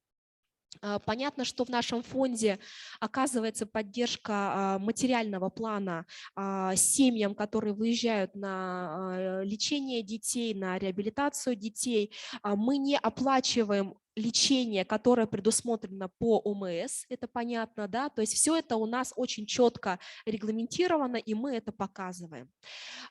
Есть у нас очень классные проекты, это «Подари детям будущее», клуб друзей Харысхал, «Страна детства». Эти проекты продвигают послы нашего фонда.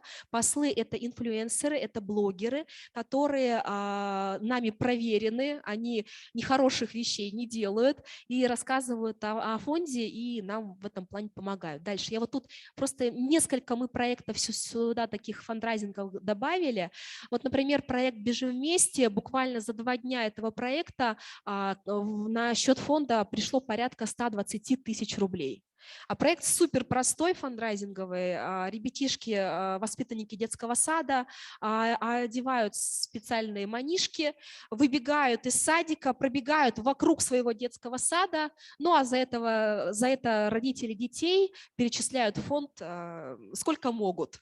Супер просто, да, но вот 120 тысяч, за счет этого мы уже и в Намцах помогли детский лагерь провести, и сейчас у себя откроем лагерь, еще и сплав планируется и так далее. Дальше. Это вот наш такой первый опыт. Вот эта акция идет с большим трудом, 100 добрых друзей. Это оказание материальной непосредственно продуктовой помощи семьям детей, инвалидов, детей с ОВЗ. У нас сейчас перечень вот этих семей, это 500 семей, которые нуждаются вот в такой продуктовой помощи, потому что сейчас на самом деле сложное время, да, мы это понимаем, но вот эта акция почему-то пока идет с трудом. Думаем, как это изменить. Подробнее все смотрите на сайте. Сильно подробно не рассказываю. Если хотите поддержать, на сайт заходим, пишем в контакт-центр и узнаем. То есть здесь пока мы покрыли только 1/10 часть из тех семей, которые у нас заявились. Дальше. Ну, нужно добавить еще о том, что в электронную базу нашего фонда входит сейчас 3200 семей детей-инвалидов. Ну вот часть только этих семей нуждаются в помощи. Пример взаимодействия с коммерческой организацией, с ИП, да, фирма Бонамик, сеть кондитерских производит специально для нас пряники, и вся сумма с продаж этих пряников идет в наш фонд. Поэтому мы вас приглашаем в Бонами, наши пряники покупать, их есть и радоваться. Дальше. Вот такая вот фандрайзинговая акция, называется «На доброе сердце». Мы ее возобновили после пандемии с редакциями госсми, и не только госсми, и с другими редакциями газет и каналов различных. Это сбор на реабилитацию детей-инвалидов. Здесь вот на данном этапе мы только ее возобновили. Первый сбор планируем сейчас на специальные ушные импланты, поэтому следите за информацией в СМИ и помогайте нам собирать вот эти деньги. Дальше. У нас сейчас внедрена история ежемесячной подписки, то есть вы подписываетесь, ежемесячно с вашего счета списывается комфортная для вас сумма. Стартовая сумма 150 рублей, если вы хотите больше, то отлично, если нет, то 150 – это в принципе чашка кофе.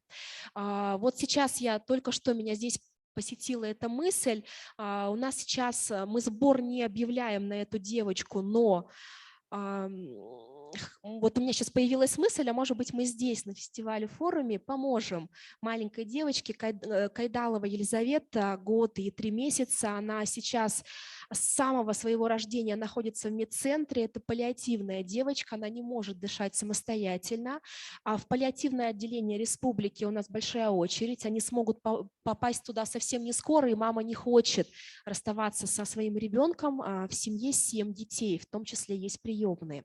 Поэтому я вас предлагаю подписаться на нашу подписку, и всю подписку с сегодняшнего дня мы направим на приобретение кислородного концентратора для Лизы, и вот таким образом поможем. Почему мы не объявляем сбор? У нас по регламенту нашего фонда на паллиативных ребятишек, кто такие паллиативные дети, погуглите, если вы не знаете, да, не буду рассказывать, мы не можем объявлять сбор, то есть это вот не очень корректная история, но вот если вы хотите помочь семье Кайдаловых, я вас приглашаю на нас подписаться. Через QR-код вы это сможете очень легко сделать. Дальше.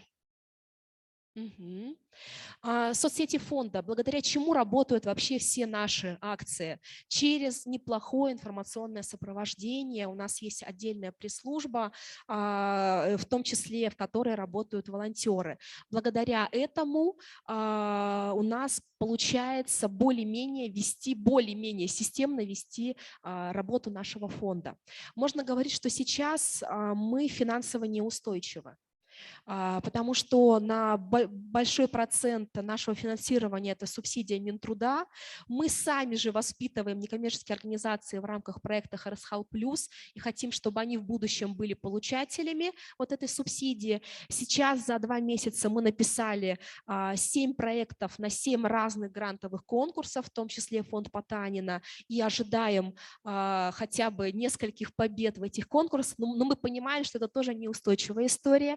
Поэтому в будущем мы хотим открыть мастерские по изготовлению глиняных изделий, по пошиву изделий, и у нас работает типография, поэтому мы хотим оказывать услуги на постоянной основе, но мы понимаем, что рынок в Якутии не очень емкий, и вот тут у нас момент такой, вообще сможем ли мы на этом заработать. Но так или иначе фонд Харасхал – это один из лучших фондов республики. Мне очень повезло, что меня пригласили в него работать. Вот. Я прошу вернуть слайд, где есть информация о подписке. И еще раз повторюсь для вновь пришедших, что мы предлагаем подписаться на ежемесячную подписку, помогать нашему фонду, а именно сейчас мы собираем средства на приобретение концентратора для Лизы Кайдаловой, которая год и 3 месяца, она сама дышать не может и, возможно, никогда не сможет.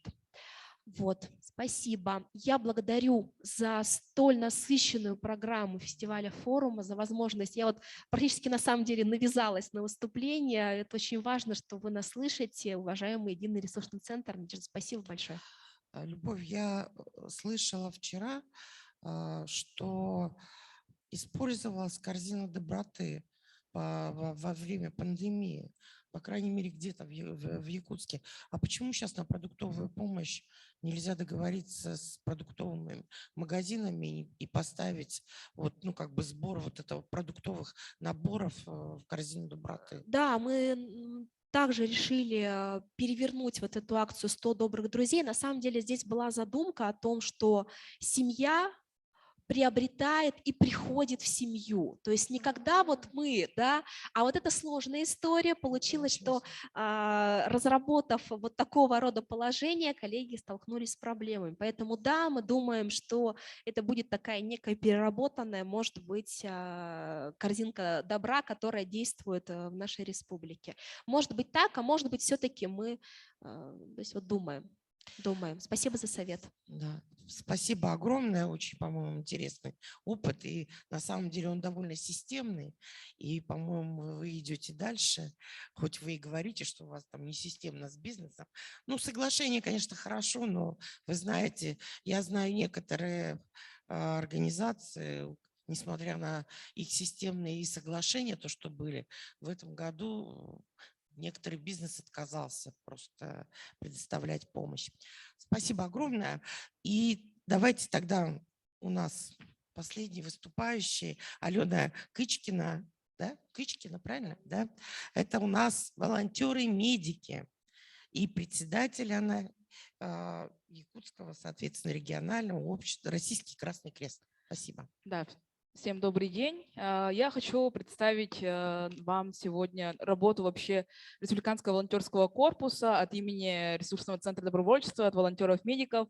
В общем, у нас история такова, то, что у нас во время пандемии взаимодействие власти, бизнеса и некоммерческого сектора, в том числе волонтеров, перешла на новый уровень, где практически вот с марта месяца 2020 года по сей день вся эта структура работает более-менее систематично. Именно со стороны власти идет поддержка волонтерских организаций. Можно следующий слайд. Ну и, соответственно, волонтеры продолжают работать, помогать в новых реалиях, да, которые у нас меняются каждый раз, то есть это чрезвычайные ситуации. Сейчас волонтеры занимаются сбором гуманитарной помощи беженцам, и в том числе Российский Красный Крест занимается сбором средств по помощи тоже вот беженцам и жителям ДНР и ЛНР. Вот. Ну и получается, у нас в 2020 году уже более 80 организаций, и в том числе и физических лиц, помогли именно волонтерам, пожилым людям, предоставив тоже вот бесплатные продуктовые наборы в том числе. Поэтому вот именно после 2020 года все равно работа у нашего движения продолжается, и, соответственно, с некоторыми организациями у нас продолжилась такая вот систематическая работа, то есть во время когда волонтеры работали с утра до вечера в больницах, когда все медицинские работники, можно сказать, когда вот омикрон появился, перешли тоже на больничный, когда вышли заменять и водителей, выезжать на работу водителями, да, как волонтеры. Соответственно, там предоставляли тоже очень большую благотворительную помощь в виде не только средств, а именно вот вода, еда, напитки, да, которые нужны были добровольцам. То есть такая помощь именно нашим организациям, которые помогают, включились в волонтерский корпус, да, и продолжают по сей день оказывать такую вот помощь. Можно слайды вот просто листать, да, следующий я просто буду вот рассказывать о том, что вот у нас происходило. На слайде видно то, что с 2020 года по сей день более 8 тысяч волонтеров с республики во всех муниципальных образованиях нашего региона присоединилось, и оказана была помощь более 55 тысяч раз, несмотря на то, что сейчас пошло послабление рекомендаций, которые сейчас у нас есть в регионе, но пожилые все равно к нам обращаются, потому что много одиноких, которые не могут выйти, и, соответственно, помощь все равно оказывается, и даже некоторый бизнес оказывает сами тоже такую некоторую волонтерскую помощь, то, что доставляют тоже пожилым, которые к ним обращаются. Эта часть тоже очень хорошо работает. Вот. Ну и, соответственно, сейчас волонтеры продолжают работать. Системно также мы стали работать по части единой карты волонтера Республики Саха-Якутия, где некоторые организации, с которыми мы тоже вот стали сотрудничать с 2020 года, стали с нами, делали какие-то такие бонусы в виде скидок, каких-то акций. Ну и сейчас тоже эта система продолжается и даже внедряется в некоторые муниципальные образования. То есть и в районах можно найти себе такие партнеры, которые могут оказать какие-то определенные скидки, либо бесплатное посещение тех или иных заведений, да, вот для добровольцев, которые работают в рамках акции «Мы вместе» и вообще в добровольческом движении Якутии. Ну и, соответственно, во время тоже чрезвычайных ситуаций, прошлый год, который у нас с вами в регионе был, более 180 организаций пожертвовали тоже средства, приносили различные ранцы и так далее для тушения пожаров, для добровольцев, которые работали в добровольческом штабе. И, соответственно, это тоже система очень, ну, можно сказать, была хорошо выстроена, которые оказывали такую вот посильную помощь. И в том числе и физические лица, они оставались в стороне, становились добровольцами. Ну и с каждым днем их становится больше. На сайте Добро.ру вы можете посмотреть, какие есть, ну, есть волонтеры, сколько человек вообще присоединено из нашего региона в это движение.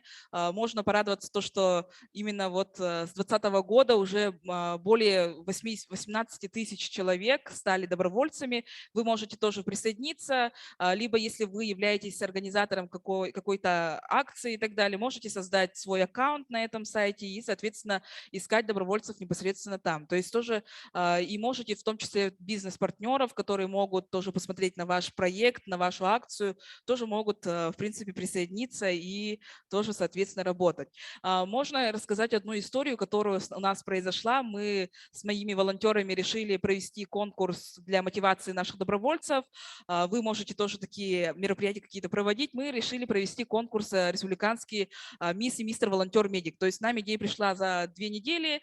Мы такие, у нас нету никаких денег, то есть у нас не НКО организация, да, соответственно, мы такие подумали, как же нам выкручиваться, мы уже все анонсировали. Ну и мы буквально вот за 2 недели нашли более 30 партнеров, которые кто-то оказал финансовую помощь, кто-то оказал различные сертификаты, призы и так далее, цветы для наших мисс и мистер, да, и, соответственно, в таком формате можно тоже найти своих партнеров, которые могут вам помочь. Но главное, это у нас с вами то, что должна быть всегда постоянно освещаться ваша деятельность. То есть партнеры, которые будут вам в будущем оказывать помощь, они всегда должны знать о вашей работе, насколько вы ведете свои социальные сети. Это очень играет большую роль, то есть освещение вашей деятельности, насколько много вообще людей вовлечено, какой охват вообще просмотров ваших акций, мероприятий. Поэтому, соответственно, это очень тоже интересная часть. Ну и вот на слайдах показали работу клуба «Мы вместе». Вообще клубы были организованы в 2021 году во всех регионах России, но пока что работа не так сильно вообще ведется и вот начинает только развиваться. То есть это получается вовлечение НКО, волонтеров, бизнеса, чтобы они все вместе были в таком клубе, чтобы у них был какой-то единый чат коммуникации, да, и, соответственно, проводили какие-то определенные вообще, тут и могут быть СМИ, потому что у нас как вы все знаете, хромает, да, освещение в социальных сетях, то, что мы плохо, мероприятие провели и забыли осветить об этом, да, то есть рук не хватает, людей не хватает, не во всех волонтерских организациях, не во всех некоммерческих организациях есть люди, которые могли бы написать статью, либо пригласить эти СМИ, да, которые могли осветить, поэтому, соответственно, вот в клуб «Мы вместе» можно вот тоже внедрить такое, чтобы были и члены СМИ, которые могли бы освещать. Соответственно, можно следующий слайд, какие вообще возможности в клубе, да, есть представлены на слайде. Это получается и даже очень интересно, это какие-то различные корпоративные программы для бизнеса, возможно, внедрение, то есть и, соответственно, в том числе если я представляю как волонтеров-медиков, корпоративную программу по здоровому образу жизни, которую можно тоже очень хорошо реализовать, взаимодействуя вместе. То есть буквально вот в августе месяце у нас будет такая первая история, где с организацией, которой мы сотрудничаем с 2020 года, это Якутский хлебокомбинат, мы с ними начали вот тоже работать с продуктовыми наборами и по сей день тоже вот и мистер они нам помогали, и, соответственно, будем в августе месяце к ним придем бесплатно проводить полностью с утра до вечера онкоскрининг с врачами Якутского республиканского диспансера и с волонтерами-медиками проводить такой вот образовательный мастер-классы с выявлением, как узнать рак у себя, да, то есть с манекенами и так далее, да, и, соответственно, будем также брать онкомаркеры. Соответственно, вот такие вот возможности именно вот взаимодействия, то есть они нам дали, и потом уже, соответственно, вы в будущем сами тоже можете к ним прийти с тем, что вы можете вот тоже бесплатно им провести, соответственно. Вот, ну и в принципе следующий слайд, ну и форматы деятельности, как можно друг с другом общаться, различные круглые столы, встречи. В некоторых регионах проводят утренние кофе, либо обеды, да, с представителями власти, бизнеса и некоммерческого сектора. Вот. И следующий слайд. Ну и, в принципе, у меня вкратце так. Если какие-то вопросы возникнут, то можете, в принципе, ко мне тоже подходить, обращаться. Я пока здесь тоже буду. Спасибо большое.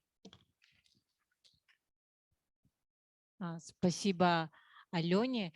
На самом деле мы очень-очень вышли за временные рамки, но я все равно завершу нашу дискуссию. Алена действительно имеет колоссальный опыт, потому что как раз-таки, как случилась пандемия, она оказалась в должности, исполняющей обязанности Центра по работе с волонтерами. А в 2020 году мы все прекрасно знаем, что нас охватила огромная сложность пандемия, и как раз-таки Алена и взаимодействовала, и строила все эти сети партнерства, в том числе и я уже несколько раз Алене говорила о том, что как ты всех натягиваешь, как ты их всех приглашаешь, и как это все прекрасно получается за очень короткие сроки организовать какое-то мероприятие с 30 партнерами. Поэтому есть такие люди, тоже иногда это тоже бывает, в том числе и врожденный навык, именно коммуницировать, правильно изложить за очень короткое время и, может быть, даже на бумаге цель, миссию этого мероприятия. И очень хорошо, что именно такой человек находится в центре по работе с волонтерами, и в том числе волонтерами-медиками, и полностью руководит этой деятельностью. Это очень здорово. И завершая нашу дискуссию, я хотела бы сказать, что действительно, когда-то действительно приходится начинать, и надо начинать, и не бояться. Я считаю, что не бояться именно каких-либо промахов, потому что как раз-таки метод проб и ошибок, он очень показательный, он очень действенный, но когда есть ресурсные центры, мы для этого и существуем, наверное, и создавая вот такие площадки, как раз-таки обсуждать и говорить именно о тех кейсах, о том, что как не надо делать. И мы для этого и как раз-таки собираемся. Но если мы еще будем локально собираться и говорить о том, что действительно, что у нас получилось каким-то образом, а что не получилось, я думаю, что у нас у самих как раз-таки будут выработаны те самые очень нужные технологии, необходимые для выстраивания эффективного партнерства. Уважаемые друзья, на этом мы завершаем нашу панельную дискуссию от разовой помощи к системному партнерству. Рядом с нами на втором этаже в пространстве «Космос» работала другая панельная дискуссия именно про инвестиции бизнеса. И сейчас, Ольга Анатольевна, сейчас что-то будет. Не уходите никуда, я еще с вами не сидела вместе, да. Добрый день, уже начали утром, уже чуть-чуть тайм-менеджмент мы не соблюли. Я хочу вкратце очень подвести итоги. Во-первых, всех поздравить с тем, что мы это сделали. Сказать, это было непросто. Это как проект. Во-первых, во-вторых, это мероприятие, оно внутри проекта зашито фонда президентских грантов и целевого фонда будущих поколений, который нас поддерживает. И вот таким образом проект можно просчитать, и бюджет, да, и мероприятие, и приблизительно кто к нам приедет, мы уже знали, получается, 2 года назад. И шли к этому очень долго, планомерно. Сейчас могу сказать, что в общей сложности нашей площадки за 2 дня посетило более 200 человек. В формате онлайн-офлайн у нас будет запись в YouTube. Кто не смог посмотреть, занят на эссехе своими делами, сейчас все очень динамично происходит в Якутске. Я приглашаю посмотреть, передать вашим партнерам и друзьям, что мы сделали сегодня. Мы посмотрели в глаза друг другу. Бизнес, власть, общество. Честно посмотрели в глаза. Никто ни у кого ничего не просил. Зато мы увидели, что мы все-таки интересны друг другу, что, оказывается, мы все за устойчивое развитие, мы все за качество жизни лучшие, да, и стремимся к этому. Наши благополучатели – это жители, дети, семьи нашей республики. Соответственно, нам по пути, у нас есть в конце тоннеля, и это, мне кажется, самое главное умозаключение, ну, которое сегодня можно сделать. Это я для себя так решила. У каждого, наверное, свое впечатление. Вы увидели проекты, вы их лайкнули. Я могу, кстати, сказать насчет лайков. Это тоже очень важно. Мы специально никаких призов, ничего не делали за проекты, потому что наша задача была, чтобы презентоваться, но презентоваться в части, это называется открытая благотворительность. Таким образом, в виде фотографии обычно на площадках ООН, Совета Федерации, на московских площадках делают ярмарку проектов. Мы чуть-чуть привыкли к другому формату, да? Помните, что мы очень любим себя презентовать, привозить много вещей и так далее. Оказывается, можно и по-простому. Но хотя это не совсем просто было. Я хочу поздравить всех, кто принял участие в этой выставке. И надеюсь, что мы найдем партнеров, ресурсы для тех проектов, которые действительно стали интересны. Пока ищу, хочу сказать, что у нас сейчас благородная миссия, нужно уметь говорить спасибо. И чаще всего мы волонтерам и активным людям в глаза смотрим очень редко. И говорим спасибо тоже очень редко. А ресурсы их используем со страшной силой, можно сказать. И поэтому вот сейчас про проекты скажу. По 20 голосов набрали 2 проекта «Оно долго жить», социальная передышка для ухаживающих за тяжело больными людьми старшего возраста. Второй проект «Региональный центр профкомпетенции по финансовой грамотности», так и называется «Финансовая грамотность». Давайте все поаплодируем. Наибольшее количество голосов набрала общественная организация по развитию социальной среды «Совет патриотов Чурапчинского улуса». 34 лайка, 34 голоса. Потом идет проект Светланы Заровняевой «Великое наследие Олонхо», 29 голосов, ура! И я очень рада, что проект, о котором мы сегодня говорили на этой сцене несколько раз, 25 лайков набрал «Парк будущих поколений», Владимир Анатольевич. Это большой лайк о работе в команде целевому фонду будущих поколений и всей нашей рабочей группы. Приступаем.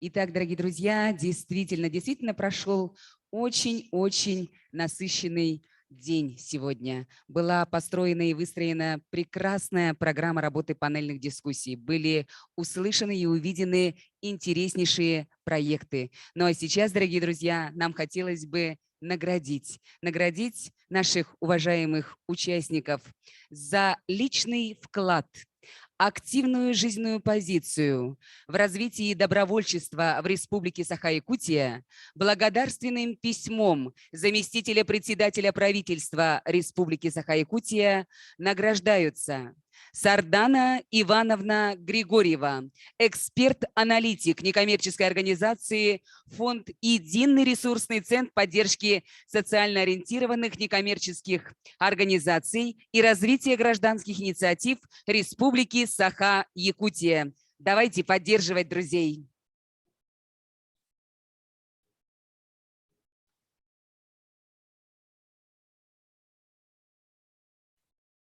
Семен Олегович Семенов, библиотекарь инновационно-проектного центра централизованной библиотеки имени Аввакумова, муниципального бюджетного учреждения, межпоселенческая централизованная библиотечная система муниципального района Горный Улус.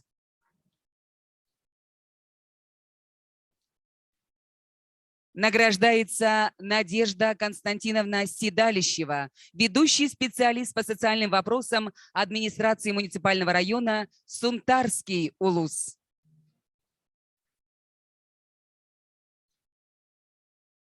Награждается Юлия Михайловна Добровольская, главный специалист муниципального казенного учреждения, межпоселенческое управление культуры, муниципального образования Мирнинский район.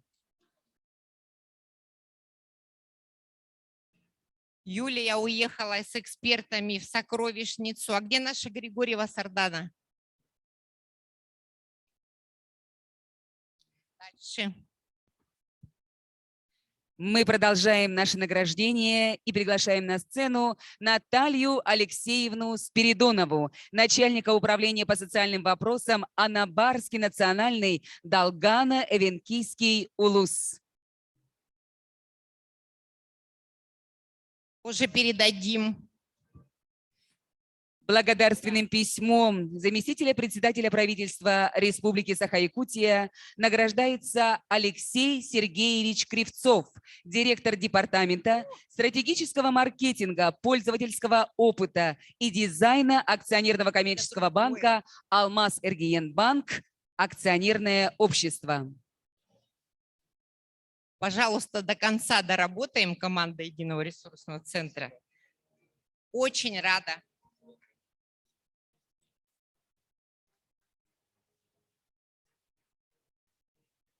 Корпоративный волонтер Алмаз Эргиен-Банка.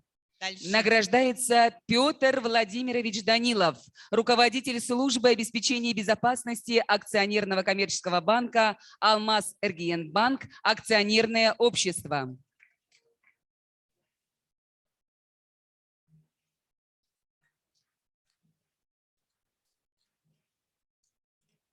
Награждается Матрена Васильевна Сидорова, главный специалист отдела кадрового администрирования службы персонала, акционерно-коммерческий банк «Алмаз Эргиен-Банк», акционерное общество.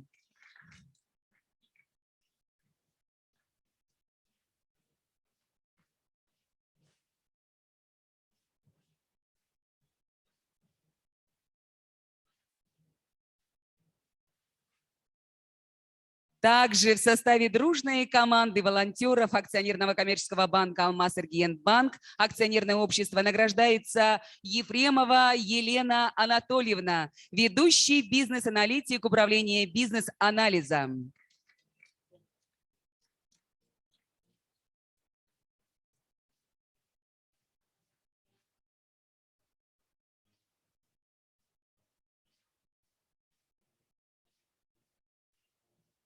Награждается Ирина Михайловна Сон, начальник управления бухгалтерского, налогового учета и отчетности Департамента бухгалтерского учета и отчетности акционерного коммерческого банка «Алмаз Эргиен-Банк», акционерное общество.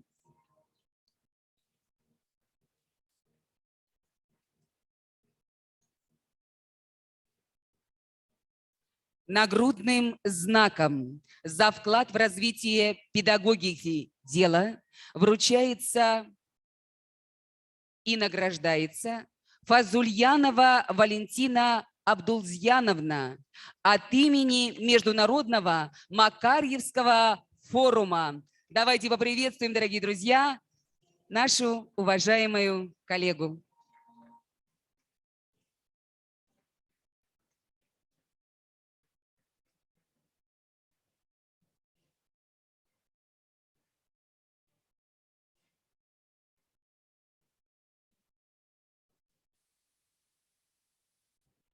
Ну что, уважаемые коллеги, мы наконец можем сказать вам спасибо, до свидания, до новых встреч. Мы решили, что самое главное предложение в резолюцию форума будет, что мы будем продолжать.